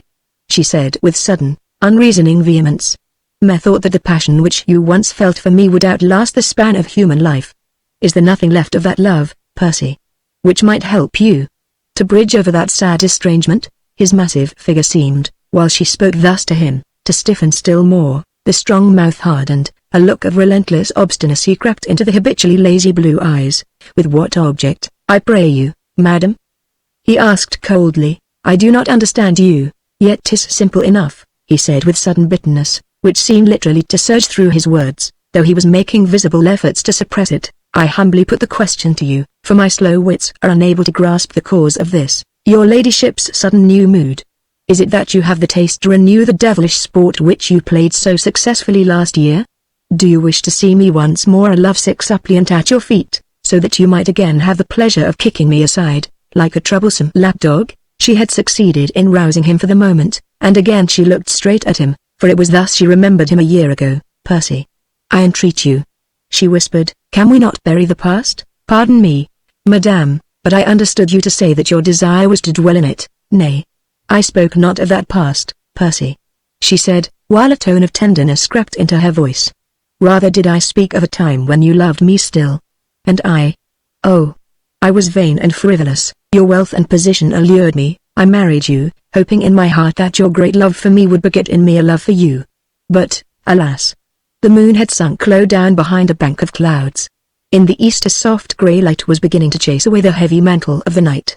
He could only see her graceful outline now, the small queenly head, with its wealth of reddish golden curls, and the glittering gems forming the small, star-shaped, red flower which she wore as a diadem in her hair. 24 hours after our marriage, Madame, the Marquis de Streetsier and all his family perished on the guillotine, and the popular rumour reached me that it was the wife of Sir Percy Blakeney who helped to send them there. Nay, I myself told you the truth of that odious tale, not till after it had been recounted to me by strangers, with all its horrible details. And you believed them then and there, she said with great vehemence, without a proof or question. You believed that I, whom you vowed you loved more than life, whom you professed you worshipped, that I could do a thing so base as these strangers chose to recount. You thought I meant to deceive you about it all, that I ought to have spoken before I married you, yet, had you listened, I would have told you that up to the very morning on which Streetsier went to the guillotine, I was straining every nerve, using every influence I possessed, to save him and his family. But my pride sealed my lips, when your love seemed to perish, as if under the knife of that same guillotine. Yet I would have told you how I was duped. I, whom that same popular rumor had endowed with the sharpest wits in France. I was tricked into doing this thing, by men who knew how to play upon my love for an only brother, and my desire for revenge. Was it unnatural? Her voice became choked with tears. She paused for a moment or two, trying to regain some sort of composure. She looked appealingly at him, almost as if he were her judge. He had allowed her to speak on in her own vehement, impassioned way, offering no comment, no word of sympathy, and now, while she paused, trying to swallow down the hot tears that gushed to her eyes, he waited, impassive and still. The dim, grey light of early dawn seemed to make his tall form look taller and more rigid. The lazy, good-natured face looked strangely altered. Marguerite, excited, as she was, could see that the eyes were no longer languid, the mouth no longer good-humoured and inane. A curious look of intense passion seemed to glow from beneath his drooping lids. The mouth was tightly closed, the lips compressed, as if the will alone held that surging passion in check. Marguerite Blakeney was, above all, a woman, with all a woman's fascinating foibles, all a woman's most lovable sins. She knew in a moment that for the past few months she had been mistaken, that this man who stood here before her, cold as a statue, when her musical voice struck upon his ear, loved her, as he had loved her a year ago, that his passion might have been dormant, but that it was there, as strong, as intense, as overwhelming, as when first her lips met his in one long, maddening kiss. Pride had kept him from her, and, woman-like, she meant to win back that conquest which had been hers before. Suddenly it seemed to her that the only happiness life could ever hold for her again would be in feeling that man's kiss once more upon her lips. Listen to the tale, Sir Percy, she said, and her voice was low, sweet, infinitely tender. Armand was all in all to me. We had no parents, and brought one another up. He was my little father, and I, his tiny mother. We loved one another so. Then one day, do you mind me, Sir Percy? The Marquis de Streetsier had my brother Armand thrashed by his lacqueys, that brother whom I loved better than all the world. And his offence? That he, a plebeian, had dared to love the daughter of the aristocrat, for that he was waylaid and thrashed. Thrashed like a dog within an inch of his life. Oh, how I suffered. His humiliation had eaten into my very soul. When the opportunity occurred, and I was able to take my revenge, I took it. But I only thought to bring that proud Marquis to trouble and humiliation. He plotted with Austria against his own country. Chance gave me knowledge of this. I spoke of it, but I did not know how could I guess ? They trapped and duped me. When I realized what I had done, it was too late. It is perhaps a little difficult, Madame, said Sir Percy, after a moment of silence between them, to go back over the past. I have confessed to you that my memory is short, but the thought certainly lingered in my mind that, at the time of the Marquis' death, I entreated you for an explanation of those same noisome popular rumors. If that same memory does not, even now, play me a trick, I fancy that you refused me all explanation then, and demanded of my love a humiliating allegiance it was not prepared to give. I wished to test your love for me, and it did not bear the test. You used to tell me that you drew the very breath of life but for me, and for love of me. And to probe that love, you demanded that I should forfeit mine honor, he said, whilst gradually his impassiveness seemed to leave him, his rigidity to relax, that I should accept without murmur or question, as a dumb and submissive slave, every action of my mistress. My heart overflowing with love and passion, I asked for no explanation. I waited for one, not doubting, only hoping. Had you spoken but one word, from you I would have accepted any explanation and believed it. But you left me without a word, beyond a bald confession of the actual horrible facts. Proudly you returned to your brother's house, and left me alone. For weeks. Not knowing, now, in whom to believe, since the shrine, which contained my one illusion, lay shattered to earth at my feet. She need not complain now that he was cold and impassive. His very voice shook with an intensity of passion, which he was making superhuman efforts to keep in check. The madness of my pride, she said sadly. Hardly had I gone, already I had repented. But when I returned, I found you, oh, so altered. Wearing already that mask of somnolent indifference which you have never laid aside until now. She was so close to him that her soft, loose hair was wafted against his cheek. Her eyes, glowing with tears, maddened him. The music in her voice sent fire through his veins. But he would not yield to the magic charm of this woman whom he had so deeply loved, and at whose hands his pride had suffered so bitterly. He closed his eyes to shut out the dainty vision of that sweet face, of that snow-white neck and graceful figure, round which the faint rosy light of dawn was just beginning to hover playfully. Nay, Madame, it is no mask, he said icily. I swore to you once, that my life was yours. For months now it has been your plaything. It has served its purpose, but now she knew that the very coldness was a mask. The trouble, the sorrow she had gone through last night, suddenly came back into her mind, but no longer with bitterness, rather with a feeling that this man who loved her, would help her bear the burden. Sir Percy, she said impulsively, heaven knows you have been at pains to make the task, which I had set to myself, difficult to accomplish. You spoke of my mood just now. Well, we will call it that, if you will. I wished to speak to you. Because I was in trouble. And in need of your sympathy. It is yours to command. Madame, how cold you are. She sighed. Faith, I can scarce believe that but a few months ago one tear in my eye had set you well nigh crazy. Now I come to you with a half-broken heart. And I pray you, Madame, he said, whilst his voice shook almost as much as hers, in what way can I serve you? Percy! Armand is in deadly danger. A letter of his, rash, impetuous, as were all his actions, and written to Sir Andrew Ffoulkes, has fallen into the hands of a fanatic. Armand is hopelessly compromised. Tomorrow, perhaps he will be arrested. After the guillotine. Unless... Oh, it is horrible, she said, with a sudden wail of anguish, as all the events of the past night came rushing back to her mind. Horrible. And you do not understand. You cannot. And I have no one to whom I can turn for help, or even for sympathy. Tears now refused to be held back. All her trouble, her struggles, the awful uncertainty of Armand's fate overwhelmed her.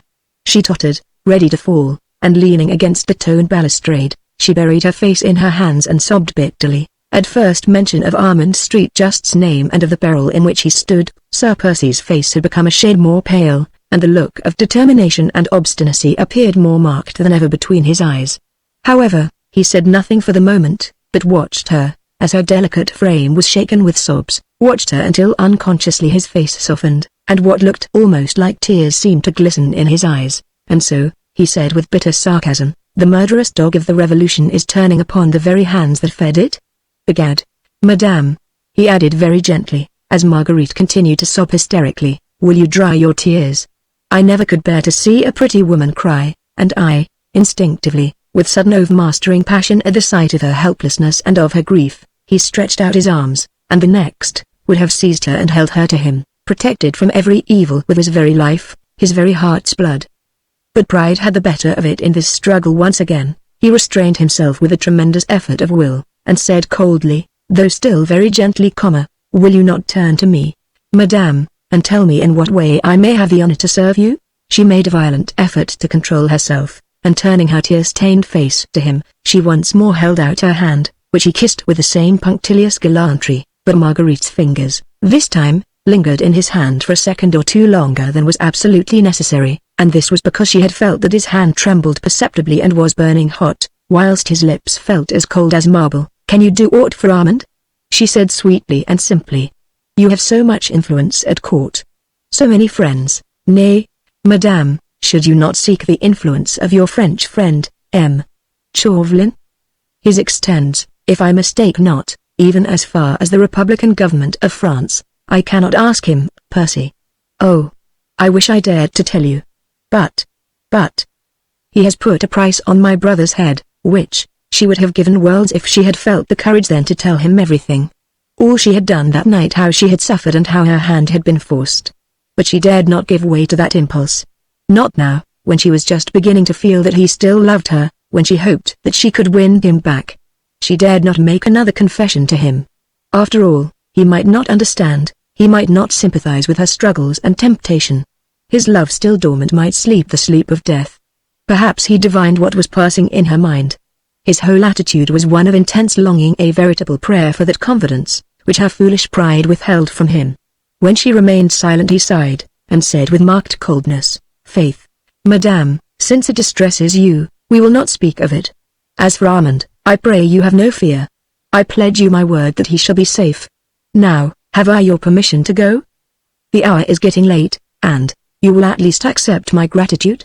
she said, as she drew quite close to him, and speaking with real tenderness. With a quick, almost involuntary effort he would have taken her then in his arms, for her eyes were swimming in tears, which he longed to kiss away, but she had lured him once, just like this, then cast him aside like an ill-fitting glove. He thought this was but a mood, a caprice, and he was too proud to lend himself to it once again. "It is too soon, madame," he said quietly, "I have done nothing as yet. The hour is late, and you must be fatigued. Your women will be waiting for you upstairs."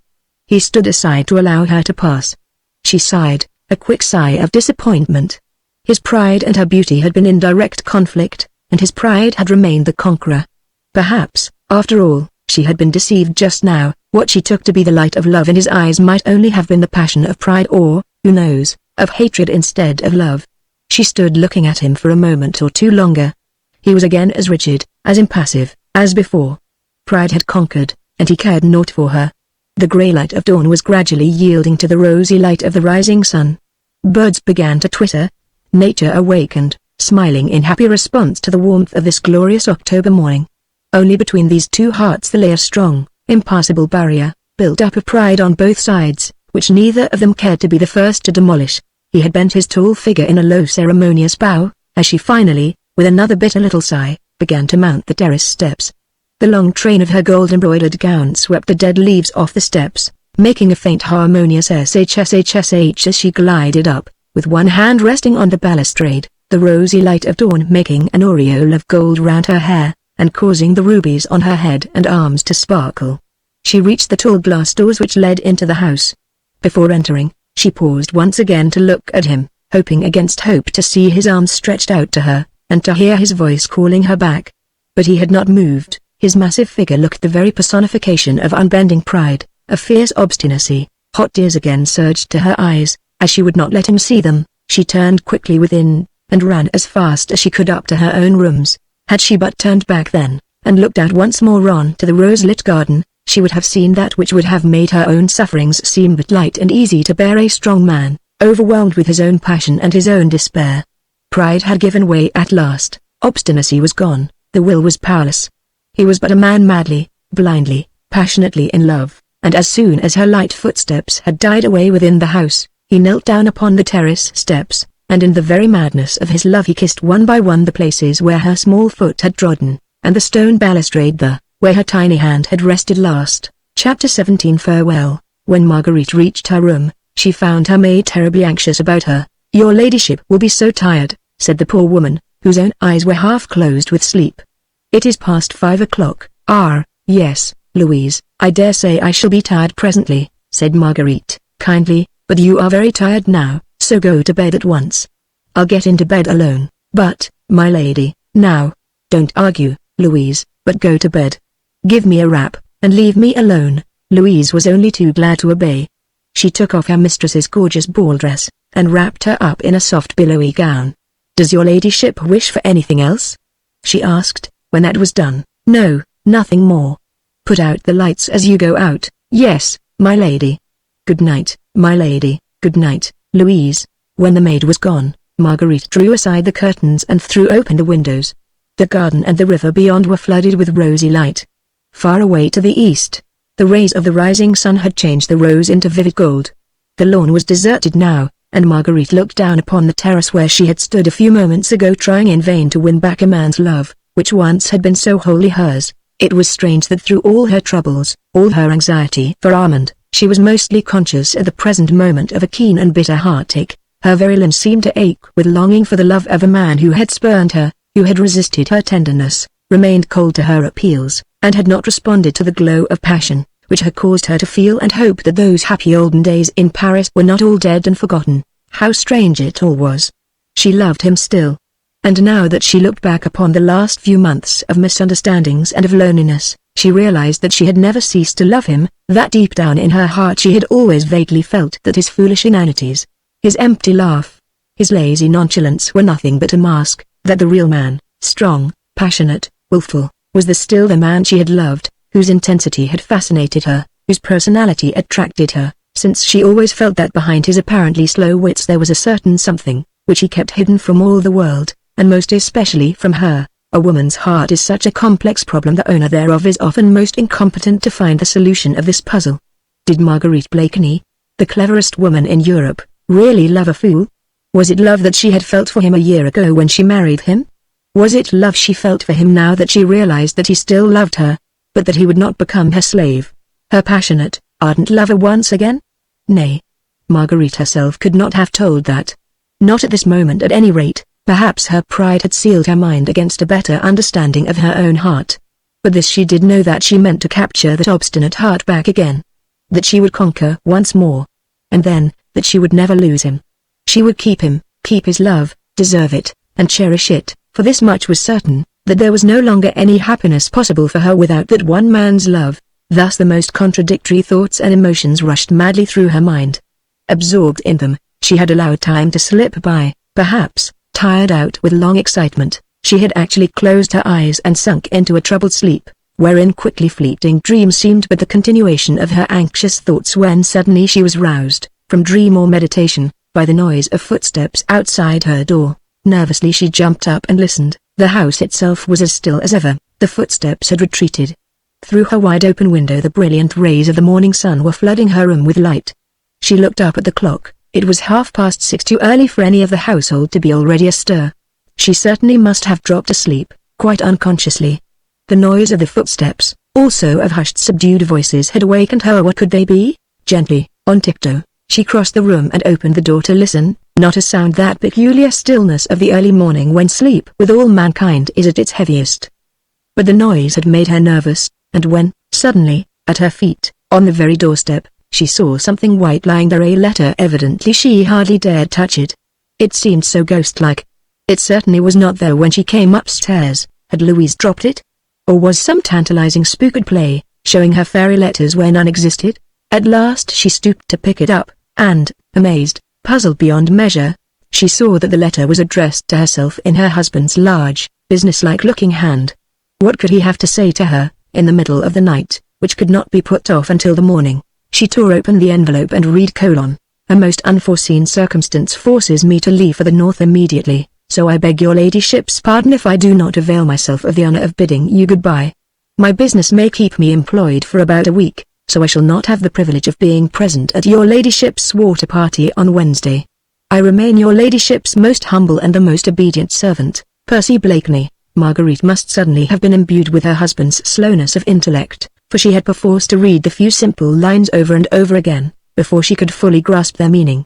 She stood on the landing, turning over and over in her hand this curt and mysterious epistle, her mind a blank, her nerves strained with agitation and a presentiment she could not very well have explained. Sir Percy owned considerable property in the north, certainly, and he had often before gone there alone and stayed away a week at a time, but it seemed so very strange that circumstances should have arisen between 5 and 6 o'clock in the morning that compelled him to start in this extreme hurry. Vainly she tried to shake off an unaccustomed feeling of nervousness. She was trembling from head to foot.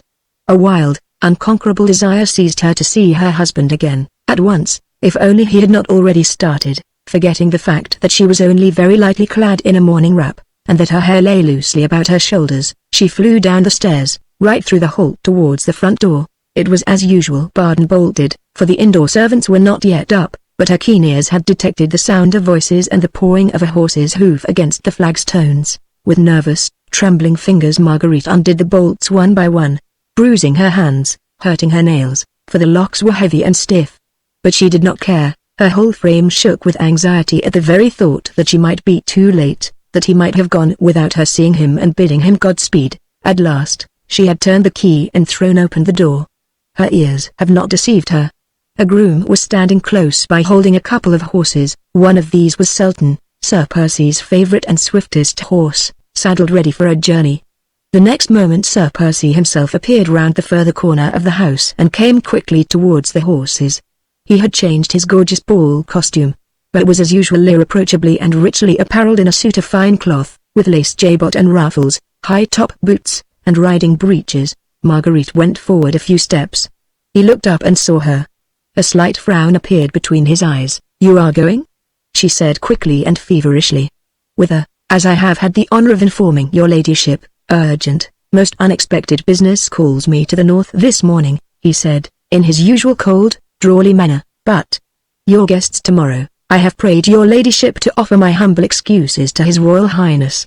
You are such a perfect hostess, I do not think I shall be missed, but surely you might have waited for your journey until after our water party," she said, still speaking quickly and nervously.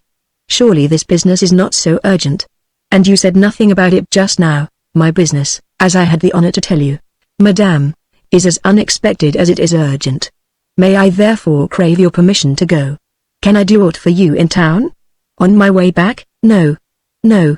Thanks. Nothing." "But you will be back soon?" "Very soon. Before the end of the week?" "I cannot say." He was evidently trying to get away, whilst she was straining every nerve to keep him back for a moment or two. "Percy," she said, "will you not tell me why you go today? Surely I, as your wife, have the right to know. You have not been called away to the north." "I know it. There were no letters, no couriers from the before we left for the opera last night, and nothing was waiting for you when we returned from the ball. You are not going to the north, I feel convinced. There is some mystery." "And, nay, there is no mystery, madame," he replied, with a slight tone of impatience. "My business has to do with Armand. There. Now, have I your leave to depart?" "With Armand? But you will run no danger?" "Danger? I? Nay, madame, your solicitude does me honor. As you say, I have some influence. My intention is to exert it before it be too late. Will you allow me to thank you at least?" "Nay, madame," he said coldly, "there is no need for that. My life is at your service, and I am already more than repaid, and mine will be at yours, Sir Percy, if you will but accept it, in exchange for what you do for Armand," she said, as, impulsively, she stretched out both her hands to him. "There. I will not detain you. My thoughts go with you. Farewell." How lovely she looked in this morning sunlight, with her ardent hair streaming around her shoulders. He bowed very low and kissed her hand. She felt the burning kiss and her heart thrilled with joy and hope. "You will come back?" she said tenderly. "Very soon," he replied, looking longingly into her blue eyes. "Annie, you will remember?" she asked as her eyes, in response to his look, gave him an infinity of promise. "I will always remember, madame, that you have honored me by commanding my services. The words were cold and formal, but they did not chill her this time. Her woman's heart had read his. Beneath the impassive mask his pride still forced him to wear. He bowed to her again, then begged her leave to depart. She stood on one side whilst he jumped onto Sultan's back. Then, as he galloped out of the gates, she waved him a final adieu. A bend in the road soon hid him from view. His confidential groom had some difficulty in keeping pace with him, for Sultan flew along in response to his master's excited mood. Marguerite, with a sigh that was almost a happy one, turned and went within. She went back to her room, for suddenly, like a tired child, she felt quite sleepy. Her heart seemed all at once to be in complete peace, and, though it still ached with undefined longing, a vague and delicious hope soothed it as with a balm. She felt no longer anxious about Armand. The man who had just ridden away, bent on helping her brother, inspired her with complete confidence in his strength and in his power. She marveled at herself for having ever looked upon him as an inane fool. Of course, that was a mask worn to hide the bitter wound she had dealt to his faith and to his love. His passion would have overmastered him, and he would not let her see how much he still cared and how deeply he suffered. But now all would be well. She would crush her own pride, humble it before him, tell him everything, trust him in everything, and those happy days would come back, when they used to wander off together in the forests of Fontainebleau, when they spoke little for he was always a silent man, but when she felt that against that strong heart she would always find rest and happiness. The more she thought of the events of the past night, the less fear had she of Chauvelin and his schemes. He had failed to discover the identity of the Scarlet Pimpernel, of that she felt sure. Both Lord Fancourt and Chauvelin himself had assured her that no one had been in the dining room at 1 o'clock except the Frenchman himself and Percy. Yes! Percy. She might have asked him, had she thought of it.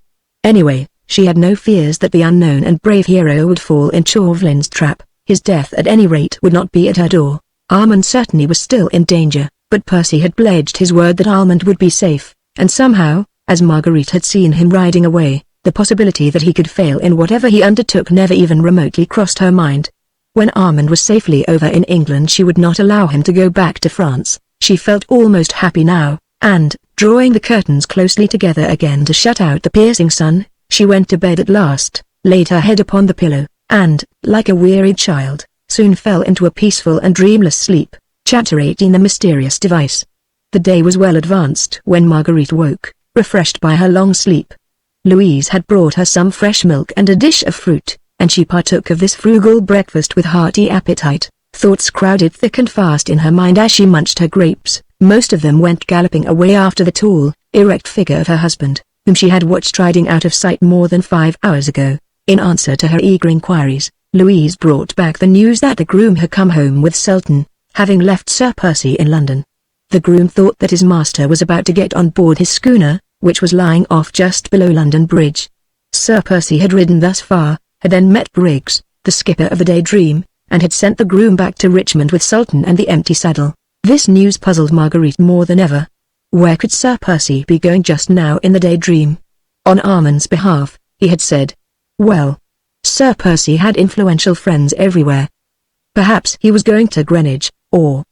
But Marguerite ceased to conjecture. All would be explained anon. He said that he would come back, and that he would remember. A long, idle day lay before Marguerite. She was expecting a visit of her old schoolfellow, little Suzanne de Tourne. With all the merry mischief at her command, she had tendered her request for Suzanne's company to the Countess in the presence of the Prince of Wales last night. His Royal Highness had loudly applauded the notion, and declared that he would give himself the pleasure of calling on the two ladies in the course of the afternoon. The Countess had not dared to refuse, and then and there was entrapped into a promise to send little Suzanne to spend a long and happy day at Richmond with her friend. Marguerite expected her eagerly. She longed for a chat about old school days with the child. She felt that she would prefer Suzanne's company to that of anyone else, and together they would roam through the fine old garden and rich deer park, or stroll along the river. But Suzanne had not come yet, and Marguerite being dressed, prepared to go downstairs. She looked quite a girl this morning in her simple muslin frock, with a broad blue sash around her slim waist, and the dainty crossover figure into which, at her bosom, she had fastened a few late crimson roses. She crossed the landing outside her own suite of apartments, and stood still for a moment at the head of the fine oak staircase, which led to the lower floor. On her left were her husband's apartments, a suite of rooms which she practically never rented. They consisted of bedroom, dressing and reception room, and at the extreme end of the landing, of a small study, which, when Sir Percy did not use it, was always kept locked. His own special and confidential valet, Frank, had charge of this room. No one was ever allowed to go inside. My lady had never cared to do so, and the other servants had, of course, not dared to break this hard and fast rule. Marguerite had often, with that good-natured contempt which she had recently adopted towards her husband, chaffed him about this secrecy which surrounded his private study. Laughingly she had always declared that he strictly excluded all prying eyes from his sanctum for fear they should detect how very little study went on within its four walls. A comfortable armchair for Sir Percy's sweet slumbers was, no doubt, its most conspicuous piece of furniture. Marguerite thought of all this on this bright October morning as she glanced along the corridor. Frank was evidently busy with his master's rooms, for most of the doors stood open, that of the study amongst the others. A sudden burning, childish curiosity seized her to have a peep at Sir Percy's sanctum. This restriction, of course, did not apply to her, and Frank would, of course, not dare to oppose her.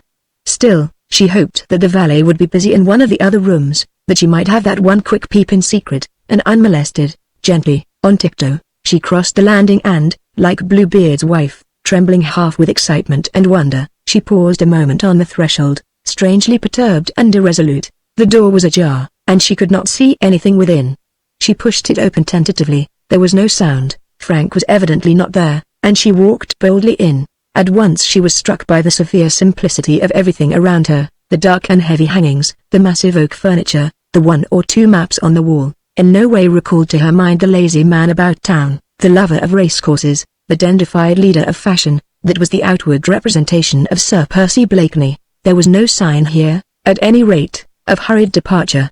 Everything was in its place, not a scrap of paper littered the floor, not a cupboard or drawer was left open. The curtains were drawn aside, and through the open window the fresh morning air was streaming in. Facing the window, and well into the center of the room, stood a ponderous businesslike desk, which looked as if it had seen much service. On the wall to the left of the desk, reaching almost from floor to ceiling, was a large full-length portrait of a woman, magnificently framed, exquisitely painted, and signed with the name of Boucher. It was Percy's mother. Marguerite knew very little about her, except that she had died abroad, ailing in body as well as in mind, which Percy was still a lad. She must have been a very beautiful woman once, when Boucher painted her, and as Marguerite looked at the portrait, she could not but be struck by the extraordinary resemblance which must have existed between mother and son.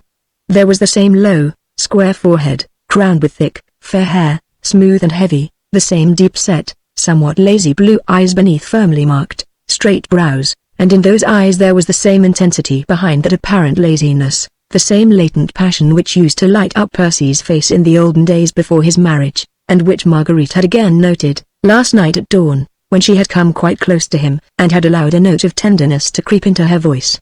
Marguerite studied the portrait, for it interested her. After that she turned and looked again at the ponderous desk. It was covered with a mass of papers, all that neatly tied and docketed, which looked like accounts and receipts arrayed with perfect method.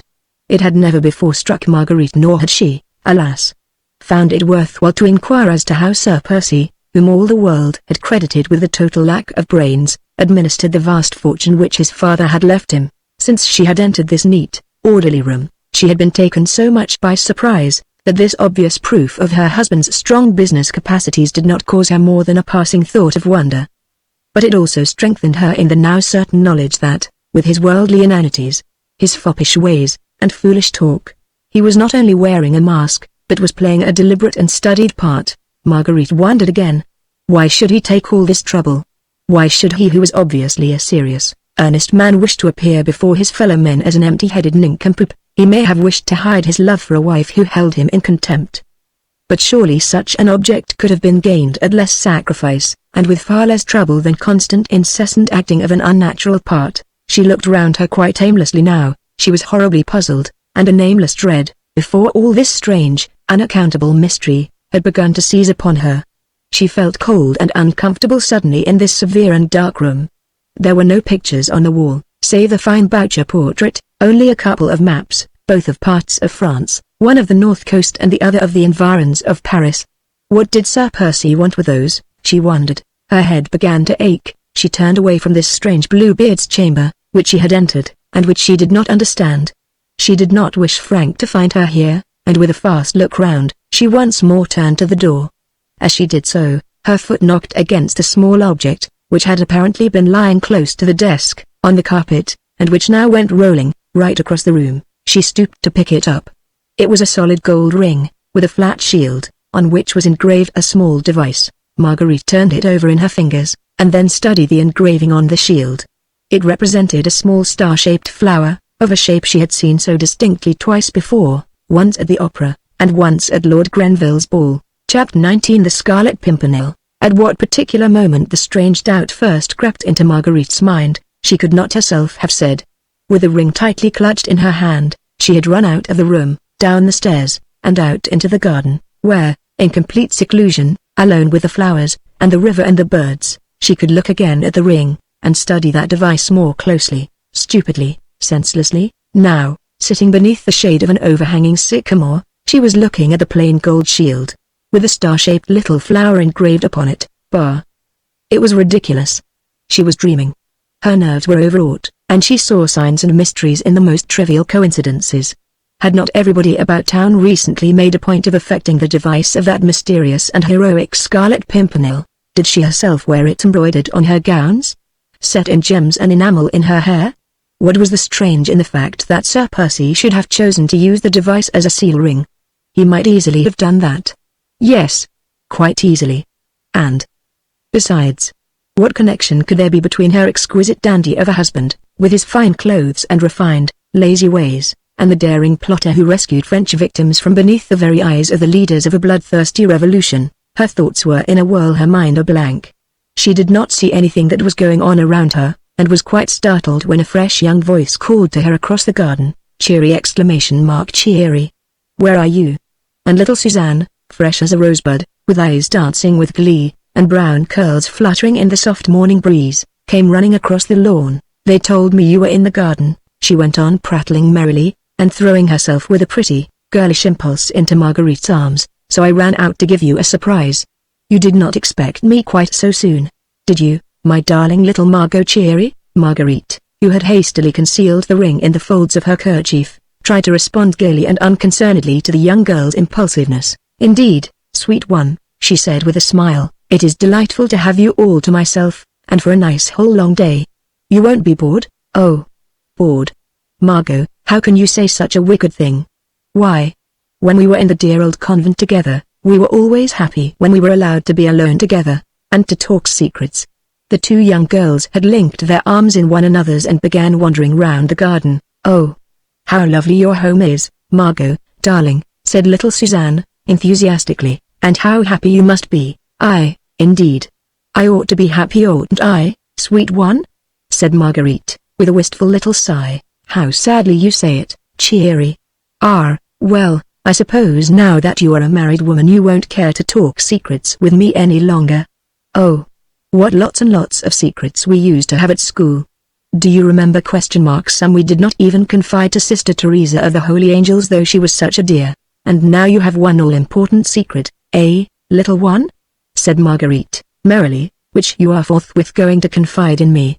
Nay, you need not blush, Cheery, she added, as she saw Suzanne's pretty little face crimson with blushes. Faith, there's naught to be ashamed of.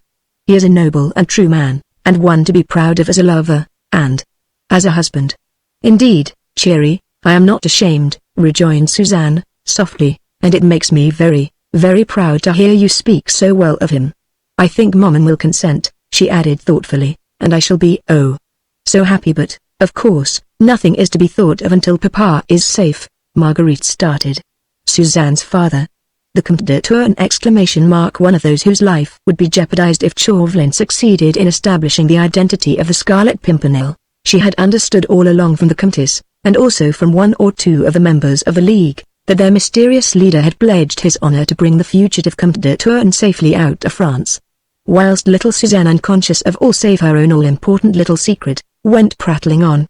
Marguerite's thoughts went back to the events of the past night, Armand's peril, Chauvelin's threat, his cruel either or which she had accepted, and then her own work in the matter, which should have culminated at 1 o'clock in Lord Grenville's dining room, when the relentless agent of the French government would finally learn who was this mysterious Scarlet Pimpernel, who so openly defied an army of spies and placed himself so boldly, and for mere sport, on the side of the enemies of France. Since then she had heard nothing from Chauvelin. She had concluded that he had failed, and yet, she had not felt anxious about Armand, because her husband had promised her that Armand would be safe. But now, suddenly, as Suzanne prattled merrily along, an awful horror came upon her for what she had done. Chauvelin had told her nothing, it was true. But she remembered how sarcastic and evil he looked when she took final leave of him after the ball.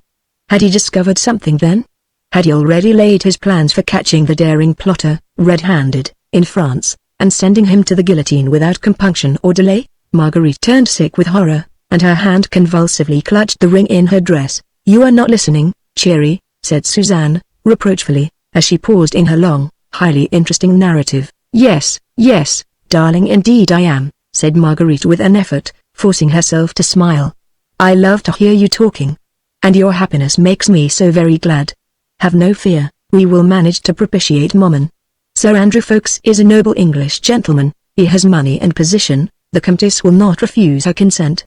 But, now, little one, tell me, what is the latest news about your father?" "Oh," said Suzanne with mad glee, "the best we could possibly hear. My Lord Hastings came to see Maman early this morning. He said that all is now well with dear Papa, and we may safely expect him here in England in less than 4 days. "Yes," said Marguerite, whose glowing eyes were fastened on Suzanne's lips, as she continued merrily. "Oh, we have no fear now. You don't know, Cherie, that great and noble Scarlet Pimpernel himself has gone to save Papa. He has gone, Cherie. Actually gone," added Suzanne excitedly. "He was in London this morning, he will be in Calais, perhaps, tomorrow, where he will meet Papa." And then, the blow had fallen. She had expected it all along, though she had tried for the last half hour to delude herself and to cheat her fears. He had gone to Calais, had been in London this morning.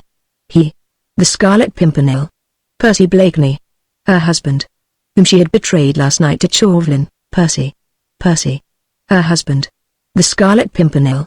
Oh, how could she have been so blind? She understood it all now all at once. That part he played, the mask he wore, in order to throw dust in everybody's eyes, and all for the sheer sport and devilry of course! Saving men, women and children from death, as other men destroy and kill animals for the excitement, the love of the thing.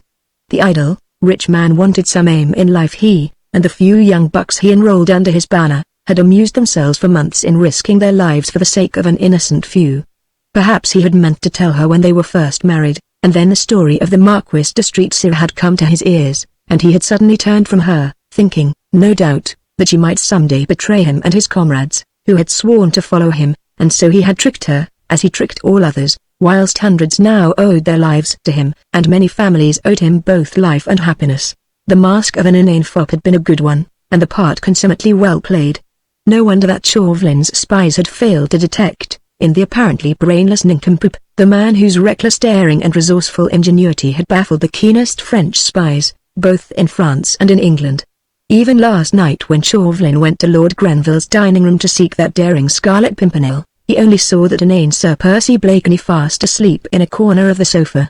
Had his astute mind guessed the secret, then? Here lay the whole awful, horrible, amazing puzzle. In betraying a nameless stranger to his fate in order to save her brother, had Marguerite Blakeney sent her husband to his death? No. No. No. 1,000 times no. Surely fate could not deal a blow like that. Nature itself would rise in revolt. Her hand, when it held that tiny scrap of paper last night, would have surely have been struck numb ere it committed a deed so appalling and so terrible. But what is it, Cherie? Said little Suzanne, now genuinely alarmed, for Marguerite's colour had become dull and ashen. Are you ill, Marguerite? What is it? Nothing, child, she murmured, as in a dream. Wait a moment. Let me think. Think. You said the Scarlet Pimpernel had gone today? Marguerite, Cherie, what is it? You frighten me. It is nothing, child, I tell you. Nothing. I must be alone a minute, and dear one, I may have to curtail our time together today. I may have to go away, you understand? I understand that something has happened, Cherie, and that you want to be alone. I won't be a hindrance to you. Don't think of me. My maid, Lucille, has not yet gone. We will go back together. Don't think of me. She threw her arms impulsively round Marguerite. Child as she was, she felt the poignancy of her friend's grief, and with the infinite tact of her girlish tenderness, she did not try to pry into it, but was ready to efface herself. She kissed Marguerite again and again, then walked sadly back across the lawn. Marguerite did not move, she remained there, thinking. Wondering what was to be done. Just as little Suzanne was about to mount the terrace steps, a groom came running round the house towards his mistress.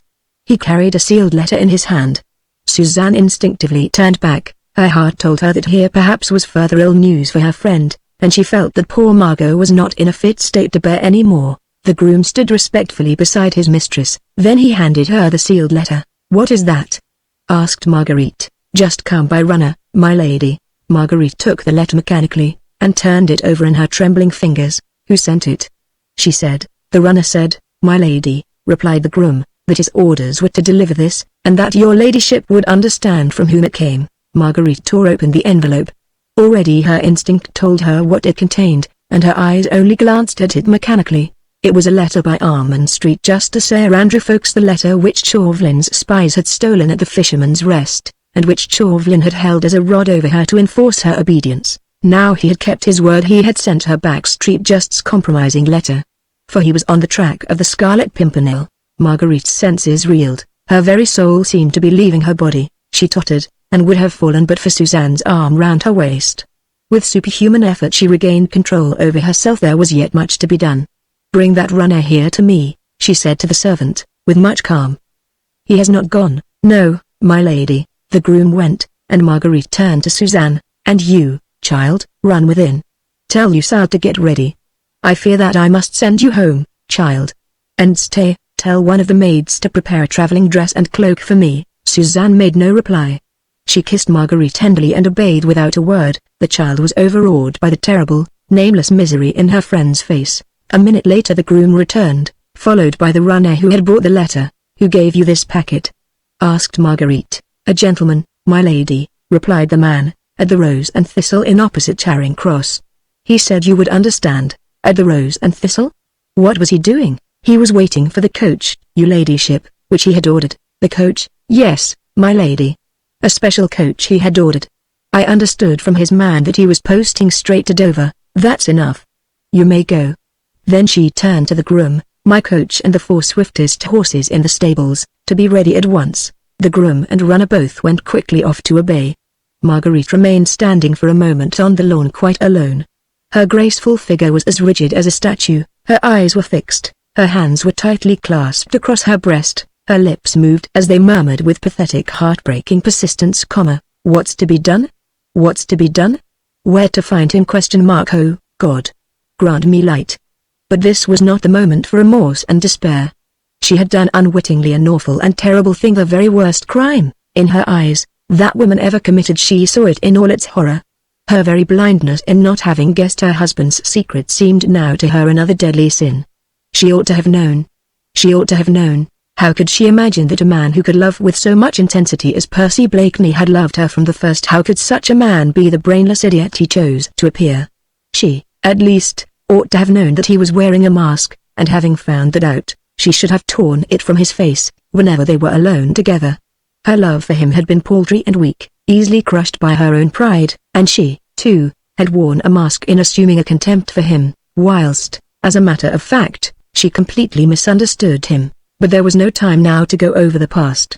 By her own blindness she had sinned. Now she must repay, not by empty remorse, but by prompt and useful action. Percy had started for Calais, utterly unconscious of the fact that his most relentless enemy was on his heels. He had set sail early that morning from London Bridge. Provided he had a favourable wind, he would no doubt be in France within 24 hours. No doubt he had reckoned on the wind and chosen this route. Chauvelin, on the other hand, would post to Dover, charter a vessel there, and undoubtedly reach Calais much about the same time. Once in Calais, Percy would meet all those who were eagerly waiting for the noble and brave Scarlet Pimpernel, who had come to rescue them from horrible and unmerited death. With Chauvelin's eyes now fixed upon his every movement, Percy would thus not only be endangering his own life, but that of Suzanne's father, the old Comte de Tourne, and of those other fugitives who were waiting for him and trusting in him. There was also Armand, who had gone to meet de Tourne, secure in the knowledge that the Scarlet Pimpernel was watching over his safety. All these lives and that of her husband, lay in Marguerite's hands. These she must save, if human pluck and ingenuity were equal to the task. Unfortunately, she could not do all this quite alone. Once in Calais she would not know where to find her husband, whilst Chauvelin, in stealing the papers at Dover, had obtained the whole itinerary. Above everything, she wished to warn Percy. She knew enough about him by now to understand that he would never abandon those who trusted in him, that he would not turn his back from danger, and leave the Comte de Tourne to fall into the bloodthirsty hands that knew of no mercy. But if he were warned, he might form new plans, be more wary, more prudent. Unconsciously, he might fall into a cunning trap, but once warned he might yet succeed, and if he failed, if indeed fate, and Chauvelin, with all the resources at his command, proved too strong for the daring plotter after all, then at least she would be there by his side, to comfort, love and cherish, to cheat death perhaps at the last by making it seem sweet, if they died both together, locked in each other's arms, with the supreme happiness of knowing that passion had responded to passion, and that all misunderstandings were at an end. Her whole body stiffened as with a great and firm resolution. This she meant to do, if God gave her wits and strength. Her eyes lost their fixed look, they glowed with inward fire at the thought of meeting him again so soon, in the very midst of most deadly perils. They sparkled with the joy of sharing these dangers with him, of helping him, perhaps of being with him at the last if she failed. The childlike sweet face had become hard and set, the curved mouth was closed tightly over her clenched teeth. She meant to do or die, with him and for his sake. A frown, which spoke of an iron will and unbending resolution, appeared between the two straight brows. Already her plans were formed. She would go and find Sir Andrew Ffoulkes first. He was Percy's best friend, and Marguerite remembered, with a thrill, with what blind enthusiasm the young man always spoke of his mysterious leader. He would help her where she needed help. Her coach was ready. A change of raiment, and a farewell to little Suzanne, and she could be on her way. Without haste, but without hesitation, she walked quietly into the house. Chapter 20. The Friend. Less than half an hour later, Marguerite, buried in thoughts, sat inside her coach, which was bearing her swiftly to London. She had taken an affectionate farewell of little Suzanne, and seen the child safely started with her maid, and in her own coach, back to town. She had sent one courier with a respectful letter of excuse to His Royal Highness, begging for a postponement of the august visit on account of pressing and urgent business, and another on ahead to bespeak a fresh relay of horses at Faversham. Then she had changed her muslin frock for a dark travelling costume and mantle, had provided herself with money which her husband's lavishness always placed fully at her disposal, and had started on her way. She did not attempt to delude herself with any vain and futile hopes. The safety of her brother Armand was to have been conditional on the imminent capture of the Scarlet Pimpernel. As Chauvelin had sent her back Armand's compromising letter, there was no doubt that he was quite satisfied in his own mind that Percy Blakeney was the man whose death he had sworn to bring about. No. There was no room for any fond delusions.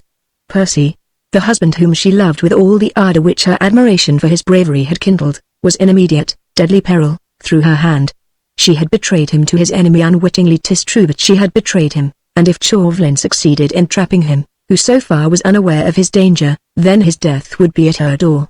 His death, when with her very heart's blood, she would have defended him and given willingly her life for his. She had ordered her coach to drive her to the Crown Inn. Once there, she told her coachman to give the horses food and rest.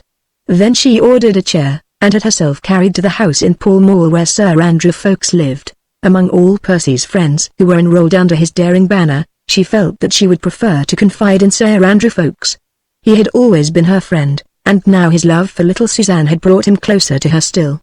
Had he been away from home, gone on the mad errand with Percy, perhaps, then she would have called on Lord Hastings or Lord Tony, for she wanted the help of one of these young men, or she would indeed be powerless to save her husband. Sir Andrew Ffoulkes, however, was at home, and his servant introduced her ladyship immediately. She went upstairs to the young man's comfortable bachelor's chambers, and was shown into a small, though luxuriously furnished, dining room. A moment or two later Sir Andrew himself appeared. He had evidently been much startled when he heard who his lady visitor was, for he looked anxiously, even suspiciously, at Marguerite, whilst performing the elaborate bows before her, which the rigid etiquette of the time demanded. Marguerite had laid aside every vestige of nervousness. She was perfectly calm, and having returned the young man's elaborate salute, she began very calmly, "Sir Andrew, I have no desire to waste valuable time in much talk. You must take certain things I am going to tell you for granted. These will be of no importance. What is important is that your leader and comrade, the Scarlet Pimpernel, my husband, Percy Blakeney, is in deadly peril." Had she the remotest doubt of the correctness of her deductions, she would have had them confirmed now, for Sir Andrew, completely taken by surprise, had grown very pale, and was quite incapable of making the slightest attempt at clever parrying. "No matter how I know this, Sir Andrew," she continued quietly, "thank God that I do, and that perhaps it is not too late to save him. Unfortunately, I cannot do this quite alone, and therefore have come to you for help." "Lady Blakeney," said the young man, trying to recover himself, "will you hear me first?" She interrupted. "This is how the matter stands. When the agent of the French government stole your papers that night in Dover, he found amongst them certain plans, which you or your leader meant to carry out for the rescue of the Comte de Tourne and others. The Scarlet Pimpernel Percy, my husband, has gone on this errand himself today. Chauvelin knows that the Scarlet Pimpernel and Percy Blakeney are one and the same person. He will follow him to Calais, and there will lay hands on him. You know as well as I do the fate that awaits him at the hands of the revolutionary government of France. No interference from England, from King George himself, would save him. Robespierre and his gang would see to it that the interference came too late. But not only that, the much-trusted leader will also have been unconsciously the means of revealing the hiding place of the Comte de Tourne and of all those who, even now, are placing their hopes in him." She had spoken quietly, dispassionately, and with firm, unbending resolution. Her purpose was to make that young man trust and help her, for she could do nothing without him. "I do not understand," he repeated, trying to gain time, to think what was best to be done. But I think you do, Sir Andrew. You must know that I am speaking the truth. Look these facts straight in the face. Percy has sailed for Calais, I presume for some lonely part of the coast, and Chauvelin is on his track. He has posted for Dover, and will cross the Channel probably tonight. What do you think will happen?" The young man was silent. "Percy will arrive at his destination. Unconscious of being followed, he will seek out de Tourne and the others. Among these is Armand Street, just my brother. He will seek them out, one after another, probably, not knowing that the sharpest eyes in the world are watching his every movement. When he has thus unconsciously betrayed those who blindly trust in him, when nothing can be gained from him, and he is ready to come back to England, with those whom he has gone so bravely to save, the doors of the trap will close upon him, and he will be sent to end his noble life upon the guillotine." Still Sir Andrew was silent. "You do not trust me," she said passionately. "Oh God! Cannot you see that I am in deadly earnest? Man, she added, while, with her tiny hands she seized the young man suddenly by the shoulders, forcing him to look straight at her. "Tell me, do I look like that vilest thing on earth, a woman who would betray her own husband?" "God forbid, Lady Blakeney," said the young man at last, "that I should attribute such evil motives to you, but what? Tell me. Quick, man. The very seconds are precious. Will you tell me?"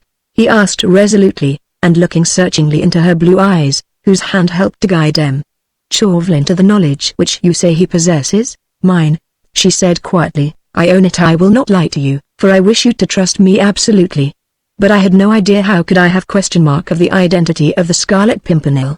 And my brother's safety was to be my prize if I succeeded in helping Chauvelin to track the Scarlet Pimpernel." She nodded. "It is no use telling you how he forced my hand. Armand is more than a brother to me, and how could I guess? But we waste time, Sir Andrew. Every second is precious. In the name of God. My husband is in peril. Your friend ! Your comrade ! Help me to save him." Sir Andrew felt his position to be a very awkward one. The oath he had taken before his leader and comrade was one of obedience and secrecy, and yet the beautiful woman, who was asking him to trust her, was undoubtedly in earnest. His friend and leader was equally undoubtedly in imminent danger. "And, Lady Blakeney," he said at last, "God knows you have perplexed me, so that I do not know which way my duty lies. Tell me what you wish me to do. There are 19 of us ready to lay down our lives for the Scarlet Pimpernel if he is in danger." "There is no need for lives just now, my friend," she said dryly. "My wits and 4 swift horses will serve the necessary purpose. But I must know where to find him. See," she added, while her eyes filled with tears, "I have humbled myself before you, I have owned my fault to you. Shall I also confess my weakness? My husband and I have been estranged, because he did not trust me, and because I was too blind to understand. You must confess that the bandage which he put over my eyes was a very thick one. Is it small wonder that I did not see through it? But last night, after I led him unwittingly into such deadly peril, it suddenly fell from my eyes. If you will not help me, Sir Andrew, I would still strive to save my husband. I would still exert every faculty I possess for his sake, but I might be powerless, for I might arrive too late, and nothing would be left for you but lifelong remorse, and And, for me, a broken heart. But, Lady Blakeney, said the young man, touched by the gentle earnestness of this exquisitely beautiful woman. Do you know that what you propose doing is man's work? You cannot possibly journey to Calais alone. You would be running the greatest possible risks to yourself, and your chances of finding your husband now where I to direct you ever so carefully are infinitely remote. Oh, I hope there are risks. She murmured softly, I hope there are dangers, too! I have so much to atone for. But I fear you are mistaken. Chauvelin's eyes are fixed upon you all, he will scarce notice me. Quick, Sir Andrew! The coach is ready, and there is not a moment to be lost. I must get to him. I must, she repeated with almost savage energy, to warn him that that man is on his track. Can't you see, that I must get to him? Even if it be too late to save him. At least, to be by his side. At the least, Faith. Madame, you must command me. Gladly would I or any of my comrades lay down our lives for our husband. If you will go yourself. Nay, friend, do you not see that I would go mad if I let you go without me? She stretched out her hand to him. You will trust me? I await your orders, he said simply. Listen, then. My coach is ready to take me to Dover. Do you follow me, as swiftly as horses will take you? We meet at nightfall at the Fisherman's Rest. Chauvelin would avoid it, as he is known there, and I think it would be the safest. I will gladly accept your escort to Calais. As you say, I might miss Sir Percy were you to direct me ever so carefully. We'll charter a schooner at Dover and cross over during the night. Disguised, if you will agree to it, as my lackey, you will, I think, escape detection. I am entirely at your service, madame, rejoined the young man earnestly. I trust to God that you will sight the Daydream before we reach Calais. With Chauvelin at his heels, every step the Scarlet Pimpernel takes on French soil is fraught with danger. God grant it, Sir Andrew. But now, farewell. We meet tonight at Dover. It will be a race between Chauvelin and me across the Channel tonight, and the prize the life of the Scarlet Pimpernel. He kissed her hand, and then escorted her to her chair. A quarter of an hour later she was back at the Crown Inn, where her coach and horses were ready and waiting for her. The next moment they thundered along the London streets, and then straight on to the Dover road at maddening speed. She had no time for despair now. She was up and doing and had no leisure to think. With Sir Andrew Ffoulkes as her companion and ally, hope had once again revived in her heart. God would be merciful. He would not allow so appalling a crime to be committed, as the death of a brave man, through the hand of a woman who loved him, and worshipped him, and he would gladly have died for his sake. Marguerite's thoughts flew back to him, the mysterious hero, whom she had always unconsciously loved, when his identity was still unknown to her.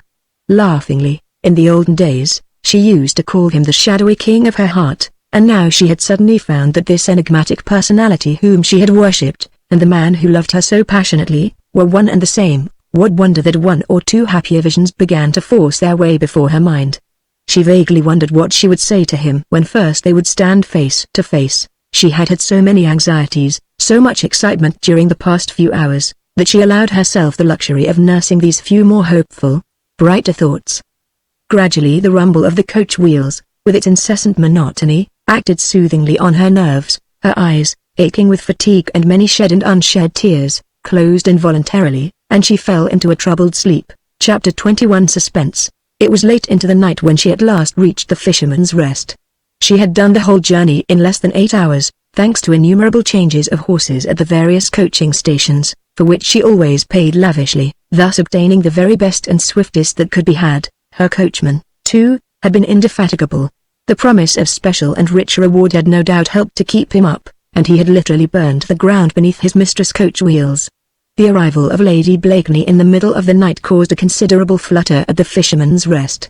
Sally jumped hastily out of bed, and Mr. Jellyband was at great pains how to make his important guest comfortable. Both of these good folk were far too well drilled in the manners appertaining to innkeepers, to exhibit the slightest surprise at Lady Blakeney's arrival, alone, at this extraordinary hour.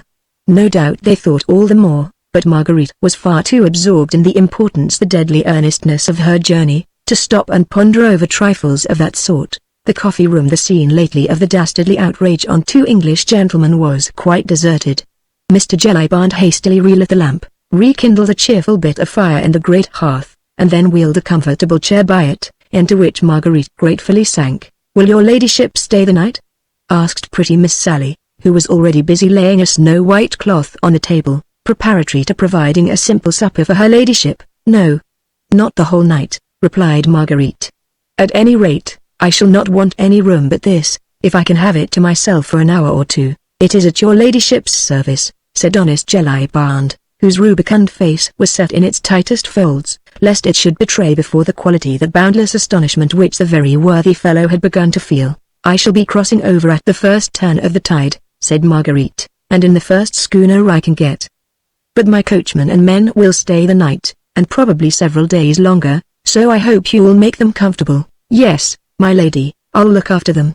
"Shall Sally bring your ladyship some supper?" "Yes, please. Put something cold on the table, and as soon as Sir Andrew Ffoulkes comes, show him in here." "Yes, my lady." Honest Jellyband's face now expressed distress in spite of himself. He had great regard for Sir Percy Blakeney, and did not like to see his lady running away with young Sir Andrew. Of course, it was no business of his, and Mr. Jellyband was no gossip.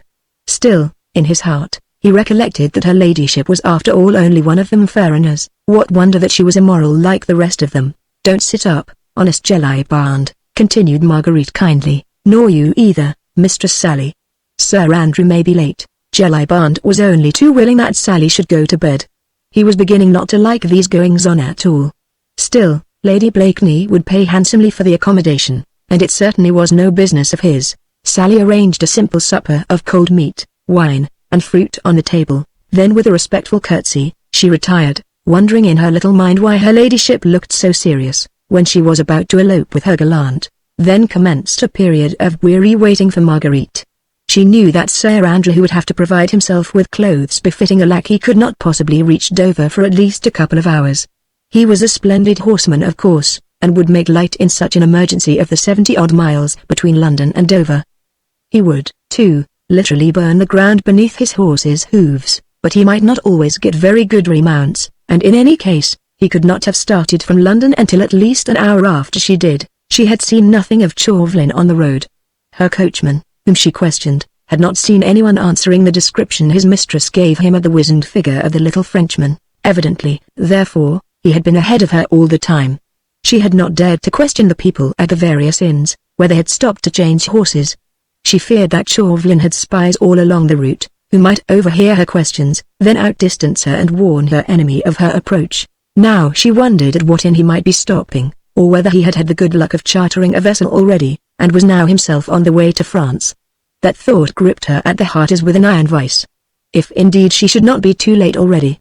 The loneliness of the room overwhelmed her, everything within was so horribly still. The ticking of the grandfather's clock, dreadfully slow and measured, was the only sound which broke this awful loneliness. Marguerite had need of all her energy, all her steadfastness of purpose, to keep up her courage through this weary midnight waiting. Everyone else in the house but herself must have been asleep.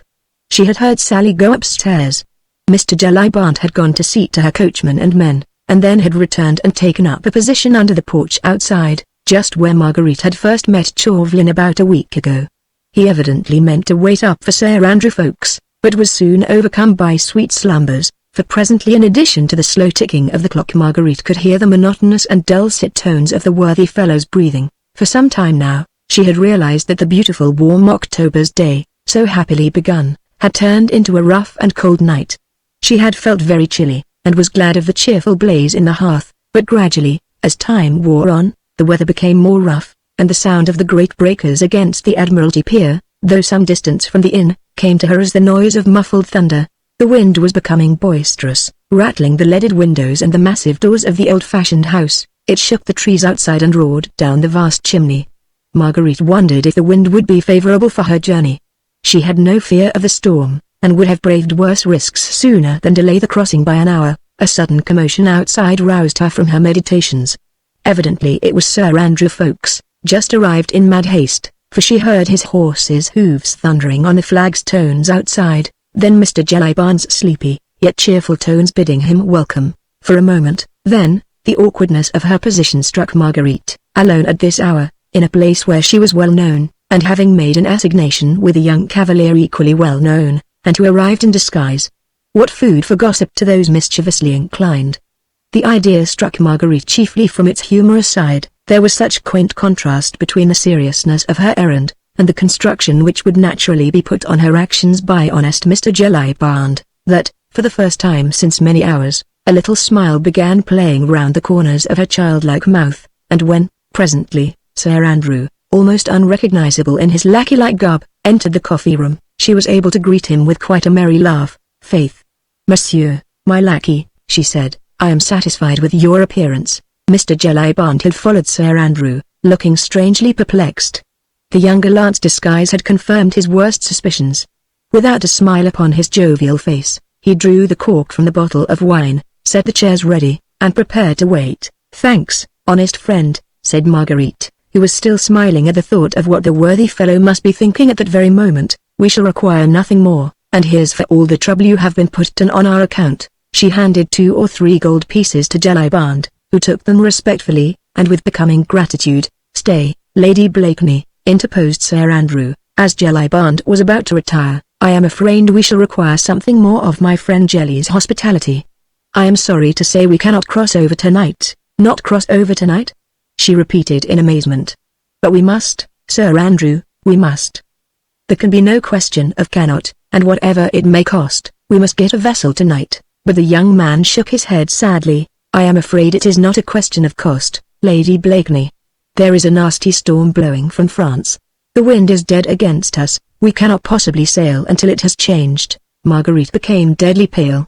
She had not foreseen this. Nature herself was playing her a horrible, cruel trick. Percy was in danger, and she could not go to him, because the wind happened to blow from the coast of France. "But we must go!"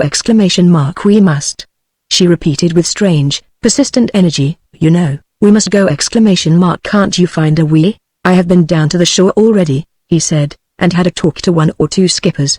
It is quite impossible to set sail tonight, so every sailor assured me. No one," he added, looking significantly at Marguerite, "no one could possibly put out of Dover tonight." Marguerite at once understood what he meant. No one included Chauvelin as well as herself. She nodded pleasantly to Jellyband. "Well, then, I must resign myself," she said to him. "Have you a room for me?" "Oh, yes, your ladyship. A nice, bright, airy room. I'll see to it at once. And there is another one for Sir Andrew, both quite ready." "That's brave now, mine honest Jelly," said Sir Andrew, gaily, and clapping his worth host vigorously on the back. "You unlock both those rooms, and leave our candles here on the dresser. I vow you are dead with sleep, and her ladyship must have some supper before she retires.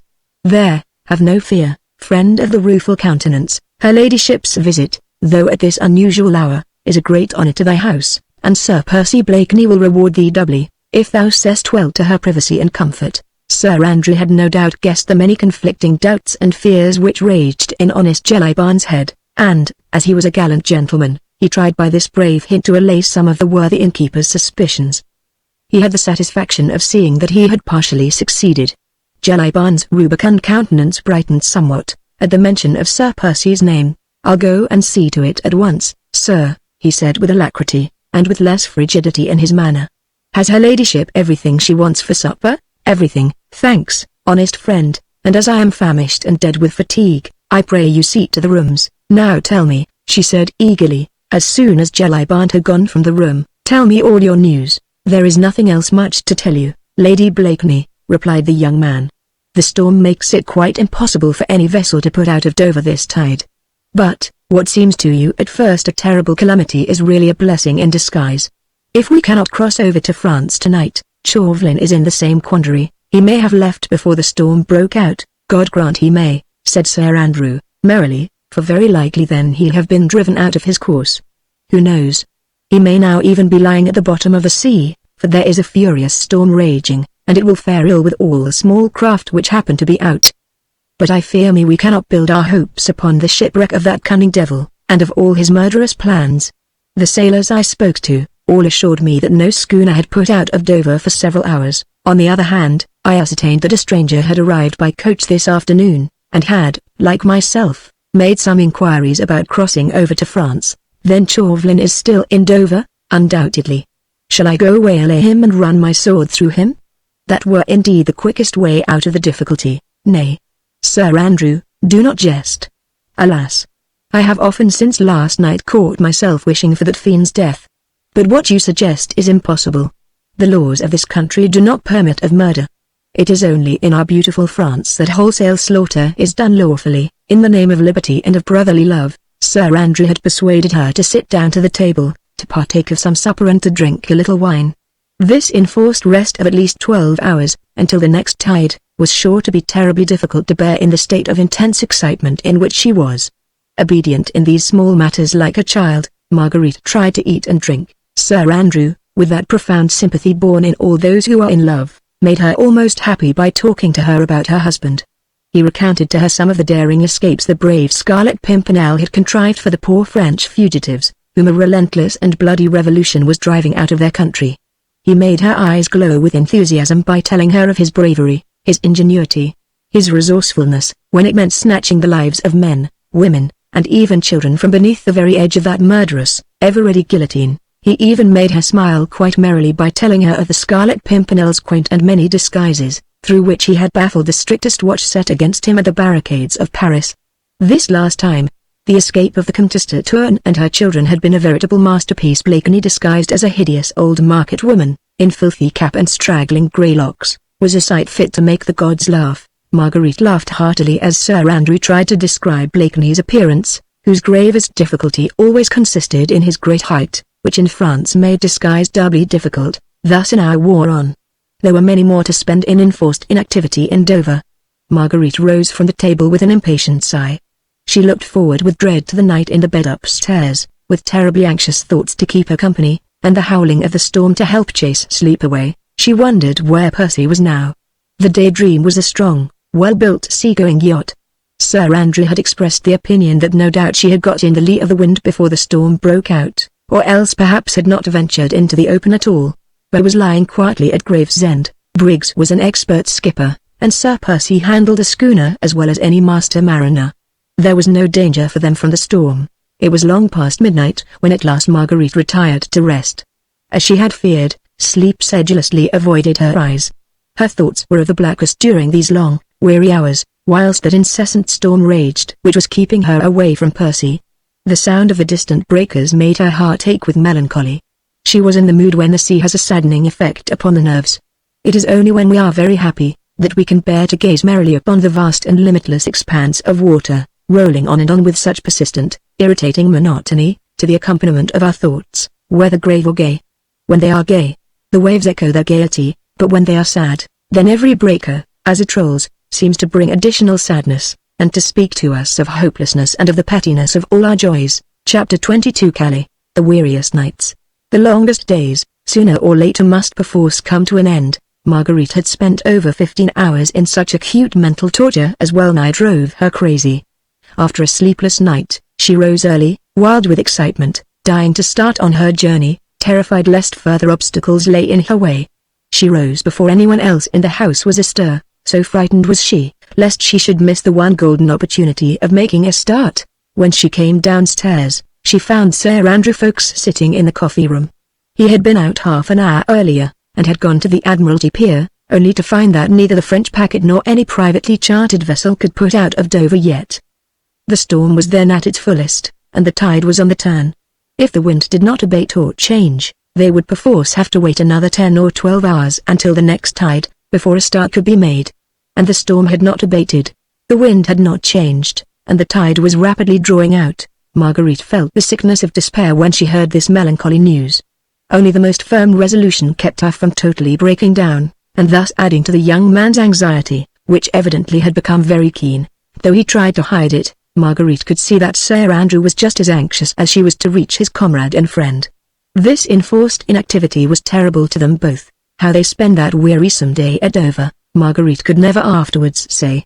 She was in terror of showing herself, lest Chauvelin's spies happened to be about, so she had a private sitting room, and she and Sir Andrew sat there hour after hour, trying to take, at long intervals, some perfunctory meals, which little Sally would bring them, with nothing to do but to think, to conjecture, and only occasionally to hope.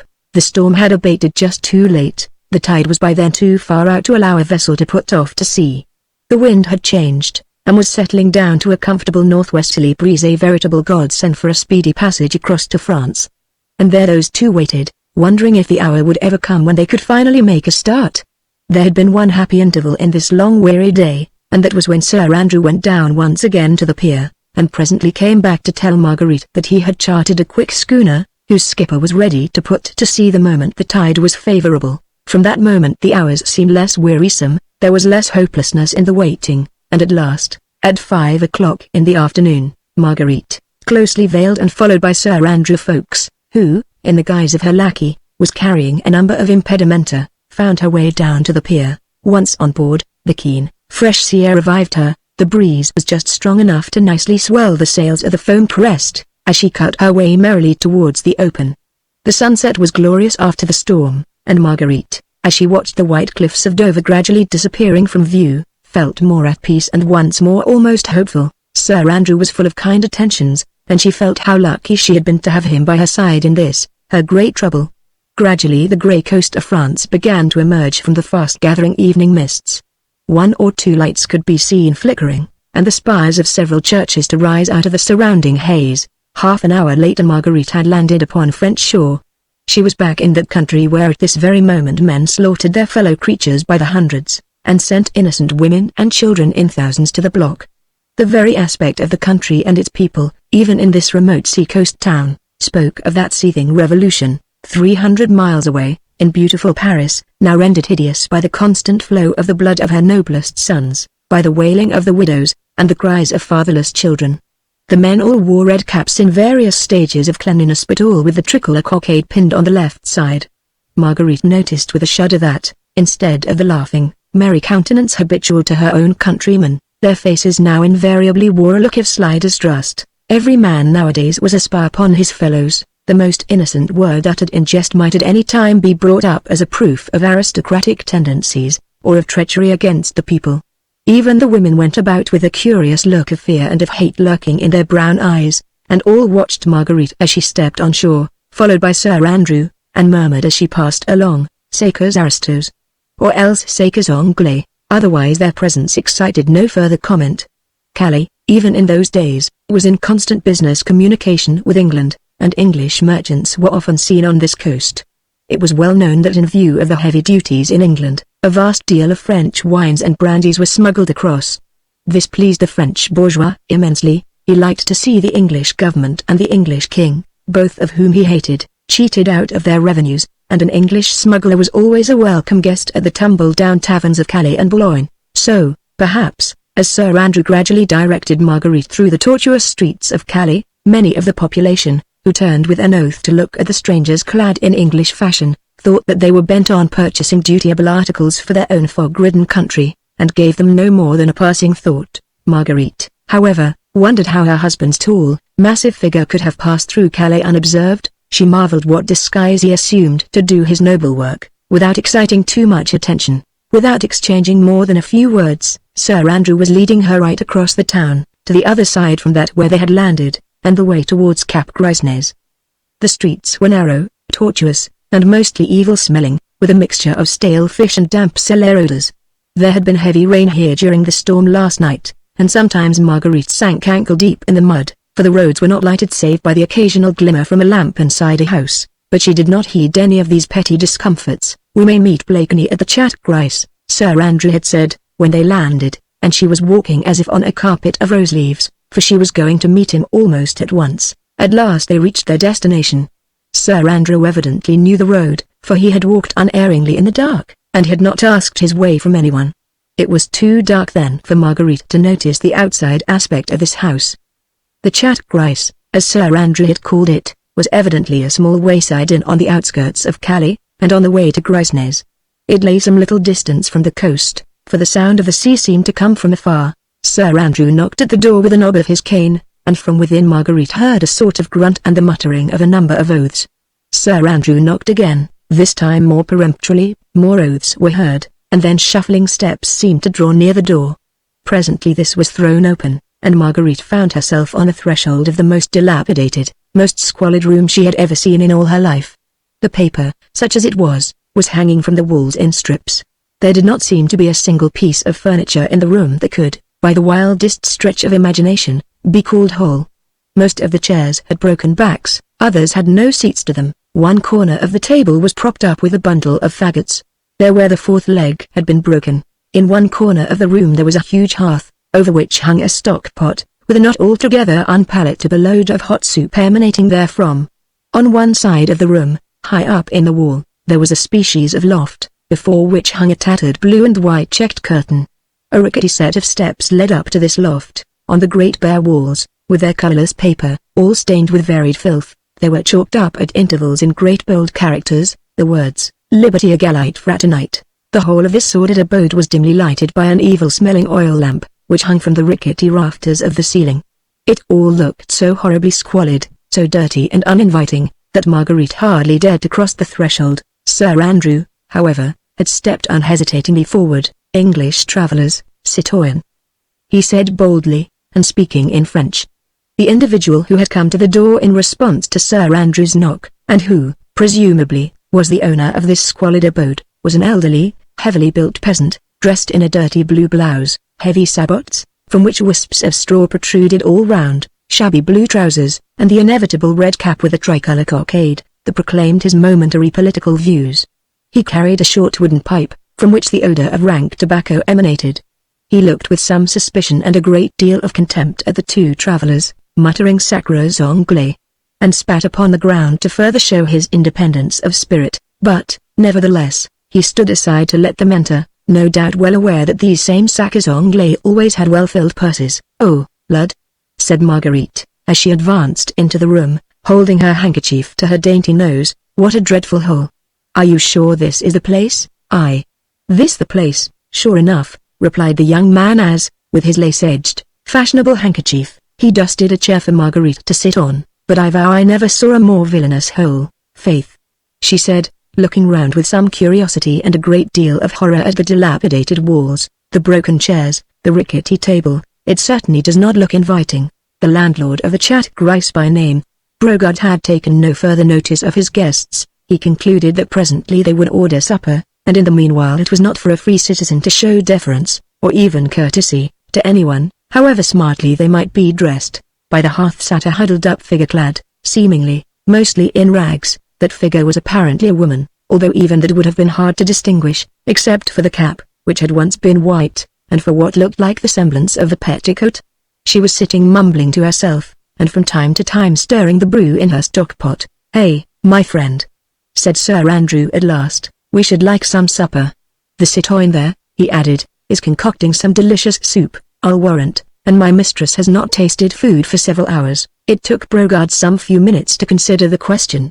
A free citizen does not respond too readily to the wishes of those who happen to require something of him. "Sacres aristos," he murmured, and once more spat upon the ground. Then he went very slowly up to a dresser which stood in a corner of the room. From this he took an old pewter soup tureen and slowly, and without a word, he handed it to his better half, who, in the same silence, began filling the tureen with the soup out of her stock-pot. Marguerite had watched all these preparations with absolute horror. Were it not for the earnestness of her purpose, she would incontinently have fled from this abode of dirt and evil smells. "Faith, our host and hostess are not cheerful people," said Sir Andrew, seeing the look of horror on Marguerite's face.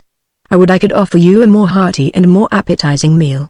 But I think you will find the soup eatable and the wine good. These people wallow in dirt, but live well as a rule. Nay, I pray you, Sir Andrew," she said gently, "be not anxious about me. My mind is scarce inclined to dwell on thoughts of supper." Brogard was slowly pursuing his gruesome preparations. He had placed a couple of spoons, also 2 glasses on the table, both of which Sir Andrew took the precaution of wiping carefully. Brogard had also produced a bottle of wine and some bread, and Marguerite made an effort to draw her chair to the table and to make some pretense at eating. Sir Andrew, as befitting his role of lackey, stood behind her chair. "Nay, madame, I pray you," he said, seeing that Marguerite seemed quite unable to eat, "I beg of you to try and swallow some food. Remember you have need of all your strength." The soup certainly was not bad, it smelt and tasted good. Marguerite might have enjoyed it, but for the horrible surroundings. She broke the bread, however, and drank some of the wine. "Nay, Sir Andrew," she said, "I do not like to see you standing. You have need of food just as much as I have. This creature will only think that I am an eccentric Englishwoman eloping with her lackey, if you'll sit down and partake of this semblance of supper beside me." Indeed, Brogard, having placed what was strictly necessary upon the table, seemed not to trouble himself any further about his guests. The mere Brogard had quietly shuffled out of the room, and the man stood and lounged about, smoking his evil-smelling pipe, sometimes under Marguerite's very nose, as any free-born citizen who was anybody's equal should do. "Confound the brute," said Sir Andrew, with native British wrath, as Brogard leant up against the table, smoking and looking down superciliously at these two sacres anglais. "In heaven's name, man," admonished Marguerite, hurriedly, seeing that Sir Andrew, with British-born instinct, was ominously clenching his fist, "remember that you are in France, and that in this year of grace this is the temper of the people. I'd like to scrag the brute," muttered Sir Andrew, savagely. He had taken Marguerite's advice and sat next to her at table, and they were both making noble efforts to deceive one another, by pretending to eat and drink. "I pray you," said Marguerite, "keep the creature in a good temper, so that he may answer the questions we must put to him." "I'll do my best, but, begad, I'd sooner scrag him than question him." "Hey, my friend," he said pleasantly in French, and tapping Brogard lightly on the shoulder, "do you see many of our quality along these parts? Many English travellers, I mean?" Brogard looked round at him, over his near shoulder, puffed away at his pipe for a moment or two as he was in no hurry, then muttered "sometimes." "Ah," said Sir Andrew, carelessly, "English travellers always know where they can get good wine, eh?" "My friend now, tell me, my lady was desiring to know if by any chance you happen to have seen a great friend of hers, an English gentleman, who often comes to Calais on business. He is tall, and recently was on his way to Paris. My lady hoped to have met him in Calais." Marguerite tried not to look at Brogard, lest she should betray before him the burning anxiety with which she waited for his reply. But a free-born French citizen is never in any hurry to answer questions. Brogard took his time, then he said very slowly, "Tall Englishman ? Today ? Yes, yes, today," muttered Brogard, sullenly. Then he quietly took Sir Andrew's hat from a chair close by, put it on his own head, tugged at his dirty blouse, and generally tried to express in pantomime that the individual in question wore very fine clothes. "Sacre aristo," he muttered, "that tall Englishman." Marguerite could scarce repress a scream. "It's Sir Percy right enough," she murmured, and not even in disguise, she smiled, in the midst of all her anxiety and through her gathering tears, at the thought of the ruling passion strong in death, of Percy running into the wildest, maddest dangers, with the latest cut coat upon his back, and the laces of his jabot unruffled. "Oh, the foolhardiness of it!" she sighed. "Quick, Sir Andrew," asked the man when he went. "Ah yes, my friend," said Sir Andrew, addressing Brogard, with the same assumption of carelessness, "my lord always wears beautiful clothes. The tall Englishman you saw, was certainly my lady's friend. And he has gone, you say?" "He went." "Yes. But he's coming back. Here he ordered supper." Sir Andrew put his hand with a quick gesture of warning upon Marguerite's arm. It came none too soon, for the next moment her wild, mad joy would have betrayed her. He was safe and well, was coming back here presently, she would see him in a few moments perhaps. Oh! The wildness of her joy seemed almost more than she could bear. "Here," she said to Brogard, who seemed suddenly to have been transformed in her eyes into some heaven-born messenger of bliss. "Here!"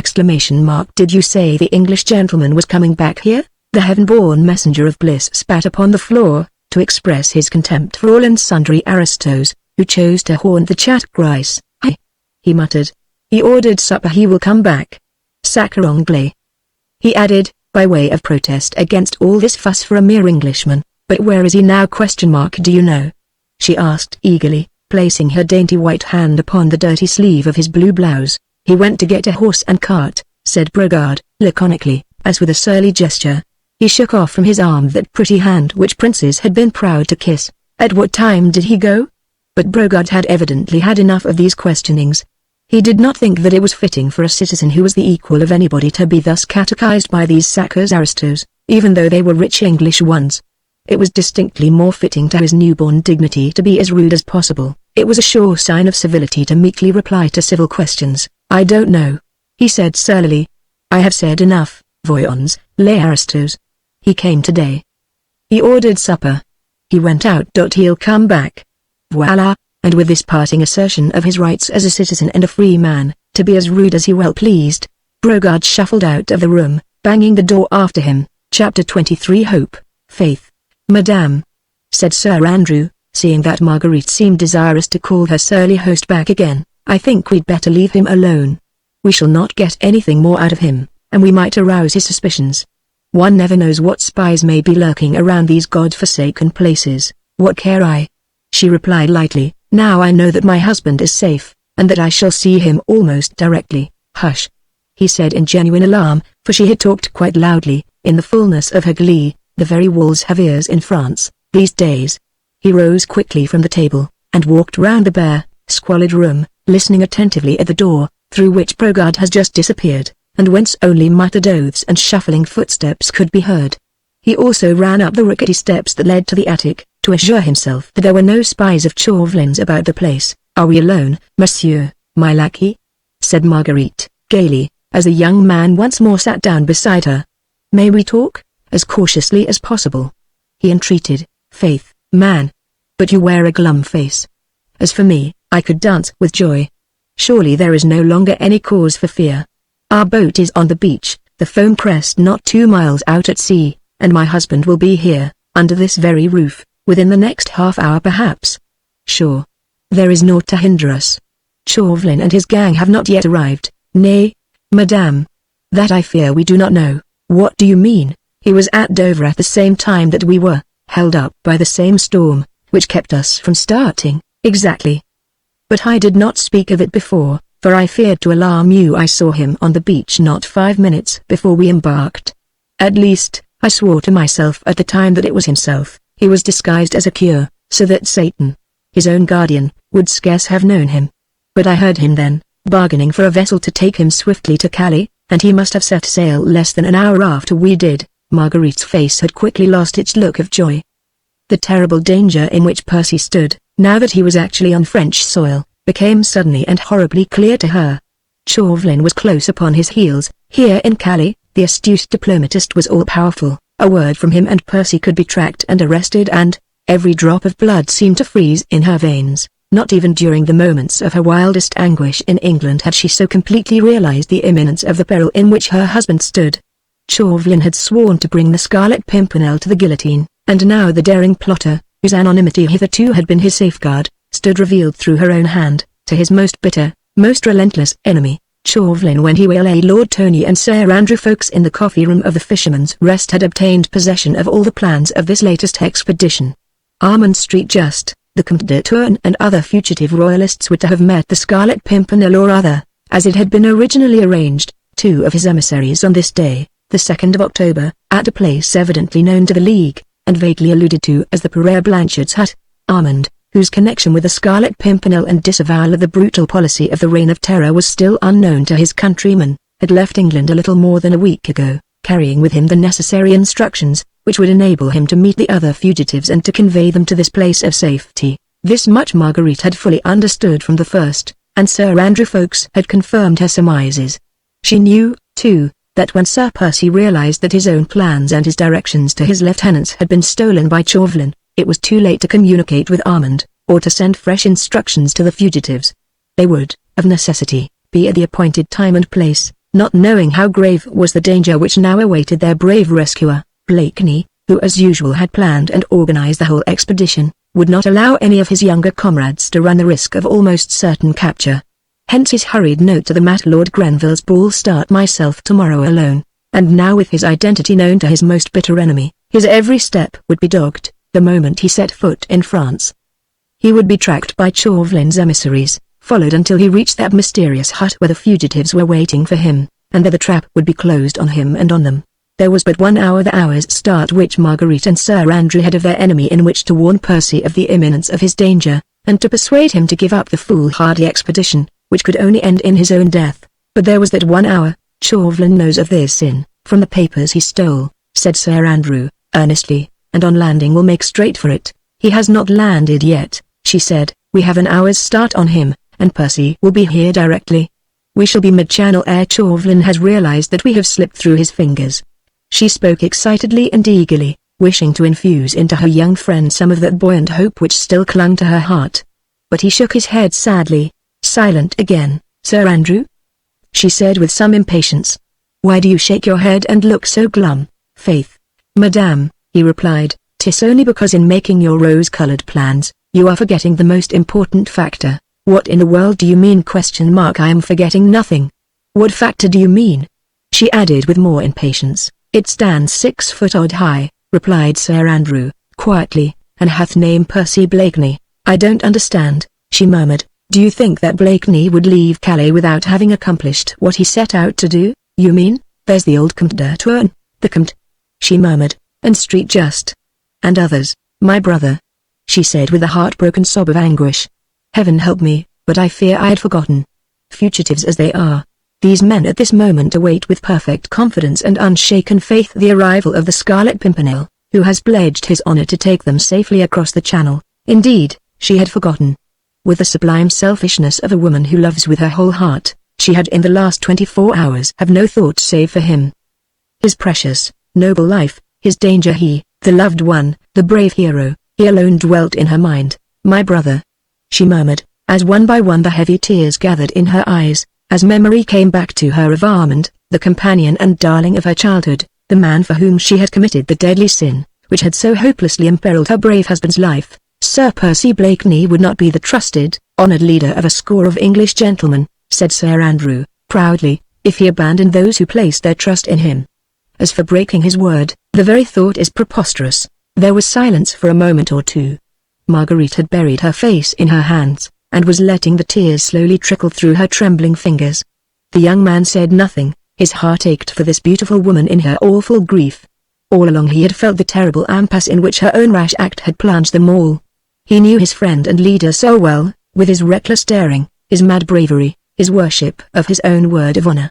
Sir Andrew knew that Blakeney would brave any danger, run the wildest risks sooner than break it, and with Chauvelin at his very heels, would make a final attempt, however desperate, to rescue those who trusted in him. Faith, Sir Andrew, said Marguerite at last, making brave efforts to dry her tears, you are right, and I would not now shame myself by trying to dissuade him from doing his duty. As you say, I should plead in vain. God grant him strength and ability, she added fervently and resolutely, to outwit his pursuers. He will not refuse to take you with him. Perhaps, when he starts on his noble work, between you, you will have cunning as well as valor. God guard you both. In the meanwhile I think we should lose no time. I still believe that his safety depends upon his knowing that Chauvelin is on his track, undoubtedly. He has wonderful resources at his command. As soon as he is aware of his danger he will exercise more caution. His ingenuity is a veritable miracle. Then, what say you to a voyage of reconnaissance in the village whilst I wait here against his coming? You might come across Percy's track and thus save valuable time. If you find him, tell him to beware! His bitterest enemy is on his heels. But this is such a villainous hole for you to wait in. Nay, that I do not mind! But you might ask our surly host if he could let me wait in another room, where I could be safer from the prying eyes of any chance traveller. Offer him some ready money, so that he should not fail to give me word the moment the tall Englishman returns. She spoke quite calmly, even cheerfully now, thinking out her plans, ready for the worst if need be. She would show no more weakness, she would prove herself worthy of him, who was about to give his life for the sake of his fellow men. Sir Andrew obeyed her without further comment. Instinctively he felt that hers now was the stronger mind. He was willing to give himself over to her guidance, to become the hand, whilst she was the directing hand. He went to the door of the inner room, through which Brogard and his wife had disappeared before, and knocked. As usual, he was answered by a salvo of muttered oaths. "Hey, friend Brogard," said the man peremptorily, "my lady friend would wish to rest here a while. Could you give her the use of another room? She would wish to be alone." He took some money out of his pocket, and allowed it to jingle significantly in his hand. Brogard had opened the door, and listened, with his usual surly apathy, to the young man's request. At the sight of the gold, however, his lazy attitude relaxed slightly. He took his pipe from his mouth and shuffled into the room. He then pointed over his shoulder at the attic up in the wall. "She can wait up there," he said with a grunt. "It's comfortable, and I have no other room." "Nothing could be better," said Marguerite in English. She at once realized the advantages such a position hidden from view would give her. "Give him the money, Sir Andrew. I shall be quite happy up there, and can see everything without being seen." She nodded to Brogard, who condescended to go up to the attic, and to shake up the straw that lay on the floor. "May I entreat you, madame, to do nothing rash," said Sir Andrew, as Marguerite prepared in her turn to ascend the rickety flight of steps. "Remember this place is infested with spies. Do not, I beg of you, reveal yourself to Sir Percy, unless you are absolutely certain that you are alone with him. Even as he spoke, he felt how unnecessary was this caution. Marguerite was as calm, as clear-headed as any man. There was no fear of her doing anything that was rash. "Nay," she said with a slight attempt at cheerfulness, "that I can faithfully promise you. I would not jeopardize my husband's life, nor yet his plans, by speaking to him before strangers. Have no fear, I will watch my opportunity, and serve him in the manner I think he needs it most." Brogard had come down the steps again, and Marguerite was ready to go up to her safe retreat. "I dare not kiss your hand, madame," said Sir Andrew, as she began to mount the steps, "since I am your lackey, but I pray you be of good cheer. If I do not come across Blakeney in half an hour, I shall return, expecting to find him here." "Yes, that will be best. We can afford to wait for half an hour. Chauvelin cannot possibly be here before that. God grant that either you or I may have seen Percy by then. Good luck to you, friend. Have no fear for me." Lightly she mounted the rickety wooden steps that led to the attic. Brogard was taking no further heed of her. She could make herself comfortable there or not as she chose. Sir Andrew watched her until she had reached the curtains across, and the young man noted that she was singularly well placed there, for seeing and hearing, whilst remaining unobserved. He had paid Brogard well. The surly old innkeeper would have no object in betraying her. Then Sir Andrew prepared to go. At the door he turned once again and looked up at the loft. Through the ragged curtains Marguerite's sweet face was peeping down at him, and the young man rejoiced to see that it looked serene, and even gently smiling. With a final nod of farewell to her, he walked out into the night. Chapter 24 The Death Trap. The next quarter of an hour went by swiftly and noiselessly. In the room downstairs, Brogard had for a while busied himself with clearing the table, and rearranging it for another guest. It was because she watched these preparations that Marguerite found the time slipping by more pleasantly. It was for Percy that this semblance of supper was being got ready. Evidently Brogard had a certain amount of respect for the tall Englishman, as he seemed to take some trouble in making the place look a trifle less uninviting than it had done before. He even produced, from some hidden recess in the old dresser, what actually looked like a tablecloth, and when he spread it out, and saw it was full of holes, he shook his head dubiously for a while, then was at much pains so to spread it over the table as to hide most of its blemishes. Then he got out a serviette, also old and ragged, but possessing some measure of cleanliness, and with this he carefully wiped the glasses, spoons and plates, which he put on the table. Marguerite could not help smiling to herself as she watched all these preparations, which Brogard accomplished to an accompaniment of muttered oaths. Clearly the great height and bulk of the Englishman, or perhaps the weight of his fist, had overawed this free-born citizen of France, or he would never have been at such trouble for any succor aristo. When the table was set such as it was, Brogard surveyed it with evident satisfaction. He then dusted one of the chairs with the corner of his blouse, gave a stir to the stock pot, threw a fresh bundle of faggots onto the fire, and slouched out of the room. Marguerite was left alone with her reflections. She had spread her travelling cloak over the straw, and was sitting fairly comfortably, as the straw was fresh, and the evil odours from below came up to her only in a modified form. But, momentarily, she was almost happy because, when she peeped through the tattered curtains, she could see a rickety chair, a torn tablecloth, a glass, a plate and a spoon. That was all.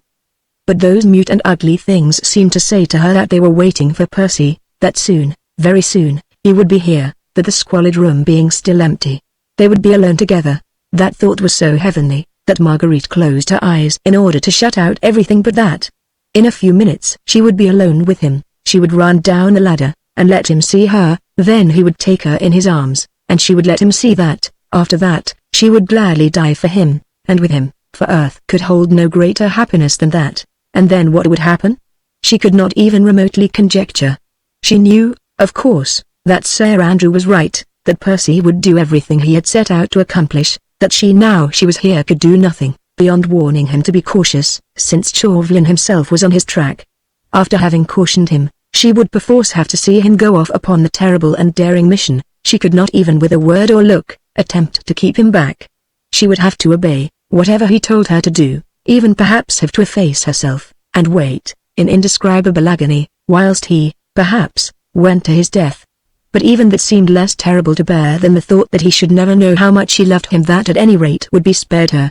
The squalid room itself, which seemed to be waiting for him, told her that he would be here soon. Suddenly her oversensitive ears caught the sound of distant footsteps drawing near. Her heart gave a wild leap of joy. Was it Percy at last? No. The step did not seem quite as long, nor quite as firm as his. She also thought that she could hear two distinct sets of footsteps. Yes. That was it. Two men were coming this way. Two strangers perhaps, to get a drink, but she had not time to conjecture, for presently there was a peremptory call at the door, and the next moment it was violently opened from the outside, whilst a rough, commanding voice shouted, "Hey! Citoyen Brogard!" Hola! Marguerite could not see the newcomers, but, through a hole in one of the curtains, she could observe one portion of the room below. She heard Brogard's shuffling footsteps, as he came out of the inner room, muttering his usual string of oaths. On seeing the strangers, however, he paused in the middle of the room, well within range of Marguerite's vision, looked at them, with even more withering contempt than he had bestowed upon his former guests, and muttered, "Sacré Soudan." Marguerite's heart seemed all at once to stop beating. Her eyes, large and dilated, had fastened on one of the newcomers, who, at this point, had taken a quick step forward towards Brogard. He was dressed in the soutane, broad-brimmed hat and buckled shoes habitual to the French cure, but as he stood opposite the innkeeper, he threw open his soutane for a moment, displaying the tricolour scarf of officialism, which sight immediately had the effect of transforming Brogard's attitude of contempt into one of cringing obsequiousness. It was the sight of this French cure, which seemed to freeze the very blood in Marguerite's veins. She could not see his face, which was shaded by his broad-brimmed hat, but she recognized the thin, bony hands, the slight stoop, the whole gait of the man. It was Chauvelin. The horror of the situation struck her as with a physical blow, the awful disappointment, the dread of what was to come, made her very senses reel, and she needed almost superhuman effort, not to fall senseless beneath it all. "A plate of soup and a bottle of wine," said Chauvelin imperiously to Brogard, "then clear out of here, understand? I want to be alone." Silently, and without any muttering this time, Brogard obeyed. Chauvelin sat down at the table, which had been prepared for the tall Englishman, and the innkeeper busied himself obsequiously round him, dishing up the soup and pouring out the wine. The man who had entered with Chauvelin and whom Marguerite could not see, stood waiting close by the door. At a brusque sign from Chauvelin, Brogard had hurried back to the inner room, and the former now beckoned to the man who had accompanied him. In him Marguerite at once recognized Desgas, Chauvelin's secretary and confidential factotum, whom she had often seen in Paris, in days gone by. He crossed the room, and for a moment or two listened attentively at the Brogards' door. "Not listening?" asked Chauvelin, curtly. "No, citoyen." For a moment Marguerite dreaded lest Chauvelin should order Desgas to search the place. What would happen if she were to be discovered, she hardly dared to imagine. Fortunately, however, Chauvelin seemed more impatient to talk to his secretary than afraid of spies, for he called Desgas quickly back to his side. "The English schooner?" he asked. "She was lost sight of at sundown, citoyen," replied Desgas, but was then making west, towards Cap Grisnez. "Good!" muttered Chauvelin. "And now, about Captain Jutley ? What did he say?" "He assured me that all the orders you sent him last week have been implicitly obeyed. All the roads which converge to this place have been patrolled night and day ever since, and the beach and cliffs have been most rigorously searched and guarded." "Does he know where this Père Blanchard's hut is?" "No, citoyen, nobody seems to know of it by that name. There are any amount of fishermen's huts all along the course. But, that'll do. Now about tonight?" interrupted Chauvelin, impatiently. "The roads and the beach are patrolled as usual, citoyen, and Captain Jutley awaits further orders. Go back to him at once, then. Tell him to send reinforcements to the various patrols, and especially to those along the beach, you understand?" Chauvelin spoke curtly and to the point, and every word he uttered struck at Marguerite's heart like the death knell of her fondest hopes. "The men," he continued, "are to keep the sharpest possible lookout for any stranger who may be walking, riding, or driving, along the road or the beach, more especially for a tall stranger, whom I need not describe further, as probably he will be disguised, but he cannot very well conceal his height, except by stooping. You understand?" "Perfectly, citoyen," replied Desgas. "As soon as any of the men have sighted a stranger, two of them are to keep him in view. The man who loses sight of the tall stranger, after he is once seen, will pay for his negligence with his life, but one man is to ride straight back here and report to me. Is that clear?" "Absolutely clear, citoyen." "Very well, then. Go and see Jutley at once. See the reinforcements start off for the patrol duty, then ask the captain to let you have half a dozen more men and bring them here with you. You can be back in 10 minutes. Go." Desgas saluted and went to the door, as Marguerite, sick with horror, listened to Chauvelin's directions to his underling. The whole of the plan for the capture of the Scarlet Pimpernel became appallingly clear to her. Chauvelin wished that the fugitives should be left in full security waiting in their hidden retreat until Percy joined them. Then the daring plotter was to be surrounded and caught red-handed, in the very act of aiding and abetting royalists, who were traitors to the Republic. Thus, if his capture were noised abroad, even the British government could not legally protest in his favor. Having plotted with the enemies of the French government, France had the right to put him to death. Escape for him and them would be impossible. All the roads patrolled and watched, the trap well set, the net, wide at present, but drawing together tighter and tighter, until it closed upon the daring plotter, whose superhuman cunning even could not rescue him from its meshes now. Disguise was about to go, but Chauvelin once more called him back. Marguerite vaguely wondered what further devilish plans he could have formed, in order to entrap one brave man, alone, against 20 of others. She looked at him as he turned to speak to Disguise. She could just see his face beneath the broad-brimmed, cuirassier hat. There was at that moment so much deadly hatred, such fiendish malice in the thin face and pale, small eyes, that Marguerite's last hope died in her heart, for she felt that from this man she could expect no mercy. "I had forgotten," repeated Chauvelin, with a weird chuckle, as he rubbed his bony, talon-like hands one against the other, with a gesture of fiendish satisfaction. "The tall stranger may show fight. In any case no shooting, remember, except as a last resort. I want that tall stranger alive. If possible," he laughed, "as Dante has told us that the devils laugh at the sight of the torture of the damned." Marguerite had thought that by now she had lived through the whole gamut of horror and anguish that human heart could bear, yet now, when Disguise left the house, and she remained alone in this lonely, squalid room, with that fiend for company, she felt as if all that she had suffered was nothing compared with this. He continued to laugh and chuckle to himself for a while, rubbing his hands together in anticipation of his triumph. His plans were well laid, and he might well triumph. Not a loophole was left, through which the bravest, the most cunning man might escape. Every road guarded, every corner watched, and in that lonely hut somewhere on the coast, a small band of fugitives waiting for their rescuer, and leading him to his death, nay, to worse than death. That fiend there, in a holy man's garb, was too much of a devil to allow a brave man to die the quick, sudden death of a soldier at the post of duty. He, above all, longed to have the cunning enemy, who had so long baffled him, helpless in his power. He wished to gloat over him, to enjoy his downfall, to inflict upon him what moral and mental torture a deadly hatred alone can devise. The brave eagle, captured, and with noble wings clipped, was doomed to endure gnawing of the rat. And she, his wife, who loved him, and who had brought him to this, could do nothing to help him, nothing, save to hope for death by his side, and for one brief moment in which to tell him that her love whole, true and passionate was entirely his. Chauvelin was now sitting close to the table. He had taken off his hat, and Marguerite could just see the outline of his thin profile and pointed chin, as he bent over his meager supper. He was evidently quite contented, and awaited evens with perfect calm. He even seemed to enjoy Brogard's unsavory fare.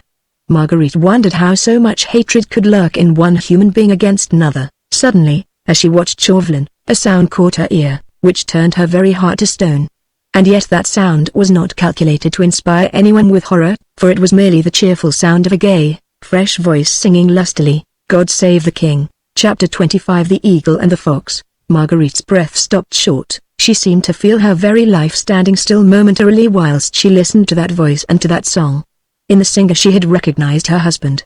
Chauvelin, too, had heard it, for he darted a quick glance towards the door, then hurriedly took up his broad-brimmed hat and clapped it over his head. The voice drew nearer. For one brief second the wild desire seized Marguerite to rush down the steps and fly across the room, to stop that song at any cost, to beg the cheerful singer to fly for his life, before it be too late. She checked the impulse just in time. Chauvelin would stop her before she reached the door, and, moreover, she had no idea if he had any soldiers posted within his call. Her impetuous act might prove the death signal of the man she would have died to save. "Long reign over us, God save the king," sang the voice more lustily than ever.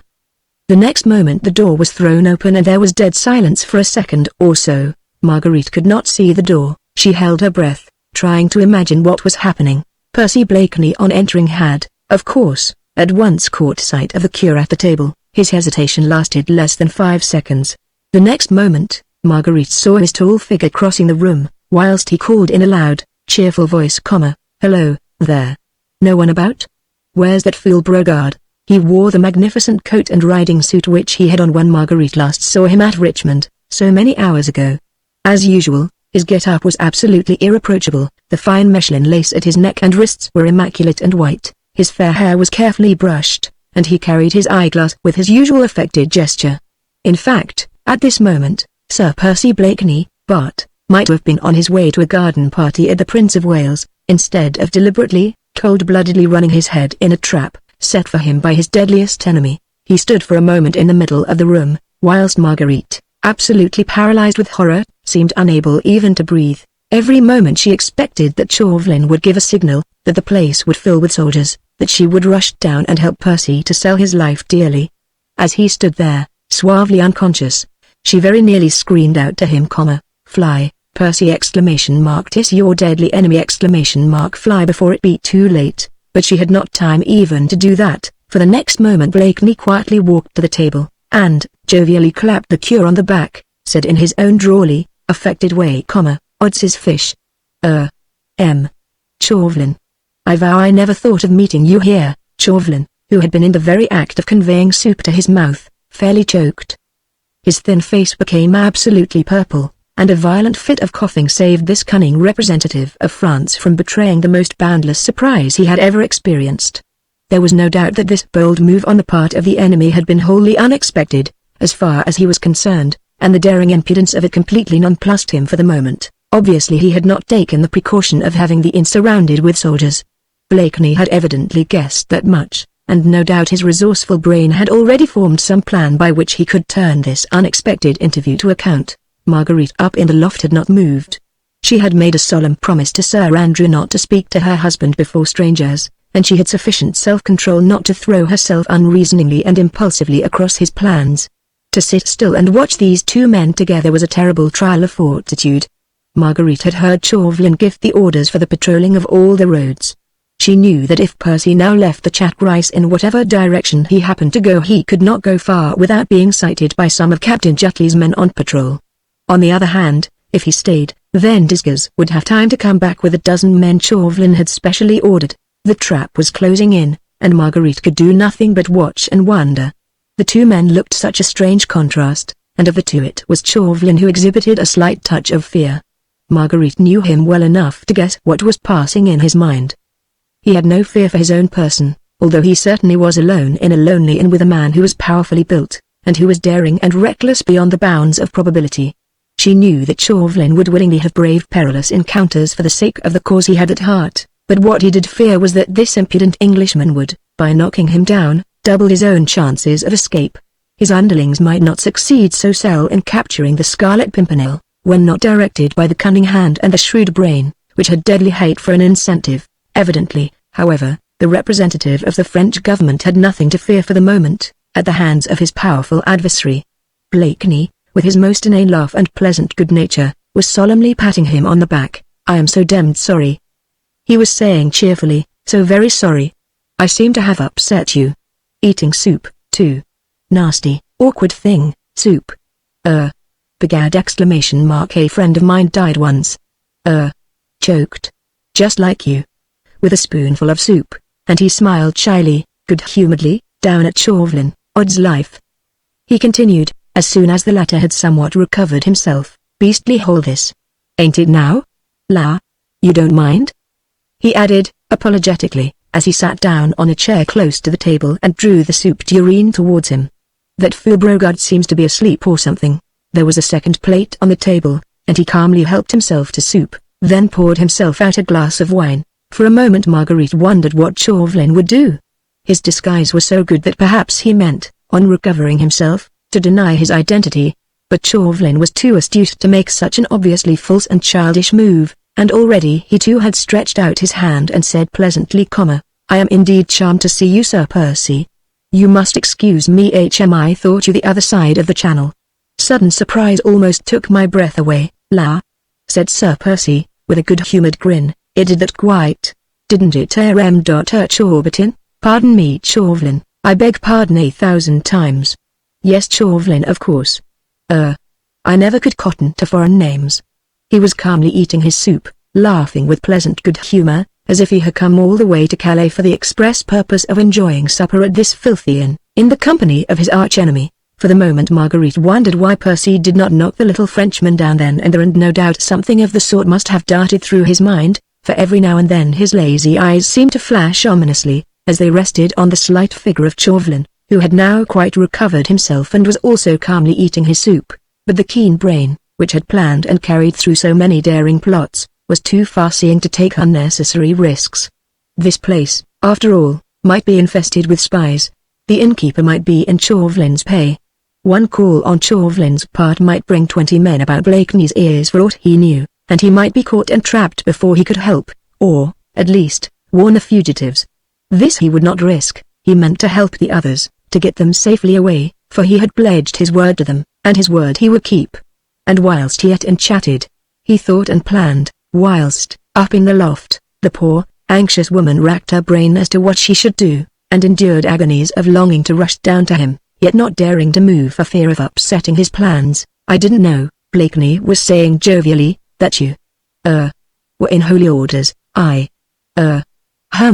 Stammered Chauvelin. The calm impudence of his antagonist had evidently thrown him off his usual balance. "But, I should have known you anywhere," continued Sir Percy, placidly, as he poured himself out another glass of wine, "although the wig and hat have changed you a bit." "Do you think so, lad? They alter a man so. But, begad, I hope you don't mind my having made the remark?" "Demmed bad form making remarks. I hope you don't mind." "No, not at all. I hope Lady Blakeney is well," said Chauvelin, hurriedly changing the topic of conversation. Blakeney, with much deliberation, finished his plate of soup, drank his glass of wine, and, momentarily, it seemed to Marguerite as if he glanced all round the room. "Quite well, thank you," he said at last, dryly.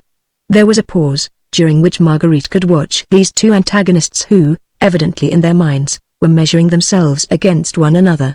She could see Percy almost full face where he sat at the table not 10 yards from where she herself was crouching, puzzled, not knowing what to do, or what she should think. She had quite controlled her impulse now of rushing down and disclosing herself to her husband. A man capable of acting a part, in the way he was doing at the present moment, did not need a woman's word to warn him to be cautious. Marguerite indulged in the luxury, dear to every tender woman's heart, of looking at the man she loved. She looked through the tattered curtain, across at the handsome face of her husband, in whose lazy blue eyes, and behind whose inane smile, she could now so plainly see the strength, energy, and resourcefulness which had caused the Scarlet Pimpernel to be reverenced and trusted by his followers. "There are 19 of us ready to lay down our lives for your husband, Lady Blakeney," Sir Andrew had said to her, and as she looked at the forehead, low, but square and broad, the eyes, blue, yet deep-set and intense, the whole aspect of the man, of indomitable energy, hiding, behind a perfectly acted comedy, his almost superhuman strength of will and marvelous ingenuity, she understood the fascination which he exercised over his followers, for had he not also cast his spells over her heart and her imagination? Chauvelin, who was trying to conceal his impatience beneath his usual urbane manner, took a quick look at his watch. Disguise should not be long, another 2 or 3 minutes, and this impudent Englishman would be secure in the keeping of half a dozen of Captain Jutley's most trusted men. "You are on your way to Paris, Sir Percy?" he asked carelessly. "Odds life, no," replied Blakeney, with a laugh. "Only as far as Lille, not Paris for me. Beastly uncomfortable place Paris, just now." Monsieur Chauvelin. "Beg pardon, Chauvelin, not for an English gentleman like yourself, Sir Percy," rejoined Chauvelin, sarcastically, "who takes no interest in the conflict that is raging there. You see it's no business of mine, and our demmed government is all on your side of the business. Old Pitt daren't say bo to a goose. You are in a hurry, sir," he added, as Chauvelin once again took out his watch. "An appointment, perhaps. I pray you take no heed of me. My time's my own." He rose from the table and dragged a chair to the hearth. Once more Marguerite was terribly tempted to go to him, for time was getting on. Disguise might be back at any moment with his men. Percy did not know that, and oh, how horrible it all was and how helpless she felt. "I am in no hurry," continued Percy, pleasantly, "but, I don't want to spend any more time than I can help in this god-forsaken hole. But, begad, sir," he added, as Chauvelin had surreptitiously looked at his watch for the 3rd time, that watch of yours won't go any faster for all the looking you give it. You're expecting a friend, maybe? A friend, not a lady I trust, Monsieur Lab, laughed Blakeney. Surely the Holy Church does not allow? Eh? What? But, I say, come by the fire. It's getting damned cold. He kicked the fire with the heel of his boot, making the logs blaze in the old hearth. He seemed in no hurry to go, and apparently was quite unconscious of his immediate danger. He dragged another chair to the fire, and Chauvelin, whose impatience was by now quite beyond control, sat down beside the hearth, in such a way as to command a view of the door. Disguise had been gone nearly a quarter of an hour. It was quite plain to Marguerite's aching senses that as soon as he arrived, Chauvelin would abandon all his other plans with regard to the fugitives, and capture this impudent Scarlet Pimpernel at once. Hey, Chauvelin. The latter was saying airily, tell me, I pray you, is your friend pretty? Damned smart these little French women sometimes, what? But I protest I need not ask, he added, as he carelessly strode back towards the supper table. In matters of taste the church has never been backward. Eh? But Chauvelin was not listening. His every faculty was now concentrated on that door through which presently Disguise would enter. Marguerite's thoughts, too, were centered there, for her ears had suddenly caught, through the stillness of the night, the sound of numerous and measured tread some distance away. It was Disguise and his men. Another 3 minutes and they would be here.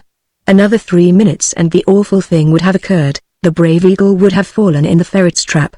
She would have moved now and screamed, but she dared not, for whilst she heard the soldiers approaching, she was looking at Percy and watching his every movement. He was standing by the table whereon the remnants of the supper, plates, glasses, spoons, salt and pepper pots were scattered pell-mell. His back was turned to Chauvelin and he was still prattling along in his own affected and inane way, but from his pocket he had taken his snuff-box, and quickly and suddenly he emptied the contents of the pepper pot into it. Then he again turned with an inane laugh to Chauvelin, Eh? Did you speak, sir? Chauvelin had been too intent on listening to the sound of those approaching footsteps, to notice what his cunning adversary had been doing. He now pulled himself together, trying to look unconcerned in the very midst of his anticipated triumph. No, he said presently, that is as you were saying, Sir Percy. I was saying, said Blakeney, going up to Chauvelin, by the fire, that the Jew in Piccadilly has sold me better snuff this time than I have ever tasted. Will you honour me, Monsieur Lab? He stood close to Chauvelin in his own careless, debonair way, holding out his snuff-box to his arch-enemy, Chauvelin, who, as he told Marguerite once, had seen a trick or two in his day, have never dreamed of this one. With one ear fixed on those fast-approaching footsteps, one eye turned to that door where Disguise and his men would presently appear, lulled into false security by the impudent Englishman's airy manner, he never even remotely guessed the trick which was being played upon him. He took a pinch of snuff. Only he, who has ever by accident sniffed vigorously a dose of pepper, can have the faintest conception of the hopeless condition in which such a sniff would reduce any human being. Chauvelin felt as if his head would burst. Sneeze after sneeze seemed nearly to choke him. He was blind, deaf, and dumb for the moment, and during that moment Blakeney quietly, without the slightest haste, took up his hat, took some money out of his pocket, which he left on the table, then calmly stalked out of the room. Chapter 26 The Jew. It took Marguerite some time to collect her scattered senses. The whole of this last short episode had taken place in less than a minute, and Disguise and the soldiers were still about 200 yards away from the Chat-Grice. When she realized what had happened, a curious mixture of joy and wonder filled her heart. It all was so neat, so ingenious. Chauvelin was still absolutely helpless, far more so than he could even have been under a blow from the fist, for now he could neither see, nor hear, nor speak. Whilst his cunning adversary had quietly slipped through his fingers, Blakeney was gone, obviously to try and join the fugitives at the Père Blanchard's hut. For the moment, true, Chauvelin was helpless. For the moment the daring Scarlet Pimpernel had not been caught by Disguise and his men. But all the roads and the beach were patrolled. Every place was watched, and every stranger kept in sight. How far could Percy go, thus arrayed in his gorgeous clothes, without being sighted and followed? Now she blamed herself terribly for not having gone down to him sooner, and given him that word of warning and of love which, perhaps, after all, he needed. He could not know of the orders which Chauvelin had given for his capture, and even now, perhaps. But before all these horrible thoughts had taken concrete form in her brain, she heard the grounding of arms outside, close to the door, and Disguise's voice shouting halt. To his men, Chauvelin had partially recovered, his sneezing had become less violent, and he had struggled to his feet. He managed to reach the door just as Disga's knock was heard on the outside. Chauvelin threw open the door, and before his secretary could say a word, he had managed to stammer between two sneezes. The tall stranger! Quick exclamation mark. Did any of you see him? Where, citoyen? Asked Disgas, in surprise. Here, man. Through the door. Not 5 minutes ago. We saw nothing, citoyen. The moon is not yet up, and you are just 5 minutes too late, my friend, said Chauvelin, with concentrated fury. Citoyen.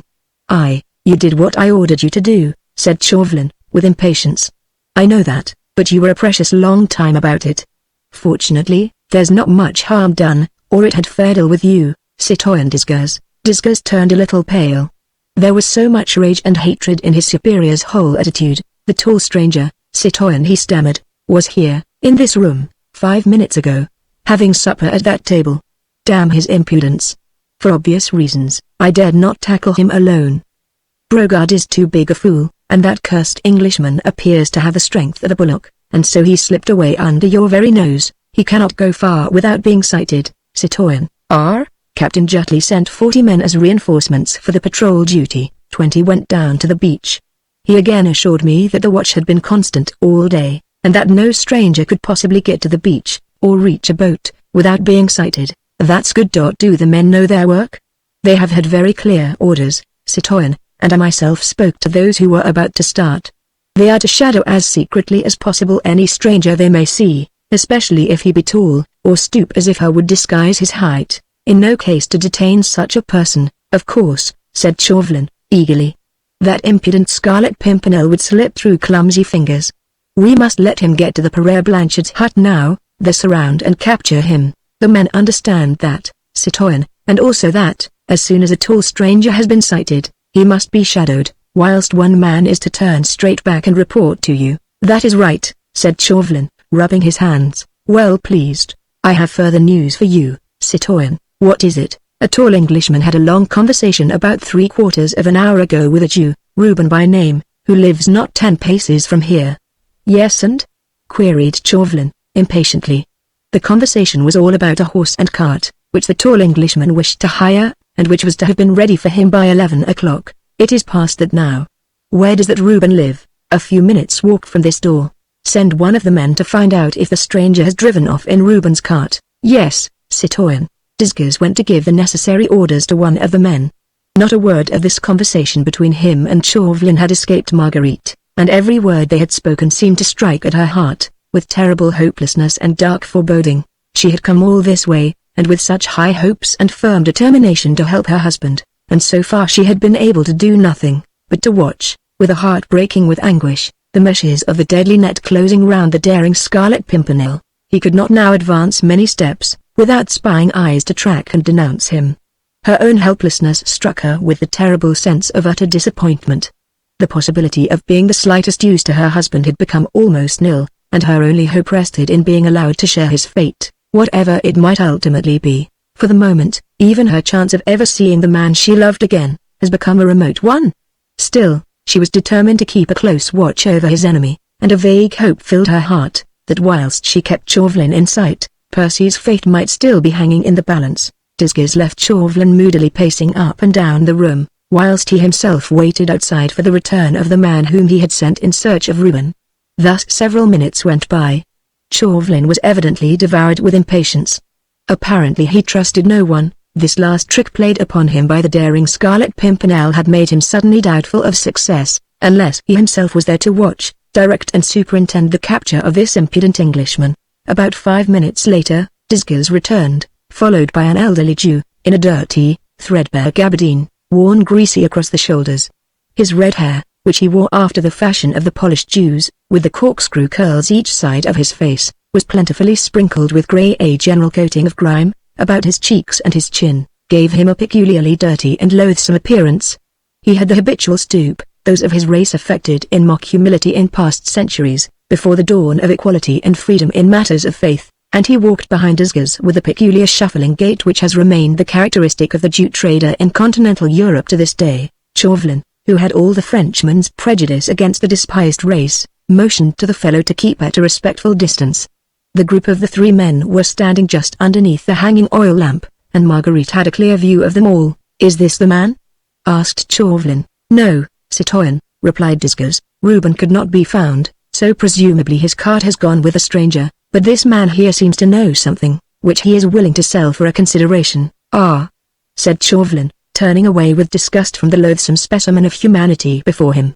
The Jew, with characteristic patience, stood humbly on one side, leaning on the knotted staff, his greasy, broad-brimmed hat casting a deep shadow over his grimy face, waiting for the noble excellency to deign to put some questions to him. "The citoyen tells me," said Chauvelin peremptorily to him, "that you know something of my friend, the tall Englishman, whom I desire to meet. Morbleu.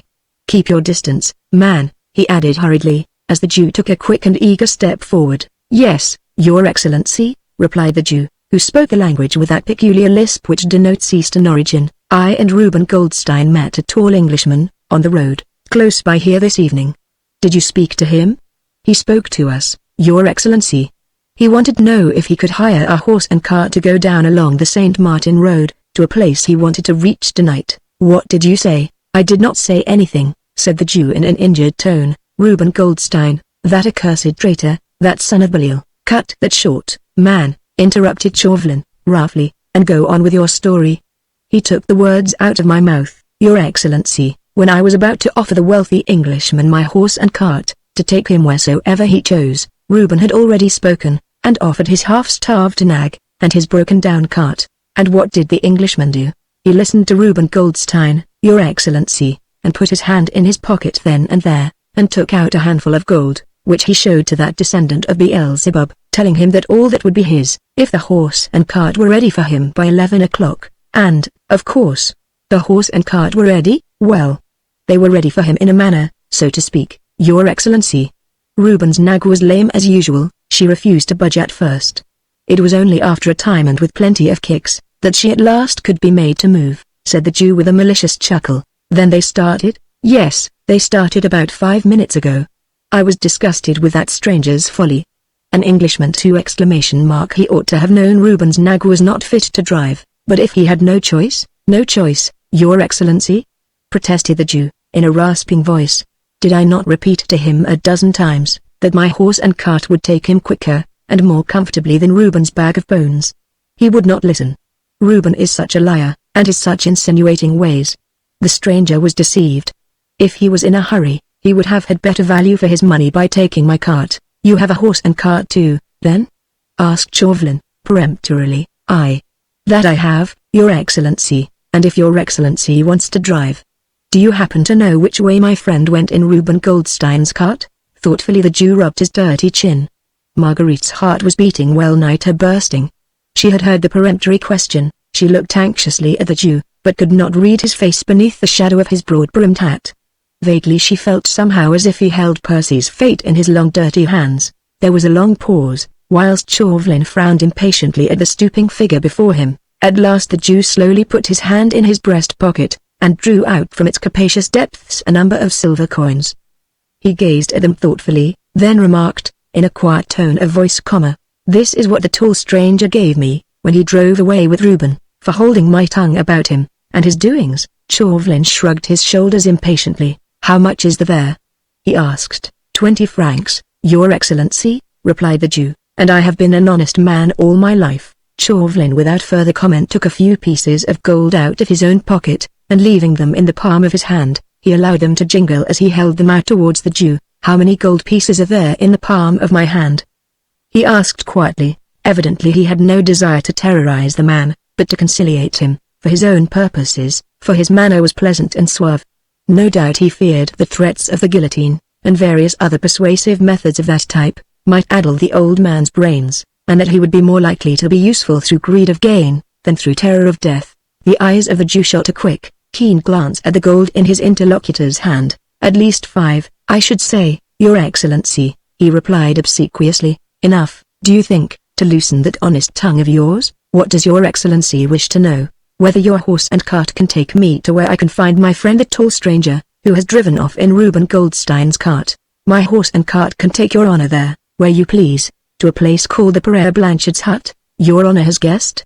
said the Jew in astonishment. "You know the place? Which road leads to it? The St. Martin Road, Your Honor. Then a footpath from there to the cliffs. You know the road? Repeated Chauvelin, roughly. Every stone, every blade of grass, Your Honor, replied the Jew quietly. Chauvelin without another word threw the 5 pieces of gold one by one before the Jew, who knelt down, and on his hands and knees struggled to collect them. One rolled away, and he had some trouble to get it, for it had lodged underneath the dresser. Chauvelin quietly waited while the old man scrambled on the floor, to find the piece of gold. When the Jew was again on his feet, Chauvelin said, "How soon can your horse and cart be ready?" "They are ready now, Your Honor." "Where?" "Not 10 meters from this door." "Will your excellency deign to look?" "I don't want to see it." "How far can you drive me in it?" "As far as the Père Blanchard's hut, Your Honor, and further than Reuben's nag took your friend." "I am sure that, not 2 leagues from here, we shall come across that wily Reuben, his nag, his cart and the tall stranger all in a heap in the middle of the road." "How far is the nearest village from here?" "On the road which the Englishman took, Miquelon is the nearest village, not 2 leagues from here. There he could get fresh conveyance. If he wanted to go further, he could if he ever got so far. Can you? Will your excellency try?" said the Jew simply. "That is my intention," said Chauvelin very quietly, "but remember, if you have deceived me, I shall tell off 2 of my most stalwart soldiers to give you such a beating, that your breath will perhaps leave your ugly body forever. But if we find my friend the tall Englishman, either on the road or at the Père Blanchard's hut, there will be 10 more gold pieces for you. Do you accept the bargain?" The Jew again thoughtfully rubbed his chin.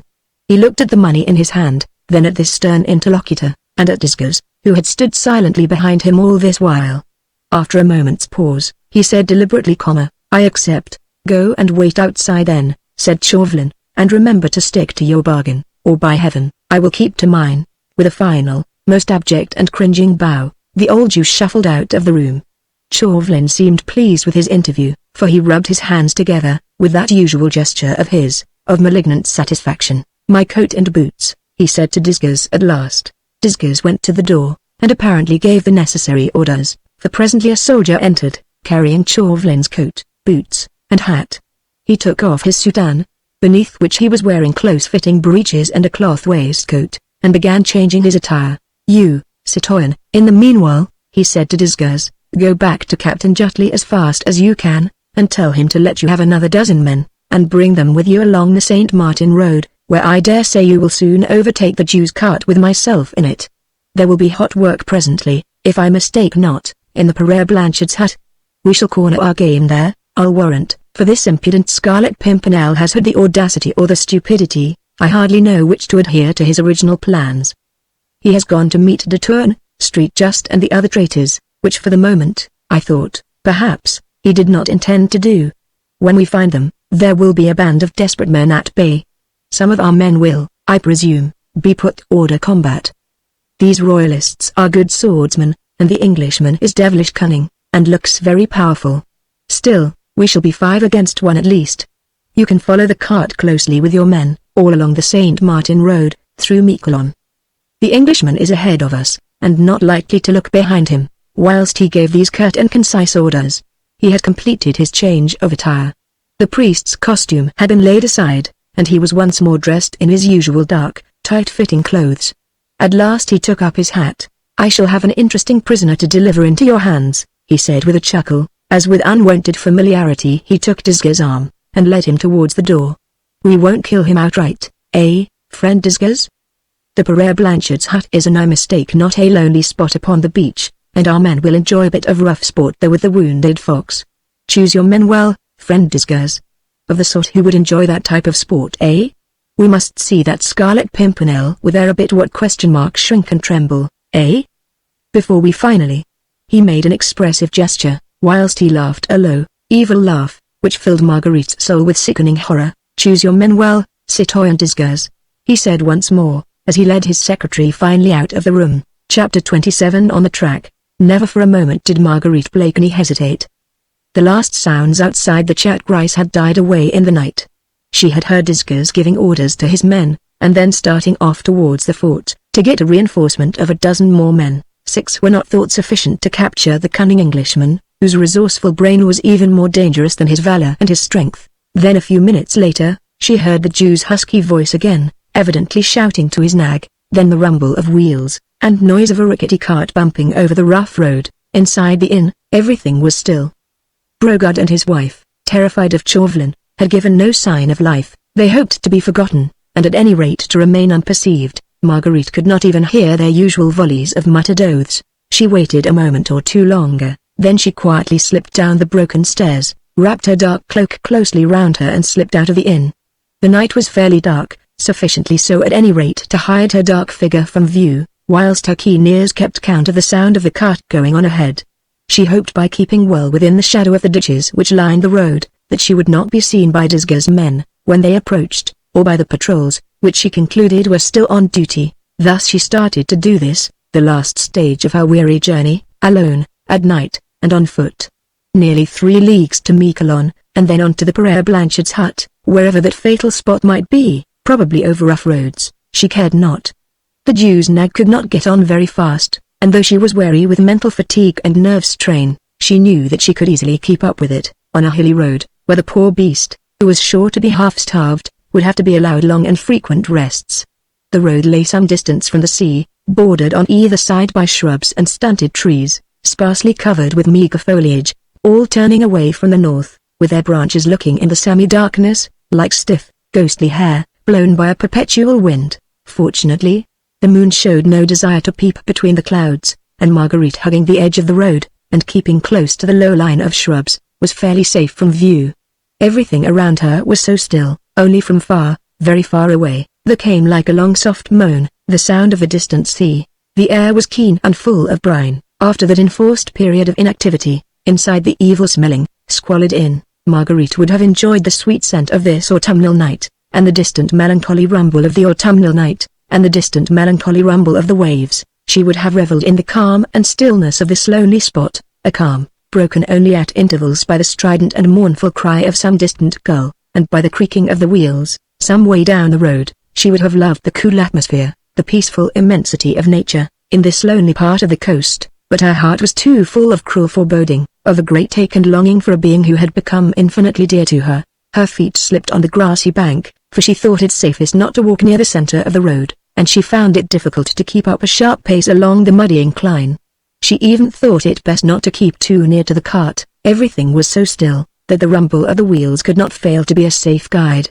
The loneliness was absolute. Already the few dim lights of Calais lay far behind, and on this road there was not a sign of human habitation, not even the hut of a fisherman or of a woodcutter anywhere near. Far away on her right was the edge of the cliff, below it the rough beach, against which the incoming tide was dashing itself with its constant, distant murmur. And ahead the rumble of the wheels, bearing an implacable enemy to his triumph. Marguerite wondered at what particular spot, on this lonely coast, Percy could be at this moment. Not very far surely, for he had had less than a quarter of an hour's start of Chauvelin. She wondered if he knew that in this cool, ocean-scented bit of France, there lurked many spies, all eager to sight his tall figure, to track him to where his unsuspecting friends waited for him, and then, to close the net over him and them. Chauvelin, on ahead, jolted and jostled in the Jew's vehicle, was nursing comfortable thoughts. He rubbed his hands together, with content, as he thought of the web which he had woven, and through which that ubiquitous and daring Englishman could not hope to escape. As the time went on, and the old Jew drove him leisurely but surely along the dark road, he felt more and more eager for the grand finale of this exciting chase after the mysterious Scarlet Pimpernel. The capture of the audacious plotter would be the finest leaf in Citoyen Chauvelin's wreath of glory. Caught, red-handed, on the spot, in the very act of aiding and abetting the traitors against the Republic of France, the Englishman could claim no protection from his own country. Chauvelin had, in any case, fully made up his mind that all intervention should come too late. Never for a moment did the slightest remorse enter his heart, as to the terrible position in which he had placed the unfortunate wife, who had unconsciously betrayed her husband. As a matter of fact, Chauvelin had ceased even to think of her. She had been a useful tool, that was all. The Jew's lean nag did little more than walk. She was going along at a slow jog-trot, and her driver had to give her long and frequent halts. "Are we a long way yet from Miquelon?" asked Chauvelin from time to time. "Not very far, Your Honor," was the uniform placid reply. "We have not yet come across your friend and mine, lying in a heap in the roadway," was Chauvelin's sarcastic comment. "Patience, noble excellency," rejoined the son of Moses, "they are ahead of us. I can see the imprint of the cart wheels, driven by that traitor, that son of the Amalekite. You are sure of the road? As sure as I am of the presence of those 10 gold pieces in the noble excellency's pockets, which I trust will presently be mine, as soon as I have shaken hands with my friend the tall stranger, they will certainly be yours. Hark, what was that? Said the Jew suddenly. Through the stillness, which had been absolute, there could now be heard distinctly the sound of horses' hooves on the muddy road. They are soldiers, he added in an awed whisper. Stop a moment, I want to hear, said Chauvelin. Marguerite had also heard the sound of galloping hoofs, coming towards the cart and towards herself. For some time she had been on the alert, thinking that Discus and his squad would soon overtake them. But these came from the opposite direction, presumably from Miquelon. The darkness lent her sufficient cover. She had perceived that the cart had stopped, and with utmost caution, treading noiselessly on the soft road, she crept a little nearer. Her heart was beating fast, she was trembling in every limb. Already she had guessed what news these mounted men would bring. Every stranger on these roads or on the beach must be shadowed, especially if he be tall or stoops as if he would disguise his height. When sighted, a mounted messenger must at once ride back and report. Those had been Chauvelin's orders. Had then the tall stranger been sighted, and was this the mounted messenger, come to bring the great news, that the hunted hare had run its head into the noose at last? Marguerite, realizing that the cart had come to a standstill, managed to slip nearer to it in the darkness. She crept close up, hoping to get within earshot, to hear what the messenger had to say. She heard the quick words of challenge, liberty, fraternite, egalite. Then Chauvelin's quick query: what news? 2 men on horseback had halted beside the vehicle. Marguerite could see them silhouetted against the midnight sky. She could hear their voices, and the snorting of their horses, and now, behind her, some little distance off, the regular and measured tread of a body of advancing men, Discus and his soldiers. There had been a long pause, during which, no doubt, Chauvelin satisfied the men as to his identity, for presently, questions and answers followed each other in quick succession. You have seen the stranger? Asked Chauvelin, eagerly. No, citoyen, we have seen no tall stranger. We came by the edge of the cliff. Then, less than a quarter of a league beyond Miquelon, we came across a rough construction of wood, which looked like the hut of a fisherman, where he might keep his tools and nets. When we first sighted it, it seemed to be empty, and, at first we thought that there was nothing suspicious about, until we saw some smoke issuing through an aperture at the side. I dismounted and crept close to it. It was then empty, but in one corner of the hut, there was a charcoal fire, and a couple of stools were also in the hut. I consulted with my comrades, and we decided that they should take cover with the horses, well out of sight, and that I should remain on the watch, which I did. Well.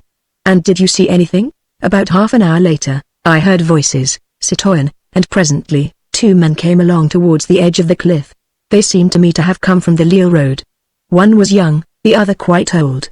They were talking in a whisper, to one another, and I could not hear what they said. One was young, and the other quite old. Marguerite's aching heart almost stopped beating as she listened. Was the young one Almond her brother and the old one de Tourne, were they the 2 fugitives who, unconsciously, were used as a decoy, to entrap their fearless and noble rescuer? The 2 men presently went into the hut, continued the soldier, whilst Marguerite's aching nerves seemed to catch the sound of Chauvelin's triumphant chuckle, and I crept nearer to it then. The hut is very roughly built, and I caught snatches of their conversation. Yes? Quick exclamation mark. What did you hear? The old man asked the young one if he were sure that was right place. Oh, yes, he replied, 'tis the place sure enough, and by the light of the charcoal fire he showed to his companion a paper, which he carried. Here is the plan, he said, which he gave me before I left London. We were to adhere strictly to that plan, unless I had contrary orders, and I have had none. Here is the road we followed, see. Here the fork. Here we cut across the St. Martin road. And here is the footpath which brought us to the edge of the cliff. I must have made a slight noise then, for the young man came to the door of the hut, and peered anxiously all round him. When he again joined his companion, they whispered so low, that I could no longer hear them. Well? And? Asked Chauvelin, impatiently. There were 6 of us altogether, patrolling that part of the beach, so we consulted together, and thought it best that 4 should remain behind and keep the hut in sight, and I and my comrade rode back at once to make report of what we had seen. You saw nothing of the tall stranger? Nothing, citoyen. If your comrades see him, what would they do? Not lose sight of him for a moment, and if he showed signs of escape, or any boat came in sight, they would close in on him, and, if necessary, they would shoot. The firing would bring the rest of the patrol to the spot. In any case they would not let the stranger go. But I did not want the stranger hurt, not just yet, murmured Chauvelin, savagely, but there, you've done your best. The fates grant that I may not be too late. We met half a dozen men just now, who have been patrolling this road for several hours. Well, they have seen no stranger either. Yet he is on ahead somewhere, in a cart or else here. There is not a moment to lose. How far is that hut from here? About a couple of leagues, citoyen. You can find it again ? At once ? Without hesitation. I have absolutely no doubt, citoyen. The footpath, to the edge of the cliff ? Even in the dark. It is not a dark night, citoyen, and I know I can find my way, repeated the soldier firmly. Fall in behind then. Let your comrade take both your horses back to Calais. You won't want them. Keep beside the cart, and direct the Jew to drive straight ahead, then stop him, within a quarter of a league of the footpath. See that he takes the most direct road. Whilst Chauvelin spoke, Disgust and his men were fast approaching, and Marguerite could hear their footsteps within 100 yards behind her now. She thought it unsafe to stay where she was, and unnecessary too, as she had heard enough. She seemed suddenly to have lost all faculty even for suffering. Her heart, her nerves, her brain seemed to have become numb after all these hours of ceaseless anguish, culminating in this awful despair, for now there was absolutely not the faintest hope. Within 2 short leagues of this spot, the fugitives were waiting for their brave deliverer. He was on his way, somewhere on this lonely road, and presently he would join them. Then the well-laid trap would close. 24 men, led by one whose hatred was as deadly as his cunning was malicious, would close round the small band of fugitives, and their daring leader. They would all be captured. Armand, according to Chauvelin's pledged word, would be restored to her, but her husband, Percy, whom with every breath she drew she seemed to love and worship more and more, he would fall into the hands of a remorseless enemy, who had no pity for a brave heart, no admiration for the courage of a noble soul, who would show nothing but hatred for the cunning antagonist, who had baffled him so long. She heard the soldier giving a few brief directions to the Jew, then she retired quickly to the edge of the road, and cowered behind some low shrubs, whilst Disgust and his men came up. All fell in noiselessly behind the cart, and slowly they all started down the dark road. Marguerite waited until she reckoned that they were well outside the range of earshot. Then, she too, in the darkness, which suddenly seemed to have become more intense, crept noiselessly along. Chapter 28. The Père Blanchard's hut. As in a dream, Marguerite followed on. The web was drawing more and more tightly every moment round the beloved life, which had become dearer than all. To see her husband once again, to tell him how she had suffered, how much she had wronged, and how little understood him, has become now her only aim. She had abandoned all hope of saving him. She saw him gradually hemmed in on all sides, and, in despair, she gazed round her into the darkness, and wondered whence he would presently come, to fall into the death trap which his relentless enemy had prepared for him. The distant roar of the waves now made her shudder. The occasional dismal cry of an owl, or a seagull, filled her with unspeakable horror. She thought of the ravenous beasts in human shape who lay in wait for their prey, and destroyed them, as mercilessly as any hungry wolf, for the satisfaction of their own appetite of hate. Marguerite was not afraid of the darkness, she only feared that man, on ahead, who was sitting at the bottom of a rough wooden cart, nursing thoughts of vengeance, which would have made the very demons in hell chuckle with delight. Her feet were sore. Her knees shook under her, from sheer bodily fatigue. For days now she had lived in a wild turmoil of excitement. She had not had a quiet rest for 3 nights. Now, she had walked on a slippery road for nearly 2 hours, and yet her determination never swerved for a moment. She would see her husband, tell him all, and, if he was ready to forgive the crime, which she had committed in her blind ignorance, she would yet have the happiness of dying by his side. She must have walked on almost in a trance, instinct alone keeping her up, and guiding her in the wake of the enemy, when suddenly her ears, attuned to the slightest sound, by that same blind instinct, told her that the cart had stopped, and that the soldiers had halted. They had come to their destination. No doubt on the right, somewhere close ahead, was the footpath that led to the edge of the cliff and to the hut. Heedless of any risks, she crept up quite close up to where Chauvelin stood, surrounded by his little troop. He had descended from the cart, and was giving some orders to the men. These she wanted to hear. What little chance she yet had, of being useful to Percy, consisted in hearing absolutely every word of his enemy's plans. The spot where all the party had halted must have lain some 800 meters from the coast. The sound of the sea came only very faintly, as from a distance. Chauvelin and Disgust, followed by the soldiers, had turned off sharply to the right of the road, apparently onto the footpath, which led to the cliffs. The Jew had remained on the road, with his cart and nag. Marguerite, with infinite caution, and literally crawling on her hands and knees, had also turned off to the right. To accomplish this she had to creep through the rough, low shrubs, trying to make as little noise as possible as she went along, tearing her face and hands against the dry twigs, intent only upon hearing without being seen or heard. Fortunately, as is usual in this part of France, the footpath was bordered by a low rough hedge, beyond which was a dry ditch, filled with coarse grass. In this Marguerite managed to find shelter. She was quite hidden from view, yet could contrive to get within 3 yards of where Chauvelin stood, giving orders to his men. Now, he was saying in a low and peremptory whisper, "Where is the Père Blanchard's hut?" "About 800 meters from here, along the footpath," said the soldier who had lately been directing the party, "and halfway down the cliff." "Very good. You shall lead us. Before we begin to descend the cliff, you shall creep down to the hut, as noiselessly as possible, and ascertain if the traitor royalists are there. Do you understand?" "I understand, citoyen. Now listen very attentively, all of you," continued Chauvelin, impressively, and addressing the soldiers collectively, "for after this we may not be able to exchange another word, so remember every syllable I utter, as if your very lives depended on your memory." "Perhaps they do," he added dryly. "We listen, citoyen," said Desgas, "and a soldier of the Republic never forgets an order. You, who have crept up to the hut, will try to peep inside.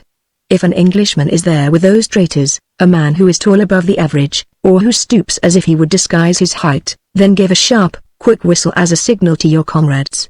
All of you," he added, once more speaking to the soldiers collectively, "then quickly surround and rush into the hut, and each seize one of the men there, before they have time to draw their firearms. If any of them struggle, shoot at their legs or arms, but on no account kill the tall man. Do you understand?" "We understand, citoyen. The man who is tall above the average is probably also strong above the average. It will take 4 or 5 of you at least to overpower him." There was a little pause, then Chauvelin continued, "If the royalist traitors are still alone, which is more than likely to be the case, then warn your comrades who are lying in wait there, and all you creep and take cover behind the rocks and boulders round the hut, and wait there, in dead silence, until the tall Englishman arrives, then only rush the hut, when he is safely within its doors. But remember that you must be as silent as the wolf is at night, when he prowls around the bends. I do not wish those royalists to be on the alert. The firing of a pistol, a shriek or call on their part would be sufficient, perhaps, to warn the tall personage to keep clear of the cliffs, and of the hut, and," he added emphatically, "it is the tall Englishman whom it is your duty to capture tonight. You shall be implicitly obeyed, citoyen. Then get along as noiselessly as possible, and I will follow you." "What about the Jew, citoyen?" asked Desgas, as silently like noiseless shadows. One by one the soldiers began to creep along the rough and narrow footpath. "Yes, I had forgotten about the Jew," said Chauvelin, and, turning towards the Jew, he called him peremptorily. "Here, you, Aaron, Moses, Abraham, or whatever your confounded name may be," he said to the old man, who had quietly stood beside his lean nag, as far away from the soldiers as possible. "Benjamin Rosenbaum." "So it please your honor," he replied humbly. "It does not please me to hear your voice, but it does please me to give you certain orders, which you will find it wise to obey. So it please your honor, hold your confounded tongue. You shall stay here, do you hear? With your horse and cart until our return. You are on no account to utter the faintest sound, or to even breathe louder than you can help, nor are you, on any consideration whatever, to leave your post, until I give you orders to do so. Do you understand?" "But your honor," protested the Jew pitiably. "There is no question of but or of any argument," said Chauvelin, in a tone that made the timid old man tremble from head to foot. "If, when I return, I do not find you here, I most solemnly assure you that, wherever you may try to hide yourself, I can find you, and that punishment swift, sure and terrible, will sooner or later overtake you. Do you hear me?" "But your excellency," I said. "Do you hear me?" The soldiers had all crept away. The 3 men stood alone together in the dark and lonely road, with Margarita, behind the hedge, listening to Chauvelin's orders, as she would to her own death sentence. "I heard your honor," protested the Jew again, while he tried to draw nearer to Chauvelin, "and I swear by Abraham, Isaac and Jacob that I would obey your honor most absolutely, and that I could not move from this place until your honor once more deigned to shed the light of your countenance upon your humble servant. But remember, your honor, I am a poor man, my nerves are not as strong as those of a young soldier. If midnight marauders should come prowling round this lonely road, I might scream or run in my fright. And is my life to be forfeit? Is some terrible punishment to come on my poor old head for that which I cannot help? The Jew seemed in real distress. He was shaking from head to foot. Clearly he was not the man to be left by himself on this lonely road. The man spoke truly. He might unwittingly, in sheer terror, utter the shriek that might prove a warning to the wily Scarlet Pimpernel. Chauvelin reflected for a moment. Will your horse and cart be safe alone, here, do you think? He asked roughly. I fancy, citoyen, here interposed Disguise, that they will be safer without that dirty, cowardly Jew than with him. There seems no doubt that, if he gets scared, he will either make a bolt of it, or shriek his head off. But what am I to do with the brute? Will you send him back to Calais, citoyen? No, for we shall want him to drive back the wounded presently, said Chauvelin, with grim significance. There was a pause again, Disguise waiting for the decision of his chief, and the old Jew whining beside his nag. Well, you lazy, lumbering old coward, said Chauvelin at last, you had better shuffle along behind us. Here, citoyen Disguise, tie this handkerchief tightly round the fellow's mouth. Chauvelin handed a scarf to Disguise, who solemnly began winding it round the Jew's mouth. Meekly Benjamin Rosenbaum allowed himself to be gagged. He, evidently, preferred this uncomfortable state to that of being left alone, on the dark St. Martin road. Then the three men fell in line. Quick, said Chauvelin, impatiently, we have already wasted much valuable time. And the firm footsteps of Chauvelin and Disguise, the shuffling gait of the old Jew, soon died away along the footpath. Marguerite had not lost a single one of Chauvelin's words of command. Her every nerve was strained to completely grasp the situation first, then to make a final appeal to those wits which had so often been called the sharpest in Europe, and which alone might be of service now. Certainly the situation was desperate enough. A tiny band of unsuspecting men, quietly awaiting the arrival of their rescuer, who was equally unconscious of the trap laid for them all. It seemed so horrible, this net, as it were drawn in a circle, at dead of night, on a lonely beach, round a few defenseless men. Defenseless because they were tricked and unsuspecting. Of these one was the husband she idolized, another the brother she loved. She vaguely wondered who the others were, who were also calmly waiting for the Scarlet Pimpernel, while death lurked behind every boulder of the cliffs. For the moment she could do nothing but follow the soldiers and Chauvelin. She feared to lose her way, or she would have rushed forward and found that wooden hut, and perhaps been in time to warn the fugitives and their brave deliverer yet. For a second, the thought flashed through her mind of uttering the piercing shrieks, which Chauvelin seemed to dread, as a possible warning to the Scarlet Pimpernel and his friends in the wild hope that they would hear, and have yet time to escape before it was too late. But she did not know if her shrieks would reach the ears of the doomed men. Her effort might be premature, and she would never be allowed to make another.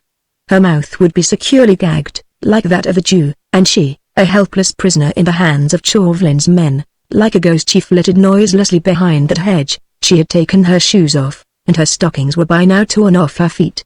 She felt neither soreness nor weariness, indomitable will to reach her husband in spite of adverse fate, and of a cunning enemy, killed all sense of bodily pain within her, and rendered her instincts doubly acute. She heard nothing save the soft and measured footsteps of Percy's enemies on in front. She saw nothing but in her mind's eye that wooden hut, and he, her husband, walking blindly to his doom. Suddenly, those same keen instincts within her made her pause in her mad haste, and cower still further within the shadow of the hedge.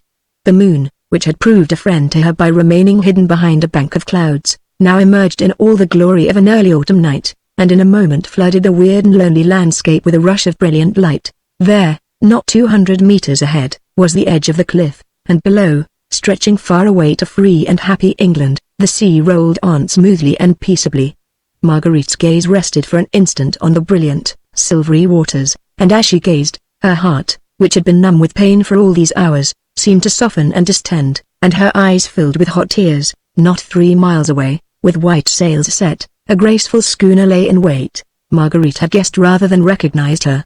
It was the Daydream, Percy's favorite yacht, and all her crew of British sailors. Her white sails, glistening in the moonlight, seemed to convey a message to Marguerite of joy and hope, which yet she feared could never be. She waited there, out at sea, waited for her master, like a beautiful white bird all ready to take flight, and he would never reach her, never see her smooth deck again, never gaze any more on the white cliffs of England, the land of liberty and of hope.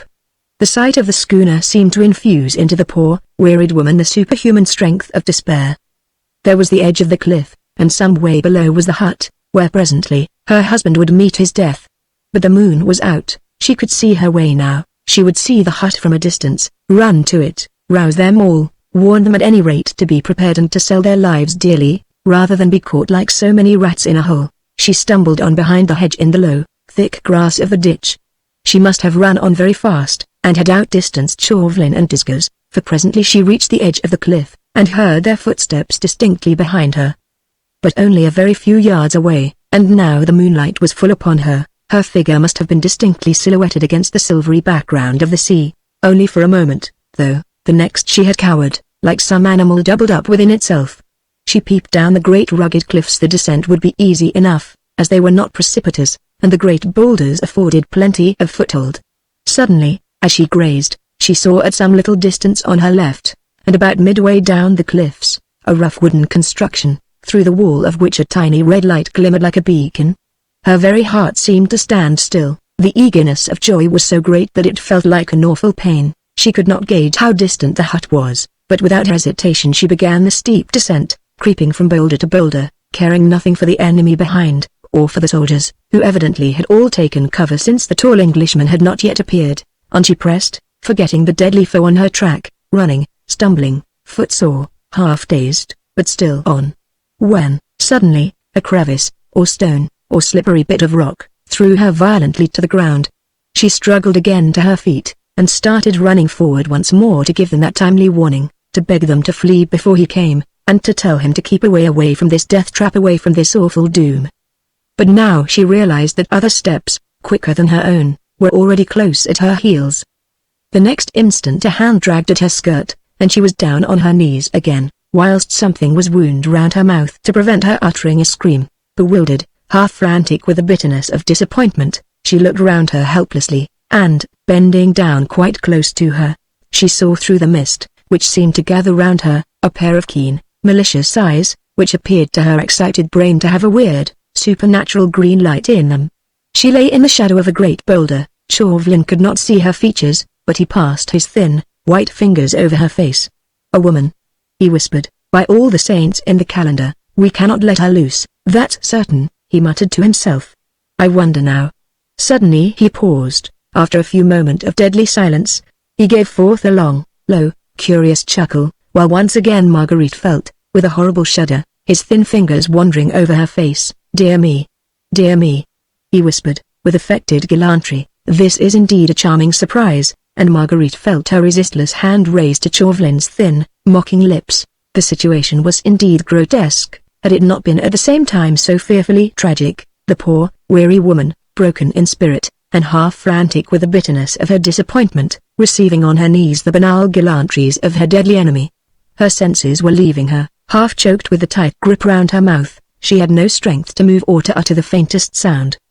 The excitement which all along had kept up her delicate body seemed at once to have subsided, and the feeling of blank despair to have completely paralyzed her brain and nerves. Chauvelin must have given some directions, which she was too dazed to hear, for she felt herself lifted from off her feet, the bandage round her mouth was made more secure, and a pair of strong arms carried her towards that tiny, red light, on her head, which she had looked upon as a beacon and the last faint glimmer of hope. Chapter 29. Trapped. She did not know how long she was thus carried along. She had lost all that notion of time and space, and for a few seconds tired nature, mercifully, deprived her of consciousness. When she once more realized her state, she felt that she was placed with some degree of comfort upon a man's coat, with her back resting against a fragment of rock. The moon was hidden again behind some clouds, and the darkness seemed in comparison more intense. The sea was roaring some 200 feet below her, and on looking all around she could no longer see any vestige of the tiny glimmer of red light. That the end of the journey had been reached, she gathered from the fact that she heard rapid questions and answers spoken in a whisper quite close to her. "There are 4 men in there, citoyen. They are sitting by the fire, and seem to be waiting quietly. The hour, nearly 2 o'clock. The tide, coming in quickly. The schooner, obviously an English one, lying some 3 kilometers out. But we cannot see her boat. Have the men taken cover?" "Yes, citoyen." "They will not blunder? They will not stir until the tall Englishman comes. Then they will surround and overpower the 5 men, right? And the lady, still dazed, I fancy. She's close beside you, citoyen. And the Jew, he's gagged, and his legs strapped together. He cannot move or scream. Good. Then have your gun ready, in case you want it." Get close to the hut and leave me to look after the lady." Discos evidently obeyed, for Marguerite heard him creeping away along the stony cliff. Then she felt that a pair of warm, thin, talon-like hands took hold of both her own, and held them in a grip of steel. "Before that handkerchief is removed from your pretty mouth, fair lady," whispered Chauvelin close to her ear, "I think it right to give you one small word of warning.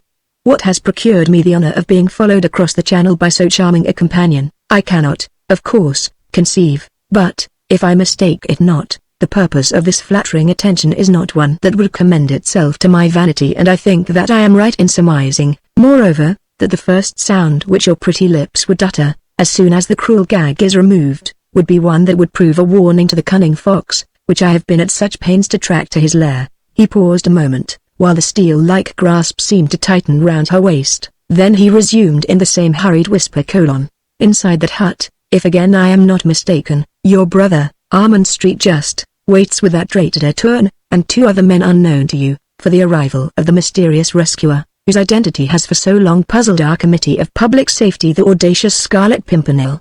No doubt if you scream, if there is a scuffle here, if shots are fired, it is more than likely that the same long legs that brought this Scarlet Enigma here, will as quickly take him to some place of safety. The purpose then, for which I have traveled all these miles, will remain unaccomplished. On the other hand, it only rests with yourself that your brother Armand shall be free to go off with you tonight if you like, to England, or any other place of safety." Marguerite could not utter a sound, as the handkerchief was wound very tightly round her mouth. But Chauvelin was peering through the darkness very closely into her face. No doubt too her hand gave a responsive appeal to his last suggestion, for presently he continued: "What I want you to do to ensure Armand's safety is a very simple thing, dear lady." "What is it?" Marguerite's hand seemed to convey to his, in response, to remain on this spot, without uttering a sound, until I give you leave to speak. "Ah! But I think you will obey," he added, with that funny dry chuckle of his as Marguerite's whole figure seemed to stiffen, in defiance of this order, "for let me tell you that if you scream, nay, if you utter one sound, or attempt to move from here, my men, there are 30 of them about, will seize Street Just, Detourne, and their 2 friends, and shoot them here by my orders before your eyes." Marguerite had listened to her implacable enemy's speech with ever-increasing terror.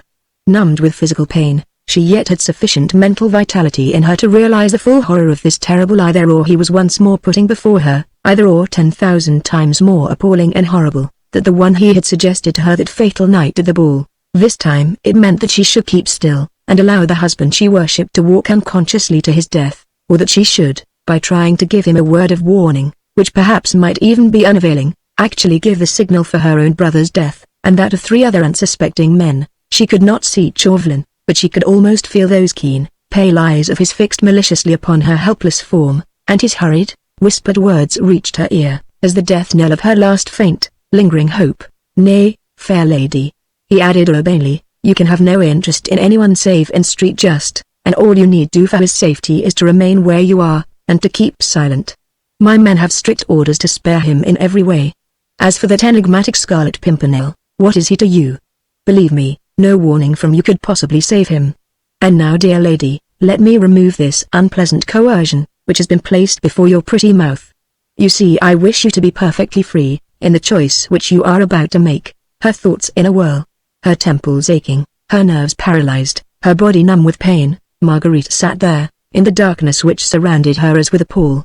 From where she sat she could not see the sea, but she heard the incessant mournful murmur of the incoming tide, which spoke of her dead hopes, her lost love, the husband she had with her own hand betrayed, and sent to his death. Chauvelin removed the handkerchief from her mouth. She certainly did not scream. At that moment, she had no strength to do anything but barely to hold herself upright, and to force herself to think. Oh! Think of what she should do. The minutes flew on. In this awful stillness she could not tell how fast or how slowly. She heard nothing, she saw nothing, she did not feel the sweet-smelling autumn air, scented with the briny odor of the sea. She no longer heard the murmur of the waves, the occasional rattling of a pebble, as it rolled down some steep incline. More and more unreal did the whole situation seem. It was impossible that she, Marguerite Blakeney, the Queen of London society, should actually be sitting here on this bit of lonely coast, in the middle of the night, side by side with a most bitter enemy, and oh! It was not possible that somewhere, not many 100 feet away perhaps, from where she stood, the being she had once despised, but who now, In every moment of this weird, dreamlike life, became more and more dear. It was not possible that he was unconsciously, even now, walking to his doom, whilst she did nothing to save him. Why did she not, with unearthly screams, that would re-echo from one end of the lonely beach to the other, send out a warning to him to desist, to retrace his steps, for death lurked here whilst he advanced? Once or twice the screams rose to her throat as if by instinct. Then, before her eyes there stood the awful alternative, her brother and those 3 men shot before her eyes, practically by her orders, she their murderer. Oh! That fiend in human shape, next to her, knew human female nature well. He had played upon her feelings as a skillful musician plays upon an instrument. He had gauged her very thoughts to a nicety. She could not give that signal, for she was weak, and she was a woman. How could she deliberately order Armand to be shot before her eyes, to have his dear blood upon her head, he dying perhaps with a curse on her, upon his lips? And little Suzanne's father, too. He, an old man, and the others! Oh! It was all too horrible. Wait. How long? The early morning hours sped on, and yet it was not dawn. The sea continued its incessant mournful murmur, the autumnal breeze sighed gently in the night. The lonely beach was silent, even as the grave. Suddenly from somewhere, not very far away, a cheerful, strong voice was heard singing "God Save the King." Chapter 30. The schooner. Marguerite's aching heart stood still. She felt, more than she heard, the men on the watch preparing for the fight. Her senses told her that each, with sword in hand, was crouching, ready for the spring. The voice came nearer and nearer, in the vast immensity of these lonely cliffs, with the loud murmur of the sea below. It was impossible to say how near, or how far, nor yet from which direction came that cheerful singer, who sang to God to save his king, whilst he himself was in such deadly danger. Faint at first, the voice grew louder and louder. From time to time a small pebble detached itself apparently from beneath the firm tread of the singer, and went rolling down the rocky cliffs to the beach below. Marguerite, as she heard, felt that her very life was slipping away, as if when that voice drew nearer, when that singer became entrapped, she distinctly heard the click of Desgas' gun close to her. No. Oh, God in heaven! This cannot be. Let Armand's blood then be on her own head. Let her be branded as his murderer.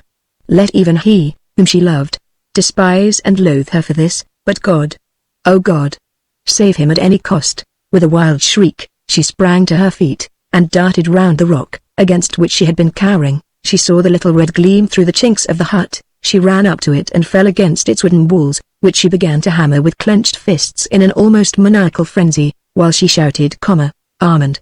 Armand! For God's sake, fire! Your leader is near. He is coming. He is betrayed. Armand! Armand! Fire in heaven's name!" She was seized and thrown to the ground. She lay there moaning, bruised, not caring, but still half sobbing, half shrieking, "Percy, my husband, for God's sake fly! Armand! Armand! Why don't you fire? One of you stop that woman screaming," hissed Chauvelin, who hardly could refrain from striking her. Something was thrown over her face, she could not breathe, and perforce she was silent. The bold singer, too, has become silent, warned, no doubt, of his impending danger by Marguerite's frantic shrieks. The men had sprung to their feet. There was no need for further silence on their part. The very cliffs echoed the poor, heartbroken woman's screams. Chauvelin, with a muttered oath, which boded no good to her, who had dared to upset his most cherished plans, had hastily shouted the word of command, "Into it, my men, and let no one escape from that hut alive."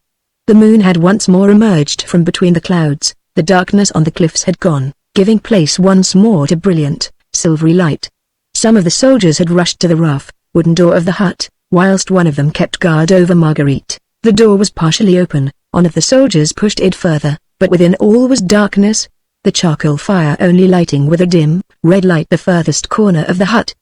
The soldiers paused automatically at the door, like machines waiting for further orders. Chauvelin, who was prepared for a violent onslaught from within, and for a vigorous resistance from the 4 fugitives, under cover of the darkness, was for the moment paralyzed with astonishment when he saw the soldiers standing there at attention, like sentries on guard, whilst not a sound proceeded from the hut. Filled with strange, anxious foreboding, he, too, went to the door of the hut, and peering into the gloom, he asked quickly, "What is the meaning of this?" "I think, citoyen, that there is no one there now," replied one of the soldiers imperturbably. "You have not let those 4 men go?"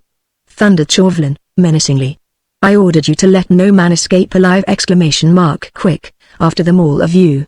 Quick, in every direction. The men, obedient as machines, rushed down the rocky incline towards the beach, some going off to right and left, as fast as their feet could carry them. You and your men will pay with your lives for this blunder, Citoyen Sergeant, said Chauvelin viciously to the sergeant who had been in charge of the men. And you, too, Citoyen, he added, turning with a snarl to Disguise, for disobeying my orders. You ordered us to wait, Citoyen, until the tall Englishman arrived and joined the 4 men in the hut. No one came, said the sergeant sullenly. But I ordered you just now, when the woman screamed, to rush in and let no one escape. But, Citoyen, the 4 men who were there before had been gone some time, I think. You think? You? said Chauvelin, almost choking with fury. And you let them go. You ordered us to wait, Citoyen, protested the sergeant, and to implicitly obey your commands on pain of death. We waited. I heard the men creep out of the hut, not many minutes after we took cover, and long before the woman screamed, he added, as Chauvelin seemed still quite speechless with rage. Hark! said Disguise suddenly. In the distance the sound of repeated firing was heard. Chauvelin tried to peer along the beach below, but as luck would have it, the fitful moon once more hid her light behind a bank of clouds, and he could see nothing. One of you go into the hut and strike a light, he stammered at last. Stolidly the sergeant obeyed. He went up to the charcoal fire and lit the small lantern he carried in his belt. It was evident that the hut was quite empty. Which way did they go? asked Chauvelin. I could not tell, Citoyen, said the sergeant. They went straight down the cliff first, then disappeared behind some boulders. Hush!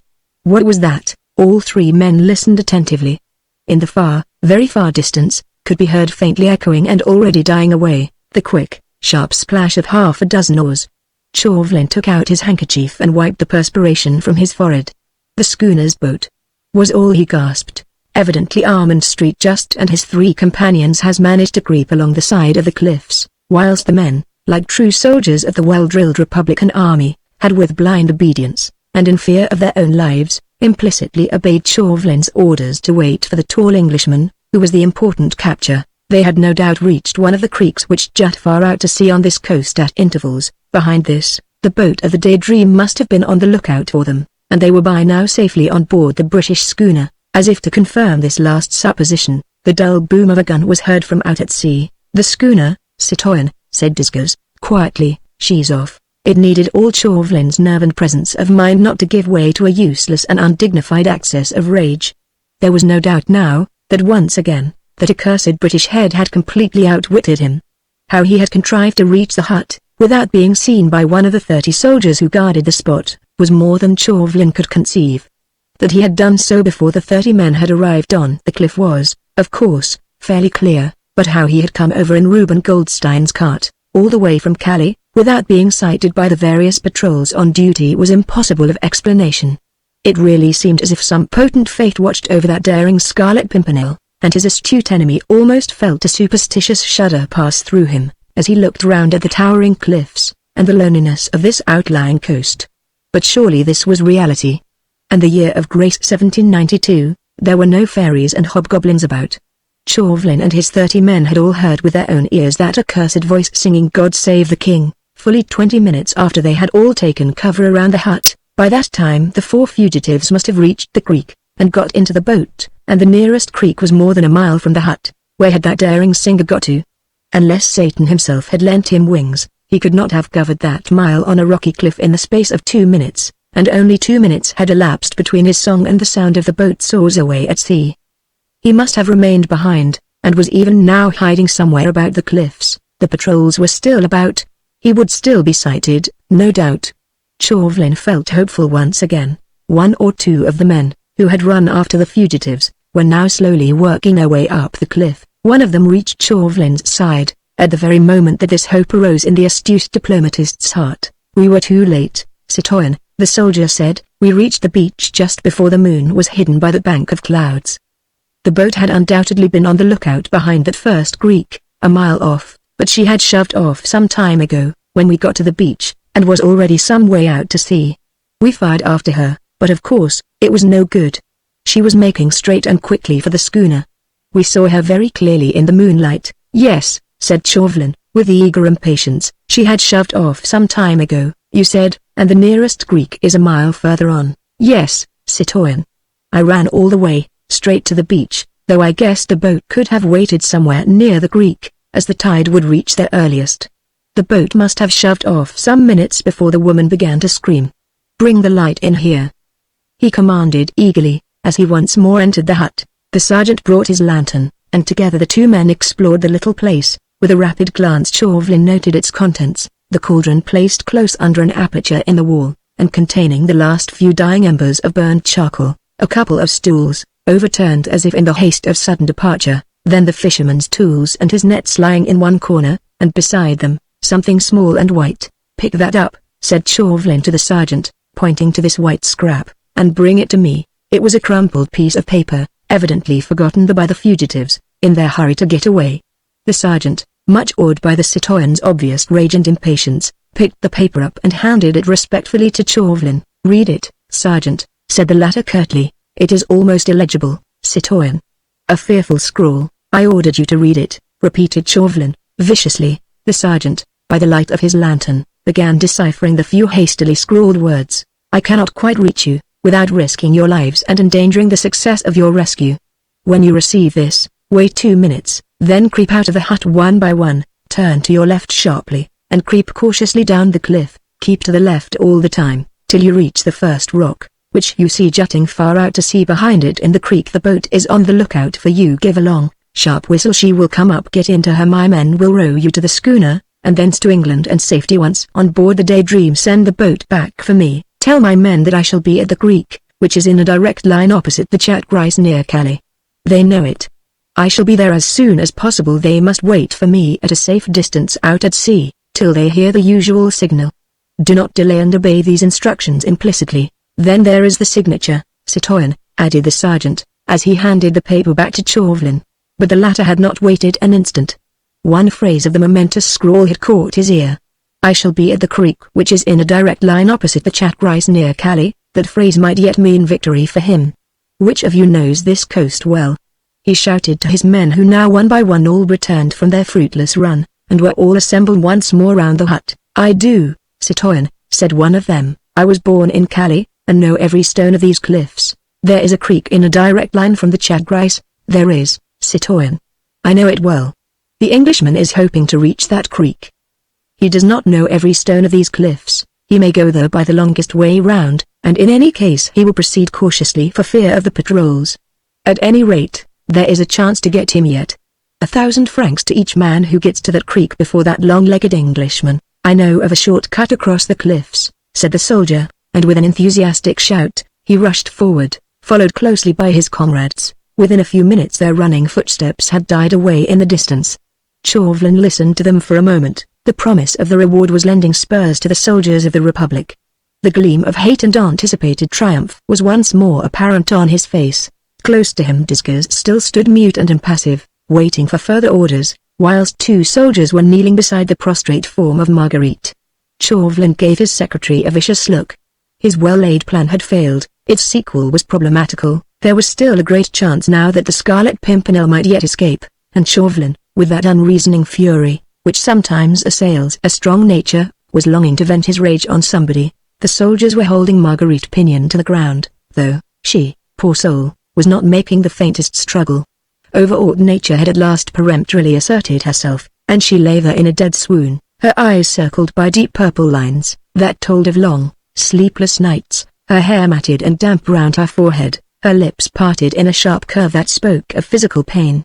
The cleverest woman in Europe, the elegant and fashionable Lady Blakeney, who had dazzled London society with her beauty, her wit and her extravagances, presented a very pathetic picture of tired out, suffering womanhood, which would have appealed to any, but the hard, vengeful heart of her baffled enemy. It is no use mounting guard over a woman who is half dead, he said spitefully to the soldiers, when you have allowed 5 men who were very much alive to escape.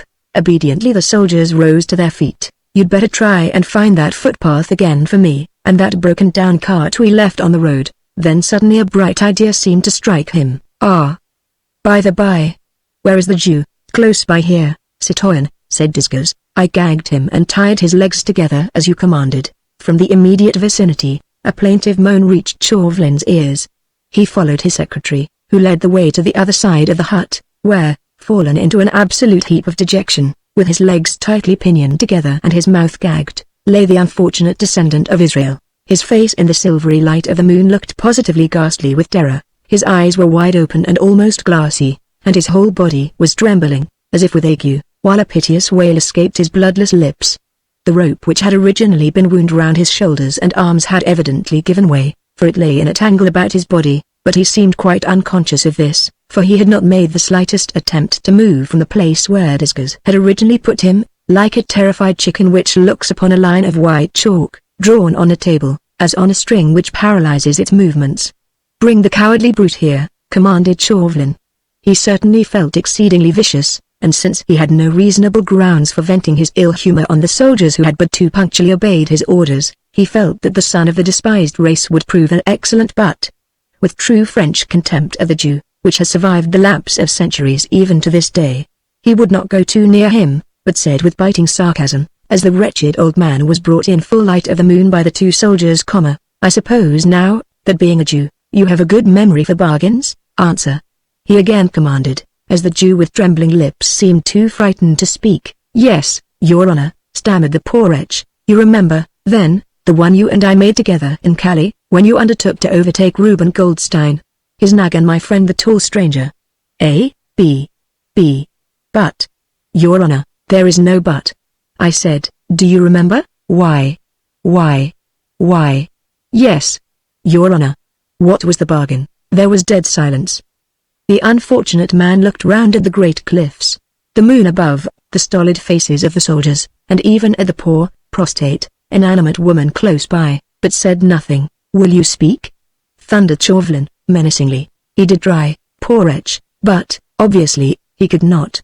There was no doubt, however, that he knew what to expect from the stern man before him. "Your Honor," he ventured imploringly. "Since your terror seems to have paralyzed your tongue," said Chauvelin sarcastically, "I must needs refresh your memory.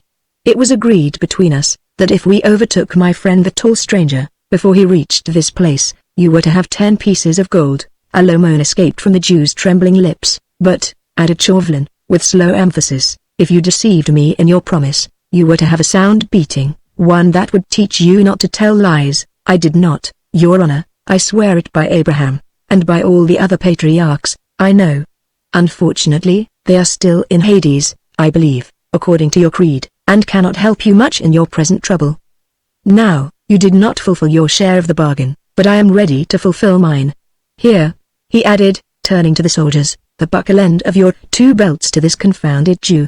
As the soldiers obediently unbuckled their heavy leather belts, the Jew set up a howl that surely would have been enough to bring all the patriarchs out of Hades and elsewhere, to defend their descendant from the brutality of this French official. "I think I can rely on you, citoyen soldiers," laughed Chauvelin, maliciously, "to give this old liar the best and soundest beating he has ever experienced.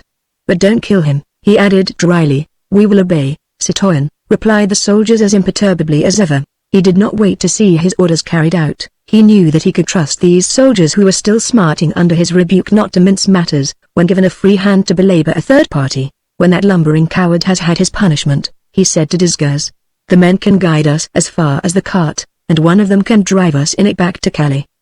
The Jew and the woman can look after each other," he added roughly, "until we can send somebody for them in the morning. They can't run away very far, in their present condition, and we cannot be troubled with them just now." Chauvelin had not given up all hope. His men, he knew, were spurred on by the hope of the reward. That enigmatic and audacious Scarlet Pimpernel, alone and with 30 men at his heels, could not reasonably be expected to escape a second time, but he felt less sure now. The Englishman's audacity had baffled him once, whilst the wooden-headed stupidity of the soldiers, and the interference of a woman had turned his hand, which held all the trumps, into a losing one. If Marguerite had not taken up his time, if the soldiers had had a grain of intelligence, if... It was a long if, and Chauvelin stood for a moment quite still, and enrolled 30-odd people in one long, overwhelming anathema. Nature, poetic, silent, balmy, the bright moon, the calm, silvery sea spoke of beauty and of rest, and Chauvelin cursed nature, cursed man and woman, and above all, he cursed all long-legged, meddlesome British enigmas with one gigantic curse. The howls of the Jew behind him, undergoing his punishment, sent a balm through his heart, overburdened as it was with revengeful malice. He smiled. It eased his mind to think that some human being at least was, like himself, not altogether at peace with mankind. He turned and took a last look at the lonely bit of coast, where stood the wooden hut, now bathed in moonlight, the scene of the greatest discomfiture ever experienced by a leading member of the Committee of Public Safety. Against a rock, on a hard bed of stone, lay the unconscious figure of Marguerite Blakeney, while some few paces further on, the unfortunate Jew was receiving on his broad back the blows of two stout leather belts, wielded by the stolid arms of two sturdy soldiers of the Republic. The howls of Benjamin Rosenbaum were fit to make the dead rise from their graves. They must have wakened all the gulls from sleep, and made them look down with great interest at the doings of the lords of the creation. "That will do," commanded Chauvelin, as the Jew's moans became more feeble, and the poor wretch seemed to have fainted away. "We don't want to kill him." Obediently the soldiers buckled on their belts, one of them viciously kicking the Jew to one side. "Leave him there," said Chauvelin, "and lead the way now quickly to the cart. I'll follow." He walked up to where Marguerite lay, and looked down into her face. She had evidently recovered consciousness, and was making feeble efforts to raise herself. Her large, blue eyes were looking at the moonlit scene round her with a scared and terrified look. They rested with a mixture of horror and pity on the Jew, whose luckless fate and wild howls had been the first signs that struck her, with her returning senses. Then she caught sight of Chauvelin, in his neat, dark clothes, which seemed hardly crumpled after the stirring events of the last few hours. He was smiling sarcastically, and his pale eyes peered down at her with a look of intense malice, with mock gallantry. He stooped and raised her icy cold hand to his lips, which sent a thrill of indescribable loathing through Marguerite's weary frame. "I much regret, fair lady," he said in his most suave tones, "that circumstances, over which I have no control, compel me to leave you here for the moment. But I go away, secure in the knowledge that I do not leave you unprotected. Our friend Benjamin here, though a trifle the worse for wear at the present moment, will prove a gallant defender of your fair person, I have no doubt.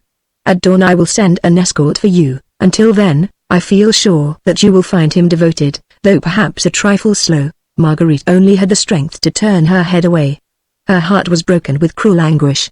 One awful thought had returned to her mind, together with gathering consciousness. What had become of Percy?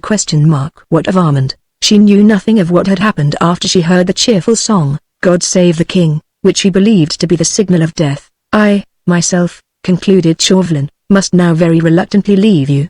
Au revoir, fair lady. We meet, I hope, soon in London.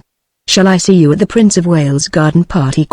No question. Ah, well, au revoir! Remember me, I pray, to Sir Percy Blakeney." And, with a last ironical smile and bow, he once more kissed her hand, and disappeared down the footpath in the wake of the soldiers, and followed by the imperturbable Disguise. Chapter 31. The Escape. Marguerite listened half-dazed as she was to the fast retreating, firm footsteps of the four men. All nature was so still that she, lying with her ear close to the ground, could distinctly trace the sound of their tread, as they ultimately turned into the road, and presently the faint echo of the old cart wheels, the halting gait of the nag, told her that her enemy was a quarter of a league away. How long she lay there she knew not. She had lost count of time. Dreamily she looked up at the moonlit sky, and listened to the monotonous roll of the waves. The invigorating scent of the sea was nectar to her wearied body. The immensity of the lonely cliffs was silent and dreamlike. Her brain only remained conscious of its ceaseless, its intolerable torture of uncertainty. She did not know ! She did not know whether Percy was even now, at this moment, in the hands of the soldiers of the Republic, enduring as she had done herself the gibes and jeers of his malicious enemy. She did not know, on the other hand, whether Armand's lifeless body did not lie there, in the hut, whilst Percy had escaped, only to hear that his wife's hands had guided the human bloodhounds to the murder of Armand and his friends. The physical pain of utter weariness was so great, that she hoped confidently her tired body could rest here forever, after all the turmoil, the passion, and the intrigues of the last few days here, beneath that clear sky, within sound of the sea, and with this balmy autumn breeze whispering to her a last lullaby. All was so solitary, so silent, like unto dreamland. Even the last faint echo of the distant cart had long ago died away, afar, suddenly. A sound. The strangest, undoubtedly, that these lonely cliffs of France had ever heard, broke the silent solemnity of the shore. So strange a sound was it that the gentle breeze ceased to murmur, the tiny pebbles to roll down the steep incline. So strange, that Marguerite, wearied, overwrought as she was, thought that the beneficial unconsciousness of the approach of death was playing her half-sleeping senses a weird and elusive trick. It was the sound of a good, solid, absolutely British dam. The seagulls in their nests awoke and looked round in astonishment. A distant and solitary owl set up a midnight hoot. The tall cliffs frowned down majestically at the strange, unheard-of sacrilege. Marguerite did not trust her ears. Half raising herself on her hands, she strained every sense to see or hear, to know the meaning of this very earthly sound. All was still again for the space of a few seconds. The same silence once more fell upon the great and lonely vastness. Then Marguerite, who had listened as in a trance, who felt she must be dreaming with that cool, magnetic moonlight overhead, heard again, and this time her heart stood still. Her eyes large and dilated, looked round her, not daring to trust her other sense. Odds life. But I wish those damned fellows had not hit quite so hard. This time it was quite unmistakable. Only one particular pair of essentially British lips could have uttered those words, in sleepy, drawly, affected tones. Damn! Repeated those same British lips, emphatically. Zoons! But I'm as weak as a rat. In a moment Marguerite was on her feet. Was she dreaming? Were those great, stony cliffs the gates of paradise? Was the fragrant breath of the breeze suddenly caused by the flutter of angels' wings, bringing tidings of unearthly joys to her, after all her suffering, or faint and ill was she the prey of delirium? She listened again, and once again she heard the same very earthly sounds of good, honest British language, not the least akin to whisperings from paradise or flutter of angels' wings. She looked round her eagerly at the tall cliffs, the lonely hut, the great stretch of rocky beach. Somewhere there, above or below her, behind a boulder or inside a crevice, but still hidden from her longing, feverish eyes, must be the owner of that voice, which once used to irritate her, but now would make her the happiest woman in Europe, if only she could locate it. Percy! Percy! She shrieked hysterically, tortured between doubt and hope. I am here. Come to me. Where are you? Percy! Percy! It's all very well calling me, dear, said the same sleepy, drawly voice, but odds life, I cannot come to you. Those damned frog-eaters have trussed me like a goose on a spit, and I am weak as a mouse. I cannot get away. And still Marguerite did not understand. She did not realize for at least another 10 seconds whence came that voice, so drawly, so dear, but alas, with a strange accent of weakness and of suffering. There was no one within sight, except by that rock. Great God! The Jew! Was she mad or dreaming? His back was against the pale moonlight. He was half crouching, trying vainly to raise himself with his arms tightly pinioned. Marguerite ran up to him, took his head in both her hands, and looked straight into a pair of blue eyes, good-natured, even a trifle amused, shining out of the weird and distorted mask of the Jew. Percy! Percy! My husband! She gasped, faint with the fullness of her joy. Thank God! Thank God, la! Dear, he rejoined good-humoredly, we will both do that anon, and you think you can loosen these damned ropes, and release me from my inelegant attitude. She had no knife, her fingers were numb and weak, but she worked away with her teeth, while great welcome tears poured from her eyes, onto those poor, pinioned hands. Odds life!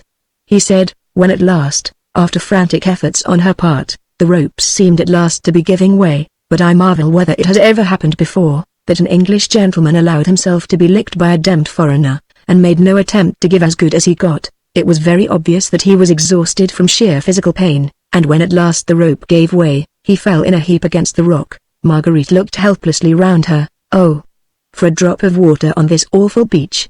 She cried in agony, seeing that he was ready to faint again. Nay, dear, he murmured with his good-humored smile, personally I should prefer a drop of good French brandy. And you'll dive in the pocket of this dirty old garment, you'll find my flask. I'm damned if I can move. When he had drunk some brandy, he forced Marguerite to do likewise. La! That's better now. Eh? Little woman? He said, with a sigh of satisfaction. Hey-ho! But this is a queer rig-up for Sir Percy Blakeney, but, to be found in by his lady, and no mistake. Begad! He added, passing his hand over his chin, I haven't been shaved for nearly 20 hours, I must look a disgusting object. As for these curls, and laughingly he took off the disfiguring wig and curls, and stretched out his long limbs, which were cramped from many hours stooping. Then he bent forward and looked long and searchingly into his wife's blue eyes. Percy, she whispered, while a deep blush suffused her delicate cheeks and neck, if you only knew. I do know, dear. Everything, he said with infinite gentleness. And can you ever forgive? I have naught to forgive, sweetheart, your heroism, your devotion, which I, alas, so little deserved, have more than atoned for that unfortunate episode at the ball. Then you knew? She whispered, All the time, yes. He replied tenderly, I knew. All the time. But, begad. Had I but known what a noble heart yours was, my Margot, I should have trusted you, as you deserve to be trusted, and you would not have had to undergo the terrible sufferings of the past few hours, in order to run after a husband, who has done so much that needs forgiveness. They were sitting side by side, leaning up against a rock, and he had rested his aching head on her shoulder. She certainly now deserved the name of the happiest woman in Europe. It is a case of the blind leading the lame, sweetheart, is it not? He said with his good-natured smile of old. Odds life. But I do not know which are the more sore, my shoulders or your little feet. He bent forward to kiss them, for they peeped out through her torn stockings, and bore pathetic witness to her endurance and devotion. But Armand, she said with sudden terror and remorse, as in the midst of her happiness the image of the beloved brother, for whose sake she had so deeply sinned, rose now before her mind. Oh! Have no fear for Armand, sweetheart, he said tenderly. Did I not pledge you my word that he should be safe? He with Turturn and the others are even now on board the Daydream. But how? She gasped. I do not understand, yet, 'tis simple enough, dear, he said with that funny, half-shy, half-inane laugh of his. You see. When I found that brute Chauvelin meant to stick to me like a leech, I thought the best thing I could do, as I could not shake him off, was to take him along with me. I had to get to Armand and the others somehow, and all the roads were patrolled, and everyone on the lookout for your humble servant. I knew that when I slipped through Chauvelin's fingers at the Chat Grice, that he would lie in wait for me here, whichever way I took. I wanted to keep an eye on him and his doings, and a British head is as good as a French one any day. Indeed it had proved to be infinitely better, and Marguerite's heart was filled with joy and marvel, as he continued to recount to her the daring manner in which he had snatched the fugitives away, right from under Chauvelin's very nose. Dressed as the dirty old Jew, he said gaily, I knew I should not be recognized. I had met Reuben Goldstein in Calais earlier in the evening. For a few gold pieces he supplied me with this rig out, and undertook to bury himself out of sight of everybody, whilst he lent me his cart and nag. But if Chauvelin had discovered you, she gasped excitedly, your disguise was good. But he is so sharp, odds fish. He rejoined quietly, then certainly the game would have been up. I could but take the risk. I know human nature pretty well by now, he added, with a note of sadness in his cheery, young voice, and I know these Frenchmen out and out. They so loathe the Jew, that they never come nearer than a couple of yards of him, and begad. I fancy that I contrive to make myself look about as loathsome an object as it is possible to conceive. Yes! And then? She asked eagerly. Zooks! Then I carried out my little plan, that is to say, at first I only determined to leave everything to chance, but when I heard Chauvelin giving his orders to the soldiers, I thought that fate and I were going to work together after all. I reckoned on the blind obedience of the soldiers. Chauvelin had ordered them on pain of death not to stir until the tall Englishman came. Disgers had thrown me down in a heap quite close to the hut. The soldiers took no notice of the Jew, who had driven Citoyen Chauvelin to this spot. I managed to free my hands from the ropes, with which the brute had trussed me. I always carry pencil and paper with me wherever I go, and I hastily scrawled a few important instructions on a scrap of paper. Then I looked about me. I crawled up to the hut, under the very noses of the soldiers, who lay under cover without stirring, just as Chauvelin had ordered them to do. Then I dropped my little note into the hut through a chink in the wall, and waited. In this note I told the fugitives to walk noiselessly out of the hut, creep down the cliffs, keep to the left until they came to the first creek, to give a certain signal, when the boat of the Daydream, which lay in wait not far out to sea, would pick them up. They obeyed implicitly, fortunately for them and for me. The soldiers who saw them were equally obedient to Chauvelin's orders. They did not stir. I waited for nearly half an hour. When I knew that the fugitives were safe I gave the signal, which caused so much stir, and that was the whole story. It seemed so simple. And Marguerite could marvel at the wonderful ingenuity, the boundless pluck and audacity which had evolved and helped to carry out this daring plan. But those brutes struck you. She gasped in horror, at the bare recollection of the fearful indignity. Well, that could not be helped, he said gently, whilst my little wife's fate was so uncertain, I had to remain here by her side. Odds life. He added merrily, never fear. Chauvelin will lose nothing by waiting, I warrant. Wait till I get him back to England! La. He shall pay for the thrashing he gave me with compound interest, I promise you. Marguerite laughed. It was so good to be beside him, to hear his cheery voice, to watch that good-humored twinkle in his blue eyes, as he stretched out his strong arms, in longing for that foe, and anticipation of his well-deserved punishment. Suddenly, however, she started, the happy blush left her cheek, the light of joy died out of her eyes. She had heard a stealthy footfall overhead, and a stone had rolled down from the top of the cliffs right down to the beach below. "What's that?" she whispered in horror and alarm. "Oh, nothing, dear," he muttered with a pleasant laugh, "only a trifle you happen to have forgotten. My friend, folks, Sir Andrew." She gasped. Indeed, she had wholly forgotten the devoted friend and companion, who had trusted and stood by her during all these hours of anxiety and suffering. She remembered him how, tardily and with a pang of remorse. "You had forgotten him, hadn't you, dear?" said Sir Percy merrily. "Fortunately, I met him, not far from the Chat Grice, before I had that interesting supper party, with my friend Chauvelin. Odds life. But I have a score to settle with that young reprobate ! But in the meanwhile, I told him of a very long, very circuitous road which Chauvelin's men would never suspect, just about the time when we are ready for him, little woman?" "And he obeyed?"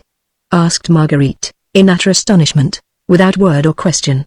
"See, here he comes. He was not in the way when I did not want him, and now he arrives in the nick of time. Ah! He will make pretty little Susanna most admirable and methodical husband." In the meanwhile Sir Andrew Ffoulkes had cautiously worked his way down the cliffs. He stopped once or twice, pausing to listen for whispered words, which would guide him to Blakeney's hiding place. "Blakeney," he ventured to say at last cautiously, "Blakeney, are you there?" The next moment he rounded the rock against which Sir Percy and Marguerite were leaning, and seeing the weird figure still clad in the Jew's long gabardine, he paused in sudden, complete bewilderment. But already Blakeney had struggled to his feet. "Here I am, friend," he said with his funny, inane laugh, "all alive. Though I do look a begagged scarecrow in these damned things." "Zooks!" ejaculated Sir Andrew in boundless astonishment as he recognized his leader. Of all there, the young man had seen Marguerite, and happily checked the forcible language that rose to his lips, at sight of the exquisite Sir Percy in this weird and dirty garb. "Yes," said Blakeney, calmly, "of all there." My friend ! I have not yet had time to ask you what you were doing in France, when I ordered you to remain in London. Insubordination. What? Wait till my shoulders are less sore, and, by gad, see the punishment you'll get. Odds fish. "I'll bear it," said Sir Andrew with a merry laugh, "seeing that you are alive to give it. Would you have had me allow Lady Blakeney to do the journey alone? But, in the name of heaven, man, where did you get these extraordinary clothes? Lud?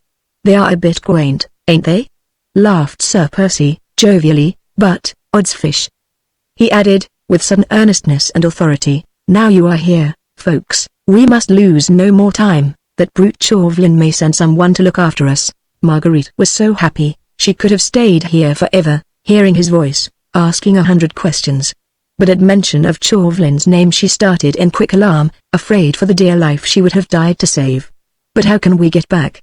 she gasped. "The roads are full of soldiers between here and Calais, and we are not going back to Calais, sweetheart," he said, "but just the other side of Gricenez, not half a league from here. The boat of the Daydream will meet us there." "The boat of the Daydream?" "Yes," he said, with a merry laugh, "another little trick of mine. I should have told you before that when I slipped that note into the hut. I also added another for Armand, which I directed him to leave behind, and which has sent Chauvelin and his men running full tilt back to the Chat Grice after me. But the first little note contained my real instructions, including those to old Briggs. He had my orders to go out further to sea, and then towards the west.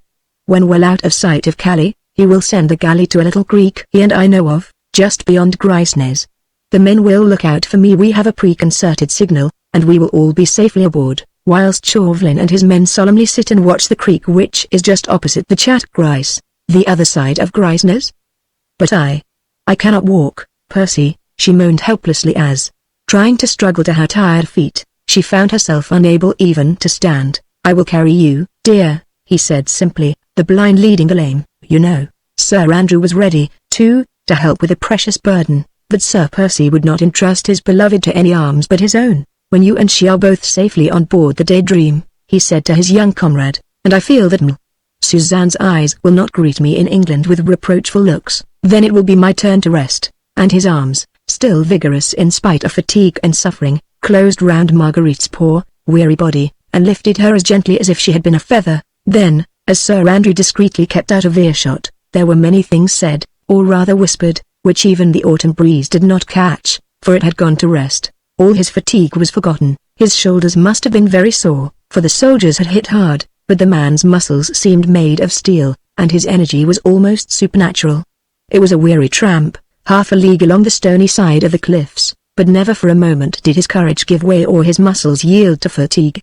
On he tramped, with firm footstep, his vigorous arms encircling the precious burden, and, no doubt, as she lay, quiet and happy, at times lulled to momentary drowsiness, at others watching, through the slowly gathering morning light, the pleasant face with the lazy, drooping blue eyes, ever cheerful, ever illumined with a good-humored smile, she whispered many things, which helped to shorten the weary road, and acted as a soothing balsam to his aching sinews. The many-hued light of dawn was breaking in the east, when at last they reached the creek beyond Grisnes. The galley lay in wait. In answer to a signal from Sir Percy, she drew near, and 2 sturdy British sailors had the honor of carrying my lady into the boat. Half an hour later, they were on board the Daydream. The crew, who of necessity were in their master's secrets, and who were devoted to him heart and soul, were not surprised to see him arriving in so extraordinary a disguise. Armand Street Just and the other fugitives were eagerly awaiting the advent of their brave rescuer. He would not stay to hear the expressions of their gratitude, but found the way to his private cabin as quickly as he could, leaving Marguerite quite happy in the arms of her brother. Everything on board the Daydream was fitted with that exquisite luxury, so dear to Sir Percy Blakeney's heart, and by the time they all landed at Dover he had found time to get into some of the sumptuous clothes which he loved, and of which he always kept a supply on board his yacht. The difficulty was to provide Marguerite with a pair of shoes, and great was the little middy's joy when my lady found that she could put foot on English shore in his best bear. The rest is silence! Silence and joy for those who had endured so much suffering, yet found at last a great and lasting happiness. But it is on record that at the brilliant wedding of Sir Andrew Ffoulkes, Bart, with Suzanne de Tour and de Basserive, a function at which H. the Prince of Wales and all the elite of fashionable society were present, the most beautiful woman there was unquestionably Lady Blakeney, whilst the clothes of Sir Percy Blakeney were the talk of the Junior Story of London for many days. It is also a fact that M. Chauvelin, the accredited agent of the French Republican government, was not present at that or any other social function in London, after that memorable evening at Lord Grenville's ball.